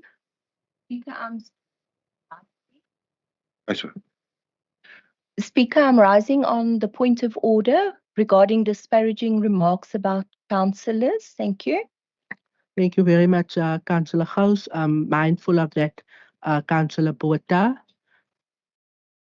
Madam Speaker, I have just explaining the process. I have not made a comment about any councillor.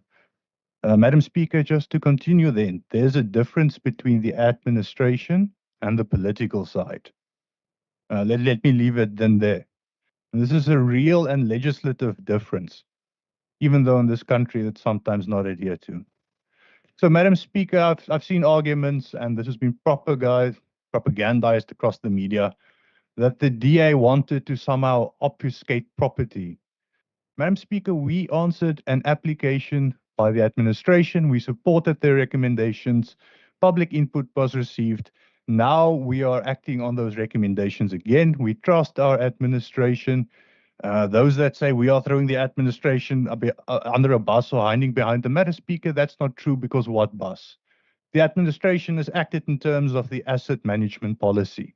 They have acted legally, and I take exception to anyone who criticizes the administration or accuses them of being politically captured. Thank you, Madam Speaker. And then also, as a last point, the internal consistency of the logic of those arguments make no sense to me, Madam Speaker. If you look at the conditions before public participation, those are very stringent conditions. And I want to read point 8, that alienation is subject to the applicant obtaining all relevant environmental, owner association, and other applicable authorizations. Now the owner associations wrote to the municipality and said they do not agree. And the DA finds that persuasive, and therefore we agree with the administration's recommendations. If there has been some conspiracy, there wouldn't have been stringent conditions attached. The internal logic of that argument doesn't sustain itself. And lastly, Madam Speaker, I just want to say to those who claim victory, they are welcome to it. We know it's just cheap electioneering. Thank you. Thank you, Councillor Porter. Any other comments? Councillor Porter? When the DA in this council, under protection, claim that whatever they do and whatever they decide, and even outside of this council in the province, that the public must just abide to it and accept what your decision is, then we take exception of that. Because here we are not puppets, here we are not people, we are also not councillors making noise, as is the position of your head of your DA caucus. You can sit back and relax. Raadslid Porter, asseblief bly net binne orde reëls. When an item appears in council, it came through a mayoral committee meeting. Now, none of us opposition parties, fortunately so, sat on that mayoral committee. The chairperson of that committee, the chairperson of your caucus, DA caucus, approve of all information that you received from the administration. At the time when you receive that, you conclude on it. It must be prepared by the speaker, the MM, and whoever for this council. Now, when the matter went through all those processes, and it appears before people that don't sleep, people that read, people that can make mathematical calculations, and people that can see whether a thing is not a true reflection and or right and even illegal. You will be confronted to a thing that is called opposition. That is what we are doing. And our duty is to keep the leading party on its toes, ensuring that very same thing that I've referred to earlier today, that our land will not be given away to the likes of those who deem themselves rulers and or their family, and or any one person that is aligned to it. Nepotism doesn't have a color. Fraud and corruption doesn't have a color. But if we get to a point where we detect that there might be... Point of order granted. You may proceed, Councillor Porter. The red light for the point of order by Councillor Porter, please. The red light for Councillor Porter. Oh. Sorry, for Councillor Porter. Thank you, Madam Speaker. No, Madam Speaker, mine is just on Rule 40. You can't make disparaging remarks. So therefore, just seeking clarity. Is the councillor making a specific accusation? In which case, I will ask him for proof. Or is he just speaking in generalities? Thank you, Councillor Porter, Rule 40. Just cautioning you on the remarks. Okay, you see that whoop in the council. It's not that whoop, it's council whoop, Councillor Porter. That's the whoop in the council, if I may correct myself. Thank you. whom happened to be also a DA councillor, must decide whether when he wants to refer to any opposition party and draw lines of fraud and corruption or whatever the case may be. Reference to what I was said and alluding to already. These things doesn't have a color. I've heard him referring to the ANC in the very same way I'm referring to the DA. There's no holy cows. There are cases here that has been laid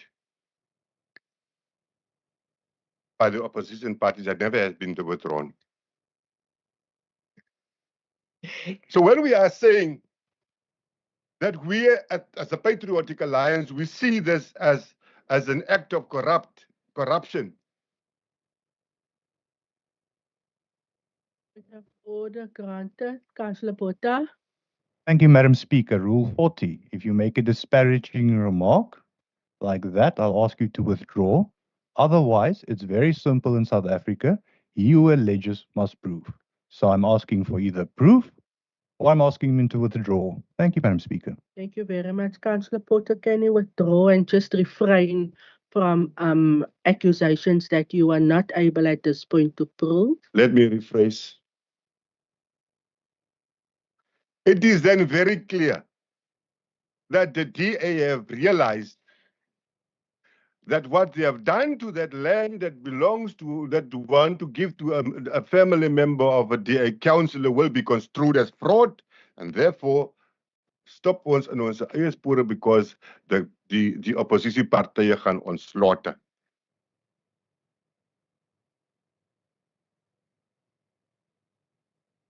I'm not sure whether the whip wants to deny the fact that they wanted to sell that land to a family member of the DA and then withdraw because of the pressure that was upon them. We want to Order granted to Councillor Botha.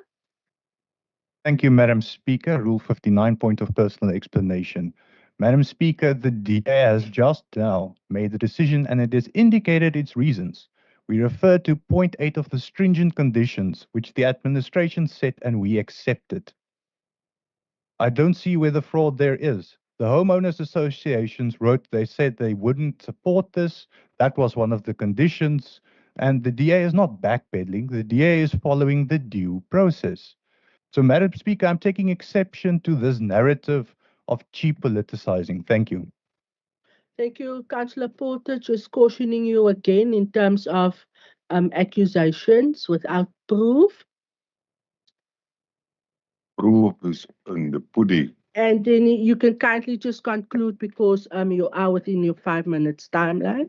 I want to conclude that it is a great victory to any opposition party in this council that rised against a thing that has been brought here by the DA caucus through the mayoral committee. If we would have been in a council prior to 2021. Point of order granted to Councillor Botha. Madam Speaker, point of order, Rule 40.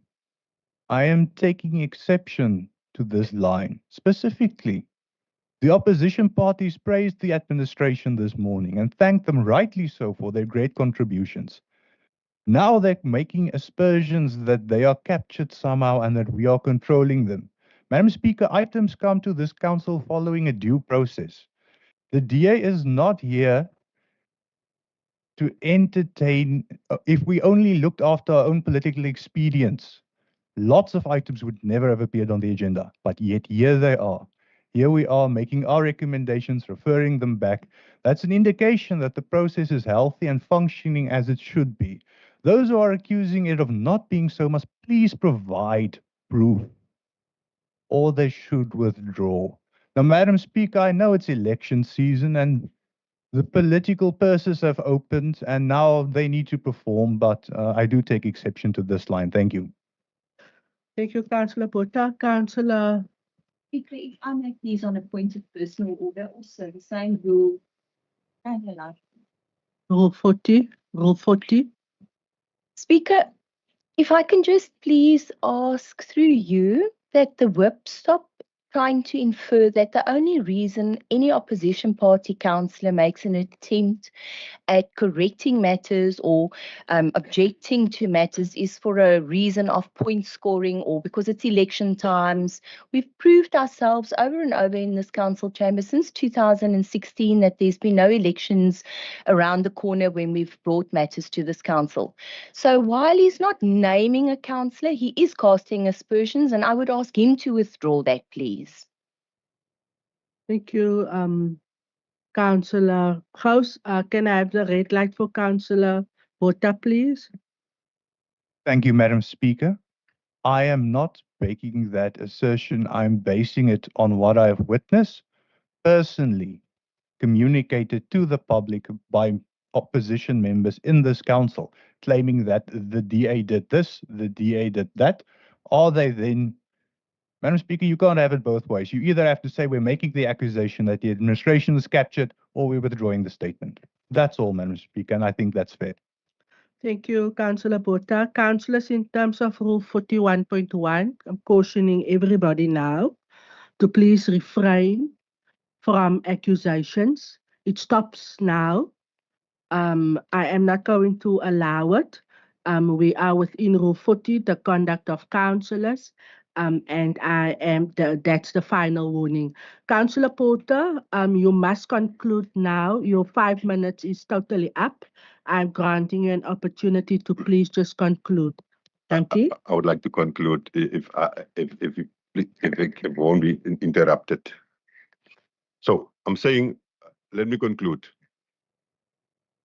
You know, we are solid in terms of what we observed. We were in this council, all right? DA brought it in. The DA could have left it there and said, no, this thing doesn't look right. They didn't do that. They brought it here. If we would not have objected, if there wouldn't not have been a public participation process in the way it was done, then this thing would have been carried through. That is our stance, and please don't dictate to the Patriotic Alliance what our stance would be on that one. Lastly, it appears then by the conduct of the DA on this matter that there may be other instances also. And that is not a fact. But for us to determine whether land has been allocated fairly, reasonably, and in good order out of this council, we would want to call for an external independent audit on all land that has been given out to any one person out there. That is our position. We are thankful for the fact. We are thankful for the fact, Speaker, that land will not be robbed. Thanks, Madam Speaker.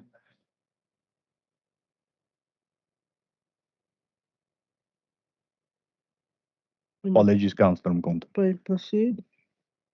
Madam Speaker, again now, the word robbed has been used. Madam Speaker, it's interesting. We were sitting here through many items this morning, and people were asking questions about what policy is there. And they were making comments in public, yet only now that I have said it, do they know that the municipality has something which is named the asset management policy, and that the administration acted fairly upon that. So, Madam Speaker, I take exception to the word rob. It casts an aspersion against the administration, and it casts the aspersion against council, and we object thereto. Thank you, Madam Speaker. Councillor Porter, you are really honestly totally out of order with your accusations. And you must bring a formal complaint so that it can be processed, but kindly refrain from accusing our admin in the way that you have stated it. Councillor Mkonto, can Councillor Mkonto please have the light? Asseblief Raadslid Porter. Thanks, Madam Speaker. Madam Speaker, I believe that this councillor takes serious the public participation, and I believe there was a public participation. I just want to know when you do the public participation and people raise their concern The public participation was just for just do for funny or just do it. Even if people they raise consent, you won't listen those consent. That's my issue because I've listened, I've checked here. There are a number of people that raised consent. And those consent, when they are raising, there's a letter that is in front of me from Mr. Miller, and he's raised a point that this person, he looks like he want to help. Then if he want to help, he can just give those toilet as a donation. That's all, not to get a land. Thank you, Councillor Mkonto. Yes, there were public participation and lots of comments that came in. That's exactly why the item is serving, and that's why there is a recommendation then in front of council, not in favor thereof. So in terms of the administrative process followed, I think we can very safely say that there were lots and lots of comments. You can see there, point 3 says 30 objections. Then there were point 7, there were on behalf of the Freedom Front, there were 1339 objections and more. And therefore we have the recommendations in front of us, which indicate that it's not supported. So ek kan nie verstaan hoekom so tipe stelling maak nie. The recommendation was considered indeed. I mean, all the input through the public participation process. Raadslid Gous, voor ek afsluit op die item. Skus, Raadslid Boysen, dan Raadslid Liebenberg. Raadslid Gous gaat die heel laaste spreker wees. Dankie. Madam Speaker, I just want to correct something. I am the chairperson of the day of the caucus and also the constituency. Daar is bewering gemaak dat ek goed deurgedruk of afgesit. Ek het nog nooit such 'n item op 'n ding deurgedruk nie. By die DA werk die sulke goed nie. Goed kom van administrasie, ons bestudeer dit, ons gaan deur ons caucus en dan sit ons comments en al goed by, maar ons nog nooit so iets gedoen nie. Madam Speaker, aan die lig van dit wil ek ook sommer noem terwyl ek op die vloer is, wil ek ook noem. In die media is ons aangeval. Ons attack, want ons is korrup. Ons steel. Maar nog nooit, Madam Speaker, was daar enige bewyse gewees of is ons aangekla nie. Tot hede op vandag het ek ook gevra, is daar 'n aanklag teen ons gemaak? Nee, Madam Speaker. Ek dink ek sal saamstem met die sweep op einde van die dag. Met hierdie populistiese uitlaat vir die verkiesing. Ek vra vir al die raadslede, kom ons werk vir ons verkiesing. En good luck as jy die verkiesing werk, maar motiveer met onderduimse taktiek probeer om mense te mislei nie. Praat nie wat die mense dink dis waarvoor ons vandag hier is ook in hierdie council. I thank you. Thank you, Alderman Boysen. Councillor Liebenberg. Thank you, Speaker. After all is said and done, for all of us and the people out there, I just want to say, let it be known the value of a thorough public participation. And then, in my personal opinion, after they've mentioned the processes from admin, in this case, in my opinion, I think that the public participation process must first be completed before such a proposal is approved as an agenda item. That's just from me. Thank you. Thank you for your input. It is noted. Councillor Gous. Thank you, Speaker. Speaker, let me say I actually wasn't going to say much on this item except to say that I appreciate the fact that the proposal has been withdrawn. But after the accusations that have been levelled at opposition party members, I feel the need to express myself on the item. Firstly, I'd like to draw Council's attention to the Bill of Rights that grants all councillors and all citizens of this country to freedom of expression. And the only limit on that freedom of expression is the right to propagate. It does not extend to propagation for war, incitement of imminent violence, advocacy of hatred. none of which has been done in this council chamber today. And then I'd also like to draw council's attention to the words of Premier Windy, where he, sorry, my English is just deserting me now for the moment, but where he actually agreed that and confirmed that councillors have immunity in a council chamber. So the constant threats about withdrawing this and withdrawing that really, Speaker, are mere acts of intimidation, and they might as well be left because they are ineffective.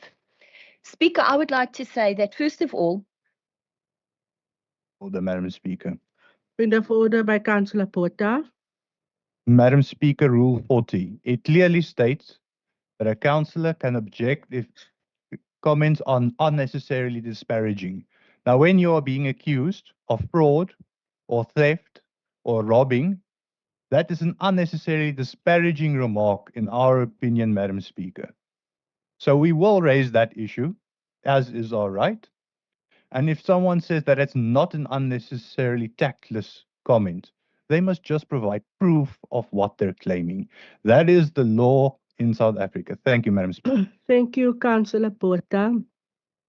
I have always allowed every councillor, and I've not prohibited any councillor from participating in the business of council. I also want that Councillor Gous to be noted, because no councillor could ever say that they have not had the opportunity to participate. It has been from the onset my leadership style, as I very much well understand the constitutional responsibility upon myself. And I think the mere fact that we're sitting here and I'm feeling like I'm about to die is evident of that. So, Councillor Gous, I just wanted to point that out to you. Thank you, Councillor Porter. You may proceed, Councillor Gous. Thank you, Speaker. While we have this opportunity, allow me to thank you for that. You know, I have personally thanked you as well for the opportunity and the fairness that I feel you give to councillors in this. So my comment was not directed in any way towards you. Speaker, I would like to just highlight two things. One, the proof of the DA's power in this council chamber was exhibited today if you look at item E35. That has gone through an entire process, has come back after public participation, in which there were no objections to the alienation or to the exchange of that land. And yet, the DA caucus, the DA councillors in this chamber decided on their own that that item will be referred back because it does not suit them. So for that reason, Speaker, I want to say that I don't care how many disclaimers are given. I want to say the lady doth protest too much. We all know how it works. The DA has a majority, and they won that majority through the elections, and so they exercise that majority in this council chamber. That's a fact. We are all subject to that every single committee meeting and every single council meeting that we have. What I would like to say is that the intention to sell the land directly without tender was very obvious, because I made a proposal in this council chamber that the person be asked to donate the toilets and that we not sell the land to him so that he could give us 2 toilets. I would have donated the toilets, honestly, to get that much land if I was that way inclined, which I'm not. So, Speaker, the DA claiming that it was not the intention to sell the land for 980,000 rand, that's probably valued at closer to 20-something million rand, is a disingenuous claim. We all know it, and I'd like to leave it at that now. At the end of the day, due to opposition parties in this chamber that walked the streets, handed out pamphlets, put things on social media, contacted influential people and said, do you know about this? Did not prescribe to them what they should do, but just drew their attention to the matter. And we were fortunate in that this time the media actually picked up on something and brought it to the attention of the public, and the public had an opportunity to take part in a matter that directly impacts them. It is a matter of interest to everybody. We'll have your 5 minutes, please. Thank you, Speaker. It is a matter of interest to every single person in this town, not only those in the town, but those sitting in this chamber that pay rates, They pay service charges. If we sell land at beneath its value, it impacts us directly on our budget. Thank you, Speaker. Thank you very Oh, much. Speaker, my apologies. I just want to mention Mr. Knutzer. We spoke about process. He lodged an objection saying that he asked at town planning in the first quarter of 2023 for that land. He made inquiries about it and he was told that under no circumstances will the municipality sell this property. Thank you. Thank you, Raadslid. Raadslid Botha. No, thank you, Madam Speaker. Just a point of personal explanation, as allegations were again made, saying the lady doth protest too much. Madam Speaker, our position is it's very frustrating when council follows a due process, and that is now made out to be this big thing in public. Madam Speaker, the property in question, let's be frank, is conservation land. So on one side, we're very happy that so many people want to spend money just to keep a piece of conservation and contribute to the environmental protection. That's wonderful. But Madam Speaker, again, this is being weaponized unfairly. If someone wants to make an accusation, make it. Don't be a coward. Thank you, Madam Speaker.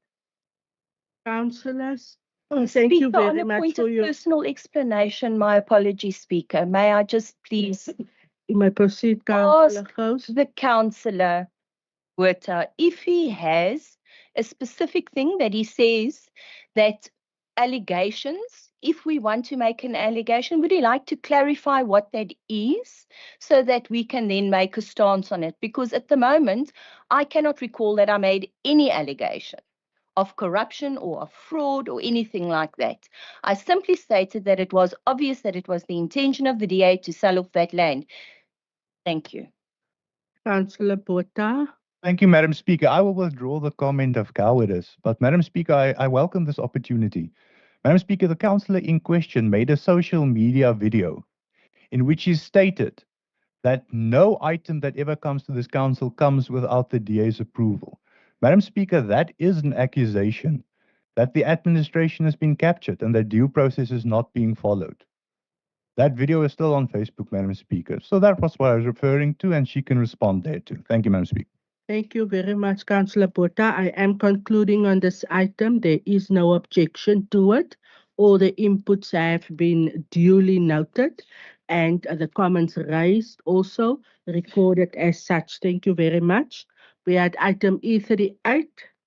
We're now gonna continue with our council agenda. Application for departure of Schedule 6 of the bylaw relating to outdoor advertising and signage, electronic board, Park Primary School. Can I please have a proposer? Director Venter is excusing himself. Yes. Proposer? Yes, Speaker, you do. Thank you very much, Councillor Mbumbi. Is there a seconder? Alderman Boyson, is there any comment from anybody on this item? The item carries. Item E39. Director Venter will return and Mr. Prince is excusing himself. Malani is present. E39.1, cancellation of notarial lease agreement between the Mossel Bay Municipality and the Hartenbos Bowling Club, situated at Dreamland Avenue in Hartenbos. Point 2, application to lease a smaller portion of Earth 4941 in Hartenbos, also by the Bowling Club. In front of us is recommendations 1 to 2. Can I please ask for a proposer? Madam Speaker, I would like to propose, and with the following amendment, please, that item 6 or recommendation 6 be omitted and that it be replaced with the following, please. That the premises be made available to the IEC and municipality free of charge when and as required for election purposes, which include the registration and voting process and other municipal purposes. Second, that the bowling club shall be made available to the municipality free of charge when required for municipal purposes. Thank you. With that amendments, it's being proposed by Councillor Kutsia. Is there a seconder? Yeah, Madam Speaker, I do second it. Thank you very much, Councillor Delamain. Any input? Or questions, Councillor Gous? Speaker, I wasn't going to have any problem with this item, but I'm just wondering now, do we place the same restrictions on other buildings that are being leased from us? I don't think so. In front of us is the Artembos Bowling Club item, Councillor Gous. So I believe we're dealing with this now on merit, as there is no other, but I'll ask the municipal manager to respond. Thank you, Speaker. The reason why we put it, councillors, if you read the item, council has decided to go on a notarial lease with the Bowls Club. And also, they came back to us and asked, normally out of that, we put an agreement in place which council give the MM to sign. Now, in the agreement normally contains an opzeggingsclausule. They ask, can't council waive that opzeggingsclausule because they're going to do investment on the building and they're afraid they got the building for 30 years. In 2 years' time, somebody can come and say, listen, we give you 3 months, you must vacate the building. And because of that, we're bringing in those 2 clauses that if we need the building for an IDP meeting or whatever reason, we must avail it as well as the IEC because it's it's a VD that the IEC is using. That's why. Thank you very much. No objection to the item. The item carries. Thank you very much. We are at item E40. We could just get Mr. Prince back. Thank you. Application for the utilization of the Rehbock Community Hall situated on Earth 436 at number 54 Kudu Avenue in Rehbock by the Rehbock Recreation Club. In front of us is the recommendations 1 to 13. Can I please have a proposal?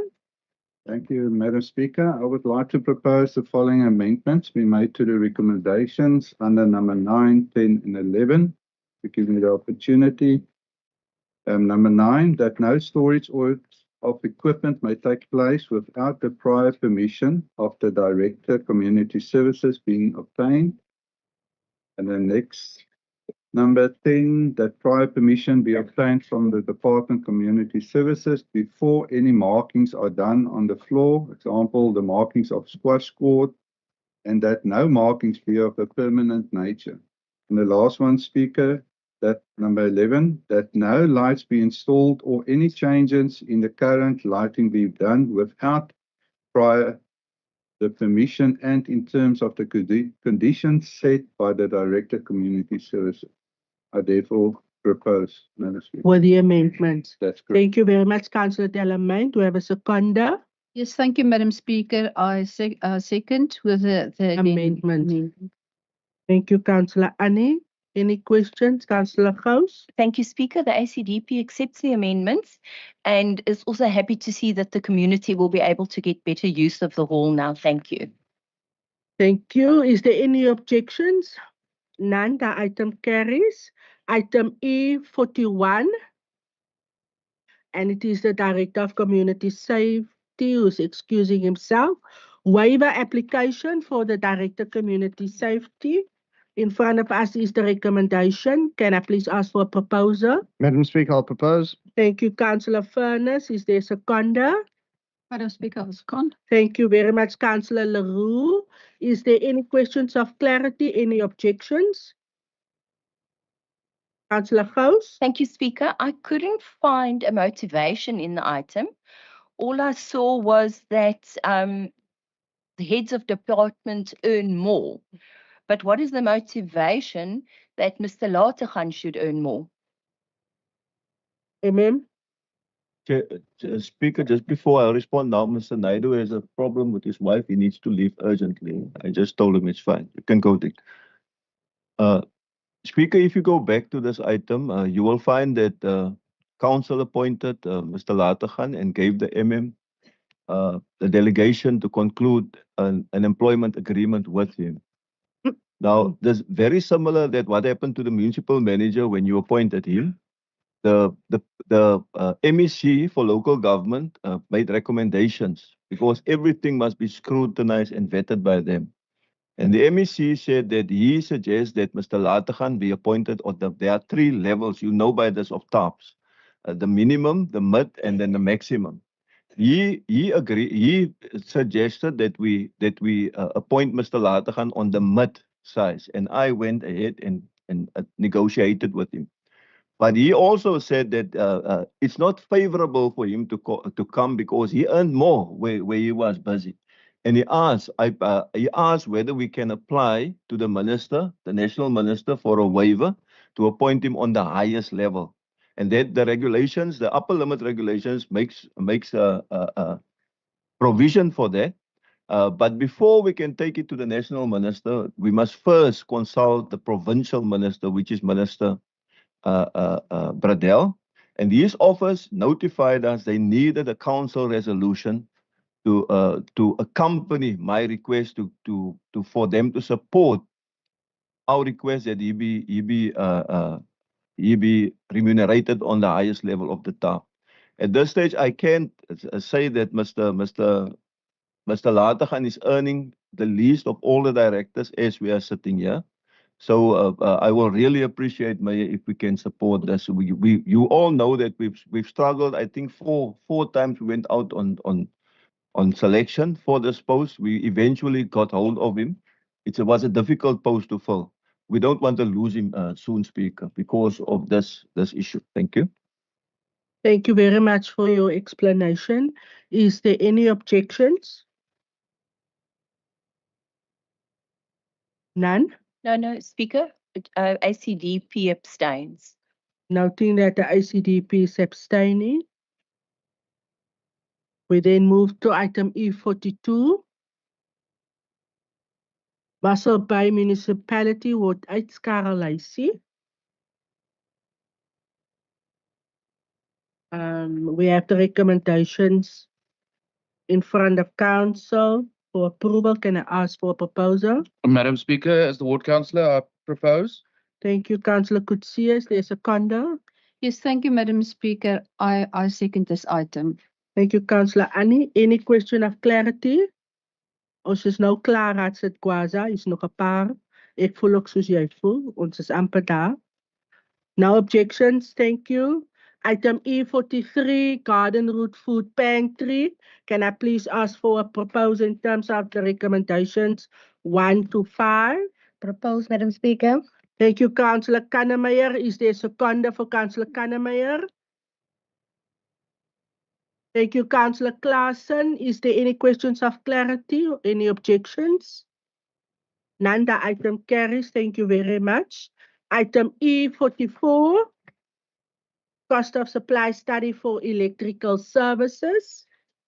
For approval, recommendations 1 to 3. Can I please ask for a proposal?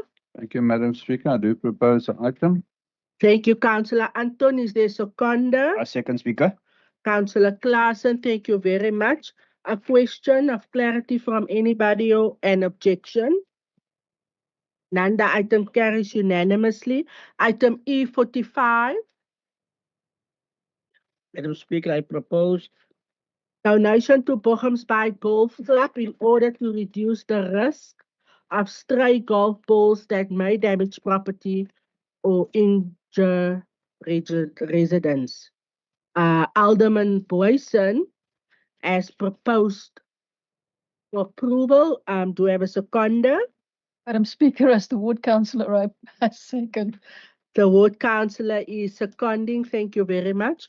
Any questions? Any objections?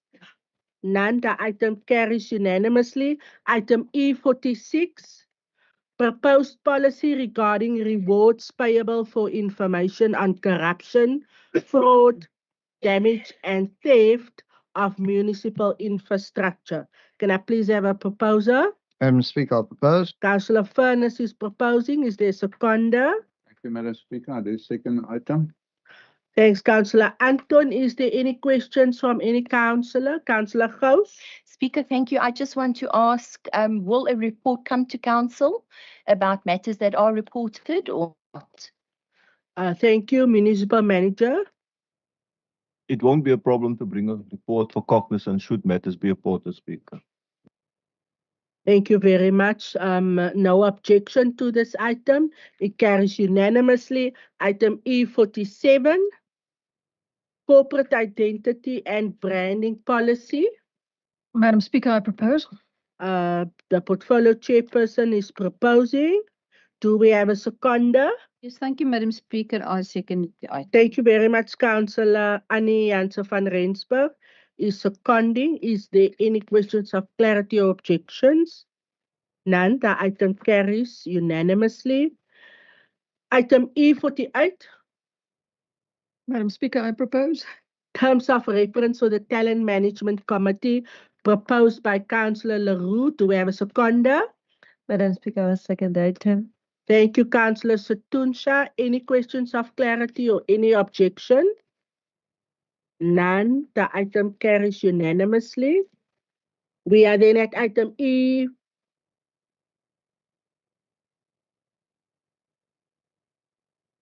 E49.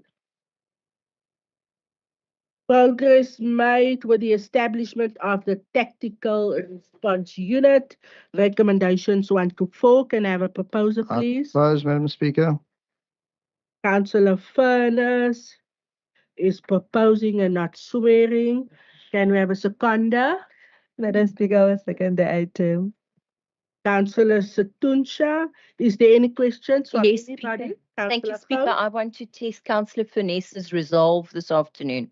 No, Speaker, let me just quickly ask. We've heard some rumours about the armoured vehicles, that they are not in use and that they cannot be used because they are not subscribing to specific legislation and licensing and that kind of thing. Could you maybe just give us an answer on that? Thank you. Thank you very much. I'm going to ask Director Lategan to please respond to Council. Thank you, Madam Speaker. It's my pleasure to answer. So the council is to an extent correct. There is an admin mark that has been placed on the vehicles due to the reconstruction of the vehicle that comes out of a manufacturing environment, and then we alter that vehicle to suit its needs. You don't make those vehicles accordingly.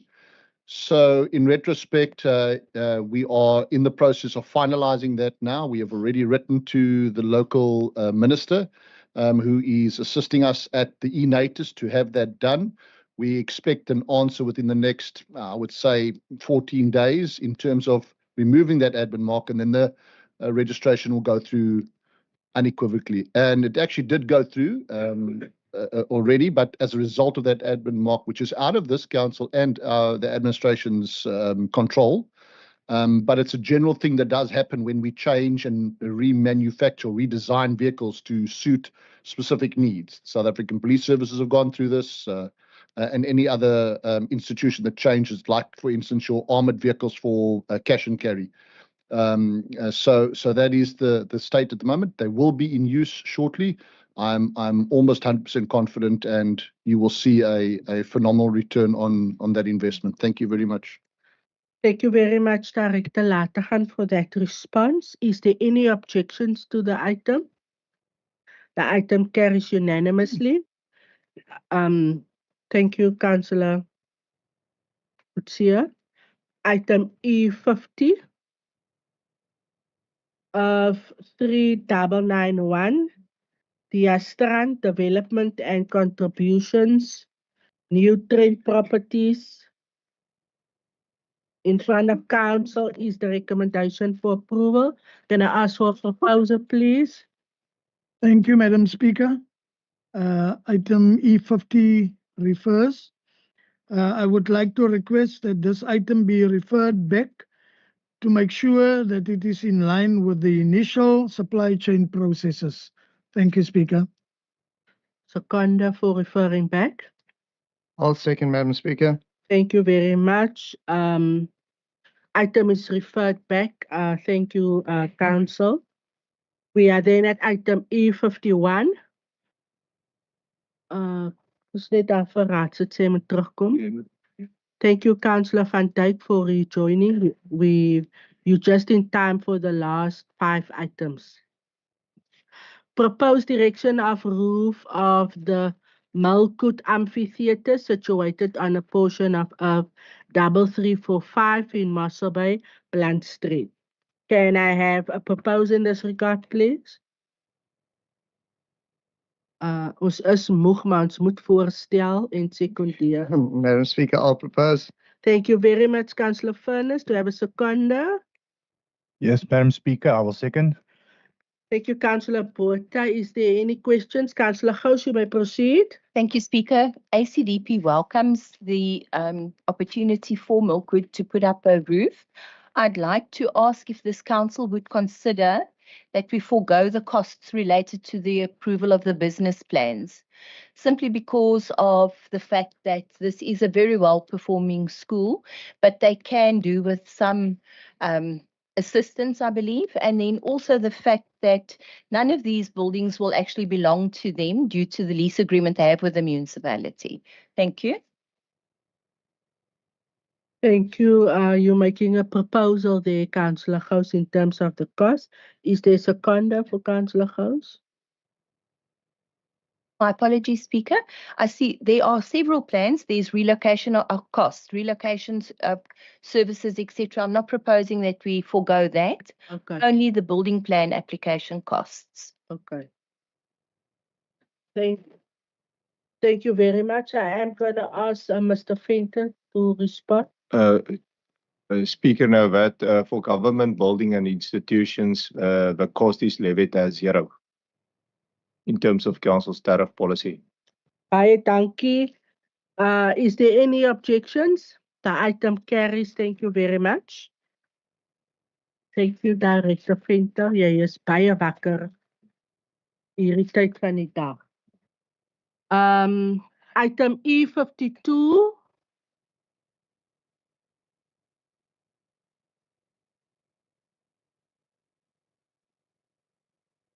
Op die skerm kry vir ons item E52. Thank you very much. Outcome alleged breach of code of conduct. Councillor Porter, council meeting held on the 29th of June 2023. Councillor Porter is excusing himself. Thank you very much. In front of council is the recommendations 1 to 4. Can I please have a proposal in this regard? Madam Speaker, I will propose the item. Ek kan niks hoor, my ore is toe. Wie het nou voorgestel? Madam Speaker, I will propose the item. Thank you. Ja, ek praat sag ook maar nou met my, ek is siek so my ore is toe.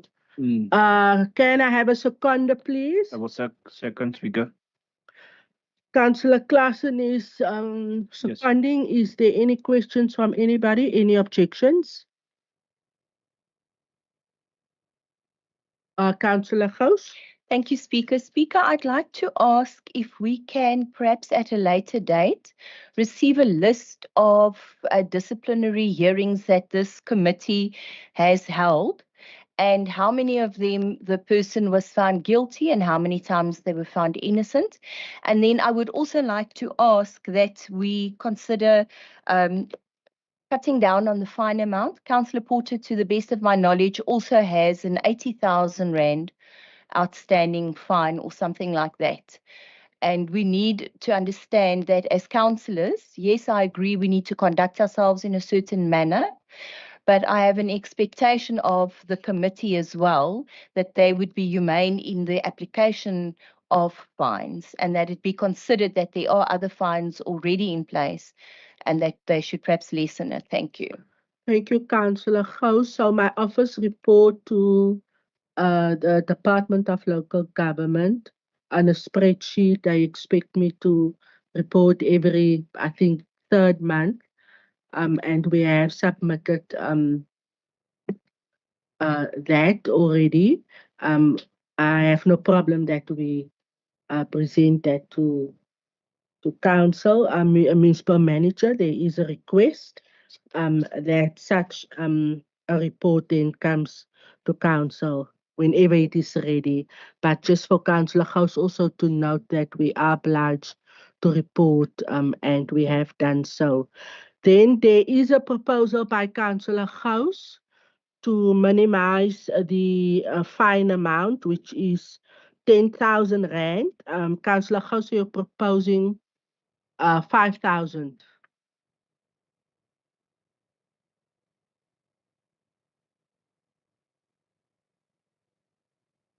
Is there a seconder for the proposal by Councillor Gous? Yes, Councillor Buddha. Not good to support. Are you it. seconding? No, I'm not supporting anything. Okay. Is there a seconder? Councillor Bali? Yes, I will second that. Councillor Bali is seconding that counter proposal there by Councillor Gous.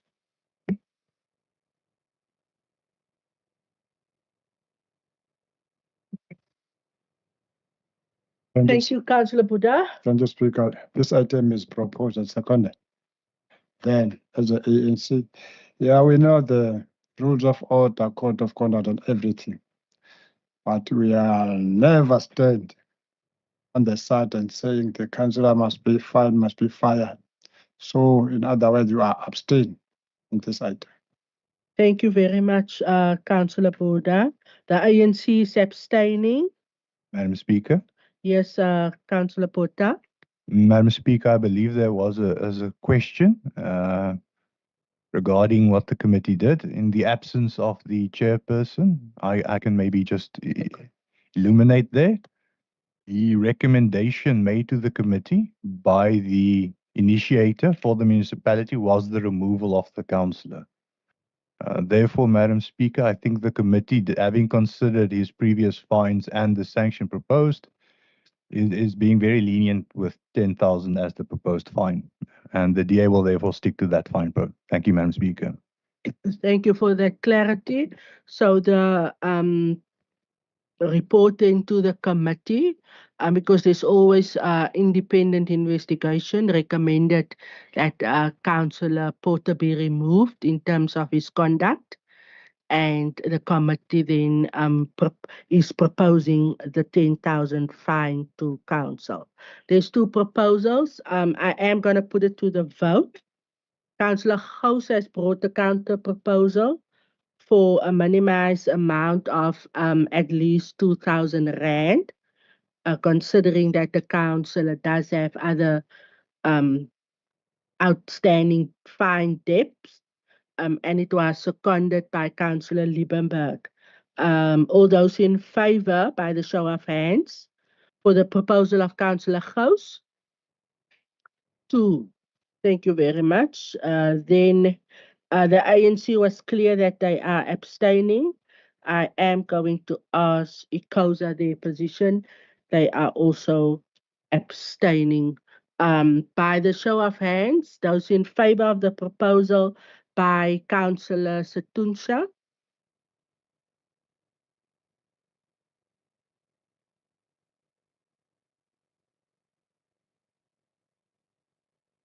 Even 17, thank you very much. That concludes this item. Eunice, yeah, thank you very much, Councillor Gous. You can perhaps report on it, say. Then we had item E53, alleged breach of code of conduct by Councillor Gous. We have the recommendations in front of council. And it indicates that the matter be referred to the Code of Conduct Committee. Can I have a proposal in this regard? Madam Speaker, I will propose the item. Councillor Setunsha, is there a seconder? Yes, Speaker, I do. Councillor Mvumbu, is there any questions or counter proposal or objections to this one? Yes, Councillor Liebenberg. Speaker, yeah, the Freedom Front is against this item because we are worried that this might look as if we punish the oversight role of councillors. Thank you. Thank you very much. The Freedom Front recording their vote then as against. I am going to ask the Patriotic Alliance to then also indicate their position or comment as such. Councillor Porter. Thank you, Speaker. Speaker, this is a diverse council.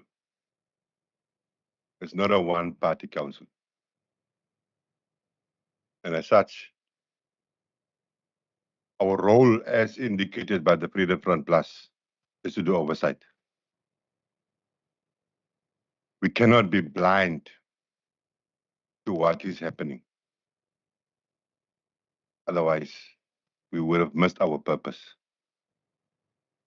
If there is an interest and one seeks information, then our duty is to familiarize ourselves with what is in front of us. This thing that is called interference and how the DA is handling it is totally misplaced. It is my understanding when there's a regulation that deals with interference, that it specifically deals with giving instructions to the administration, but more importantly, getting involved into areas that refers to tender processes and all those type of things, without going into much detail. That is my understanding. But when you discipline a councillor for seeking information, then that is where our belief as a Patriotic Alliance is the DA is misusing their powers. Totally misusing their powers. And trying to shut the mouthpiece of a person that has been elected by a constituency within our society. If that is the case, then obviously us, opposition party, serves no purpose. While we are totally against this item, in terms of how and what I have alluded to now, furthermore, you would also recall that there has been a case scheduled against me as an opposition party on the 26th of this month, and I didn't attend. I've sent writings to the relevant people saying I will not attend. Point of order, granted. Madam Speaker, we are on the specific item. The councillor is deviating in terms of Rule 46 relevance. If we can stick to this one that is before us now. Thank you. Thank you very much, Councillor Porter. We're not dealing with your items. It's Councillor Gou's item. Can you please just keep to that? It's absolutely relevant. I'm dealing with discipline. And I want to conclude to say, in this case of Councillor Gous, perhaps I should say any other case, it is not fair, it is not reasonable, it is prejudice for a DA majority committee to charge and to judge over any opposition councillor. Thank you, Councillor Porter. From the onset, here in this council, there's already a prejudice because the DA will vote that that matter will go to a disciplinary council and that a disciplinary committee, and that very same people will sit and judge a person with a political mindset, with a political approach, with a political agenda, which will never be fair.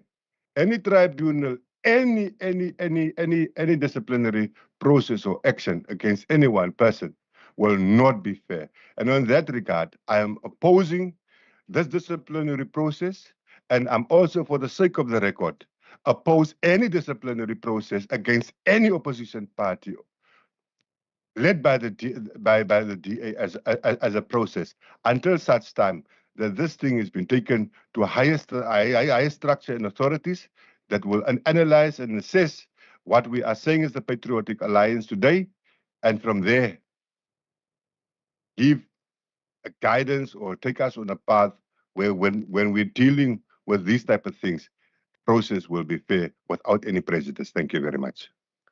Thank you, Councillor Porter. We're recording that the ANC, the Patriotic Alliance is against.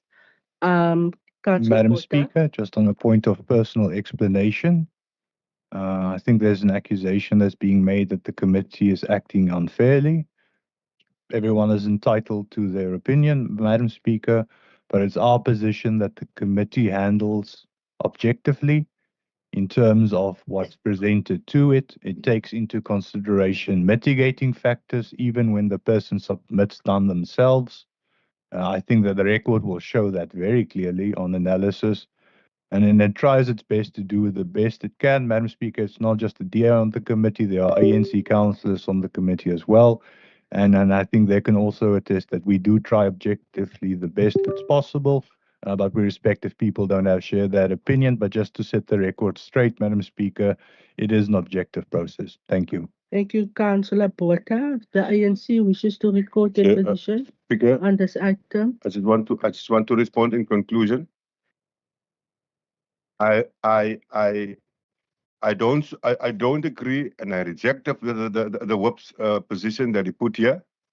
And also for the record, one of the reasons why I reject it in this biasness is that the very same person assaulted the accused in the last hearing, right there at that door.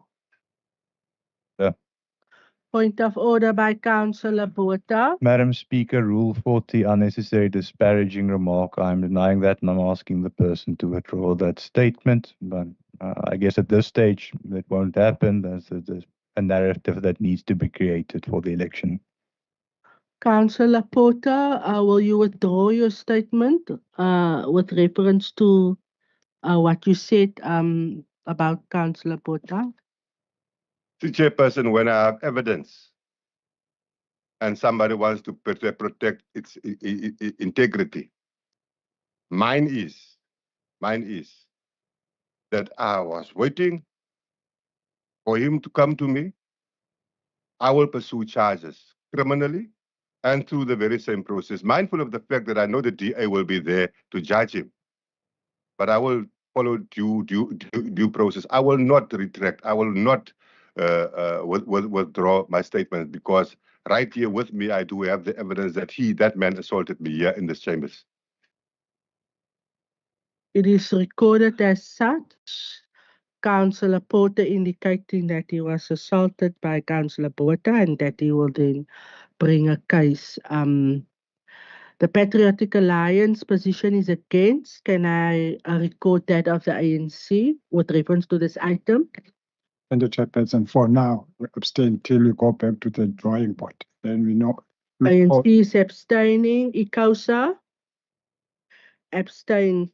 Thank you very much. I just also want to, from my side, yes, or I think I need to put it into perspective, because I don't want the council and the public at large to be misled around processes. So complaints get submitted to the office of the speaker. And it is done through individuals who feel that there is merit in cases that they need to bring. All councillors need to adhere to the code of conduct for councillors, and we then deal with that through the prescribed processes. So just also to record that is how the code of conduct issues are dealt with. We then conclude on item E53. Thank you very much. We can request Councillor House to please rejoin. The next item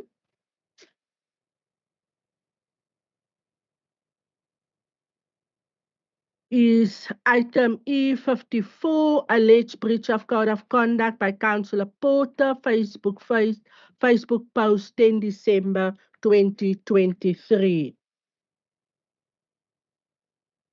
Thank you, Councillor Porter.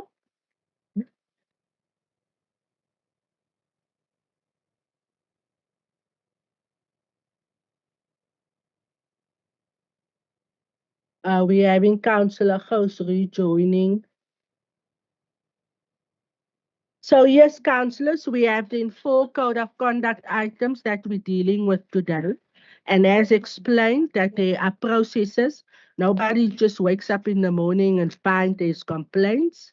There are relevant processes, and we shouldn't mislead the public in what we say around the code of conduct that every councillor is prescribed to, the role of the office of the speaker, and then the disciplinary process in terms of a committee, independent investigation, report back to councillor, and very important, every councillor being afforded the opportunity fairly to comment within reasonable time on every allegation. I just want to put that out there before we find another media drama, want dis mos nou maar wat gebeur aan die tipe van goed die voor die raad kom. Dankie raad, sit gou soos terug. We have item E54, alleged breach of code of conduct, Councillor Potter, Facebook post 10 December 2023. Alderman Boyson excused himself, this is then, and I don't want to read or repeat what is in front of us. Everybody's aware what happened. Can I have a proposal, please? Thank you, Speaker. You do. Thank you, Councillor Mbumbu. Is there a seconder? Madam Speaker, I will second the item. Thank you, Councillor Satunsha. Then the recommendations indicating that it be referred to the disciplinary committee. Is there any objection to it? None. Thank you very much. Our last item is Speaker, my apologies. yes. Sorry, Councillor House, I didn't see your light there. My apologies, Speaker. Which item are we on now? Item E? Is that alleged breach Porter? Mm. Oh, okay, sorry. Ons is nou by laaste een. My apologies. I actually never saw this. Is this a final? Daar was 2 klagtes van raadslid Porter vandag in die raadsagenda. 2 items. In hierdie item wat nou dien, my apologies, Speaker, my apologies. I see Die there was laaste another item, councillor. ja, die laaste item is raadslid De Boela se uitslag. My apologies. What was the outcome? Het u nie die item voor u nie? Ek het, maar ek gaan nou ophou as ek nou moet lees. Okay, ek sal dit vir u Ek lees. van opsom baie dankie. Geen probleem. Raadslid De Boela, you're welcome to excuse yourself. So, and Councillor Porter can come back.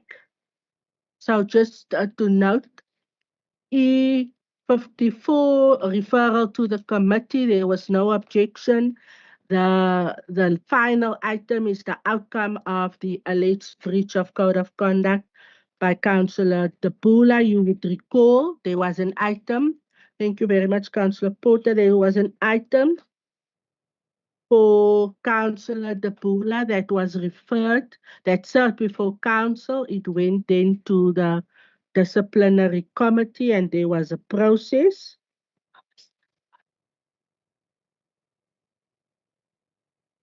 Just to assist Councillor Gous, the recommendations is the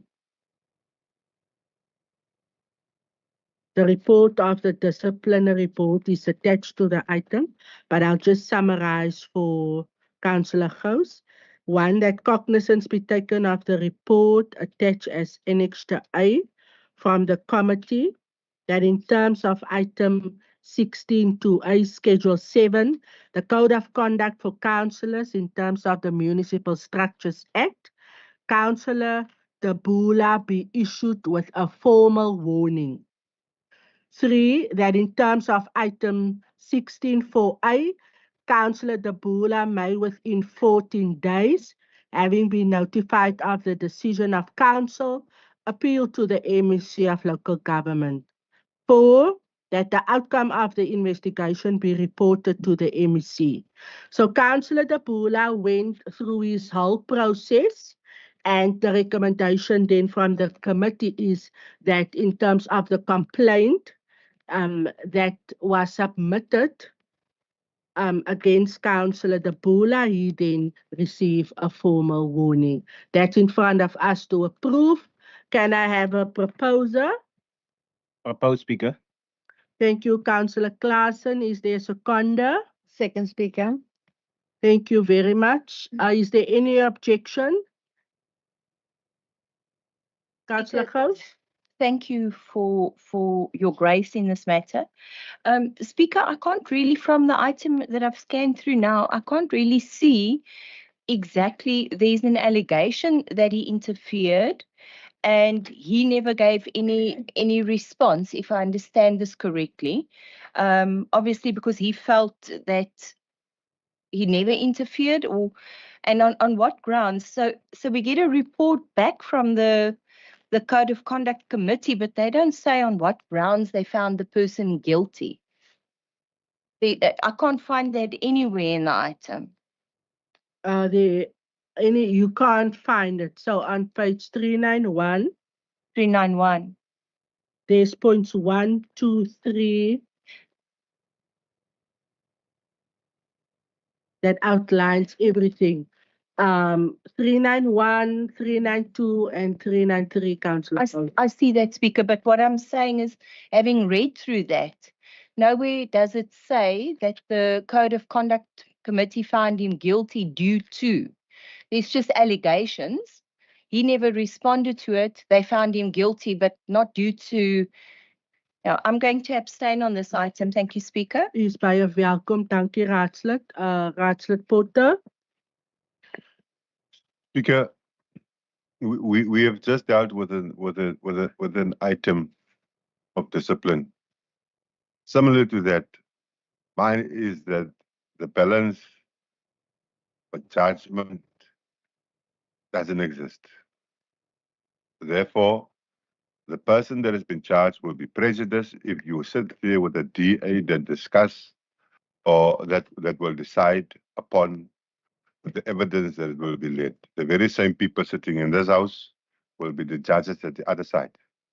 And in terms of them being the majority as opposition parties, judging over an opposition party councillor will never be a fair one. That is my view on this one. Secondly, if there was interference, as I indicated earlier, interference lies something that very differently from what he has been charged for or what the case might hold. And therefore, I'm of the view that this case is frivolous. He didn't interfere with any tenders, any monetary things, or any persuasion in terms of administration, in terms of how things to be done. Our job is to do oversight. Our job is to see that everything is running in accordance to what it is expected to. And as a result, the Patriotic Alliance will not be in support of this matter. Also, that if there is a rule that has been broken, if there is a rule that and a standard that has not been complied with and or allegedly willfully been broken, the big question would remain: is that rule or standard being made clear in a way that the person understood it very clearly? And that's where I'm sitting here now already. Interference is a bone of contention that needs to be challenged with the higher authorities.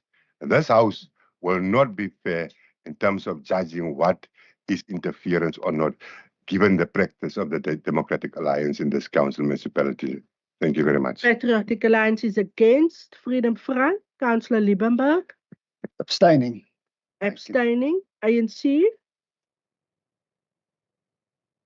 Speaker, thank you. Just for 2 minutes. In this issue of Dubula, I understand the story deeper, the background of the story. His case, he got there to the finance department with somebody, with the women. And then when they come there, they say he's howling. The official down there howling. The same story. Then the person who worked with him was on the side of the official. He said, you howl, you howl. That is why he was charged. As the ANC, we are happy if they give a verbal warning, because the case is closed. Here's the warning. Yes. Next time, judges are supposed to be caution when it's doing things. Yes. Thank you very much. Thank you, Councillor Buddha, and I really want to acknowledge your boldness in terms of acknowledging that what is in front of us is the result of a conduct that was totally against the code of conduct for councillors. And I don't appreciate us sitting here or trying to mislead council on issues. It could have been worse because that official was traumatized. Absolutely. Thank you for recording the ANC's position. Ikosa. Thank you very much, councillors. That concludes the business of today. Thank you very much. It is just 25 minutes before 4 o'clock. May this be the first and the last time for the rest of 2024. Geniet die rest van julle dag. Tot ziens.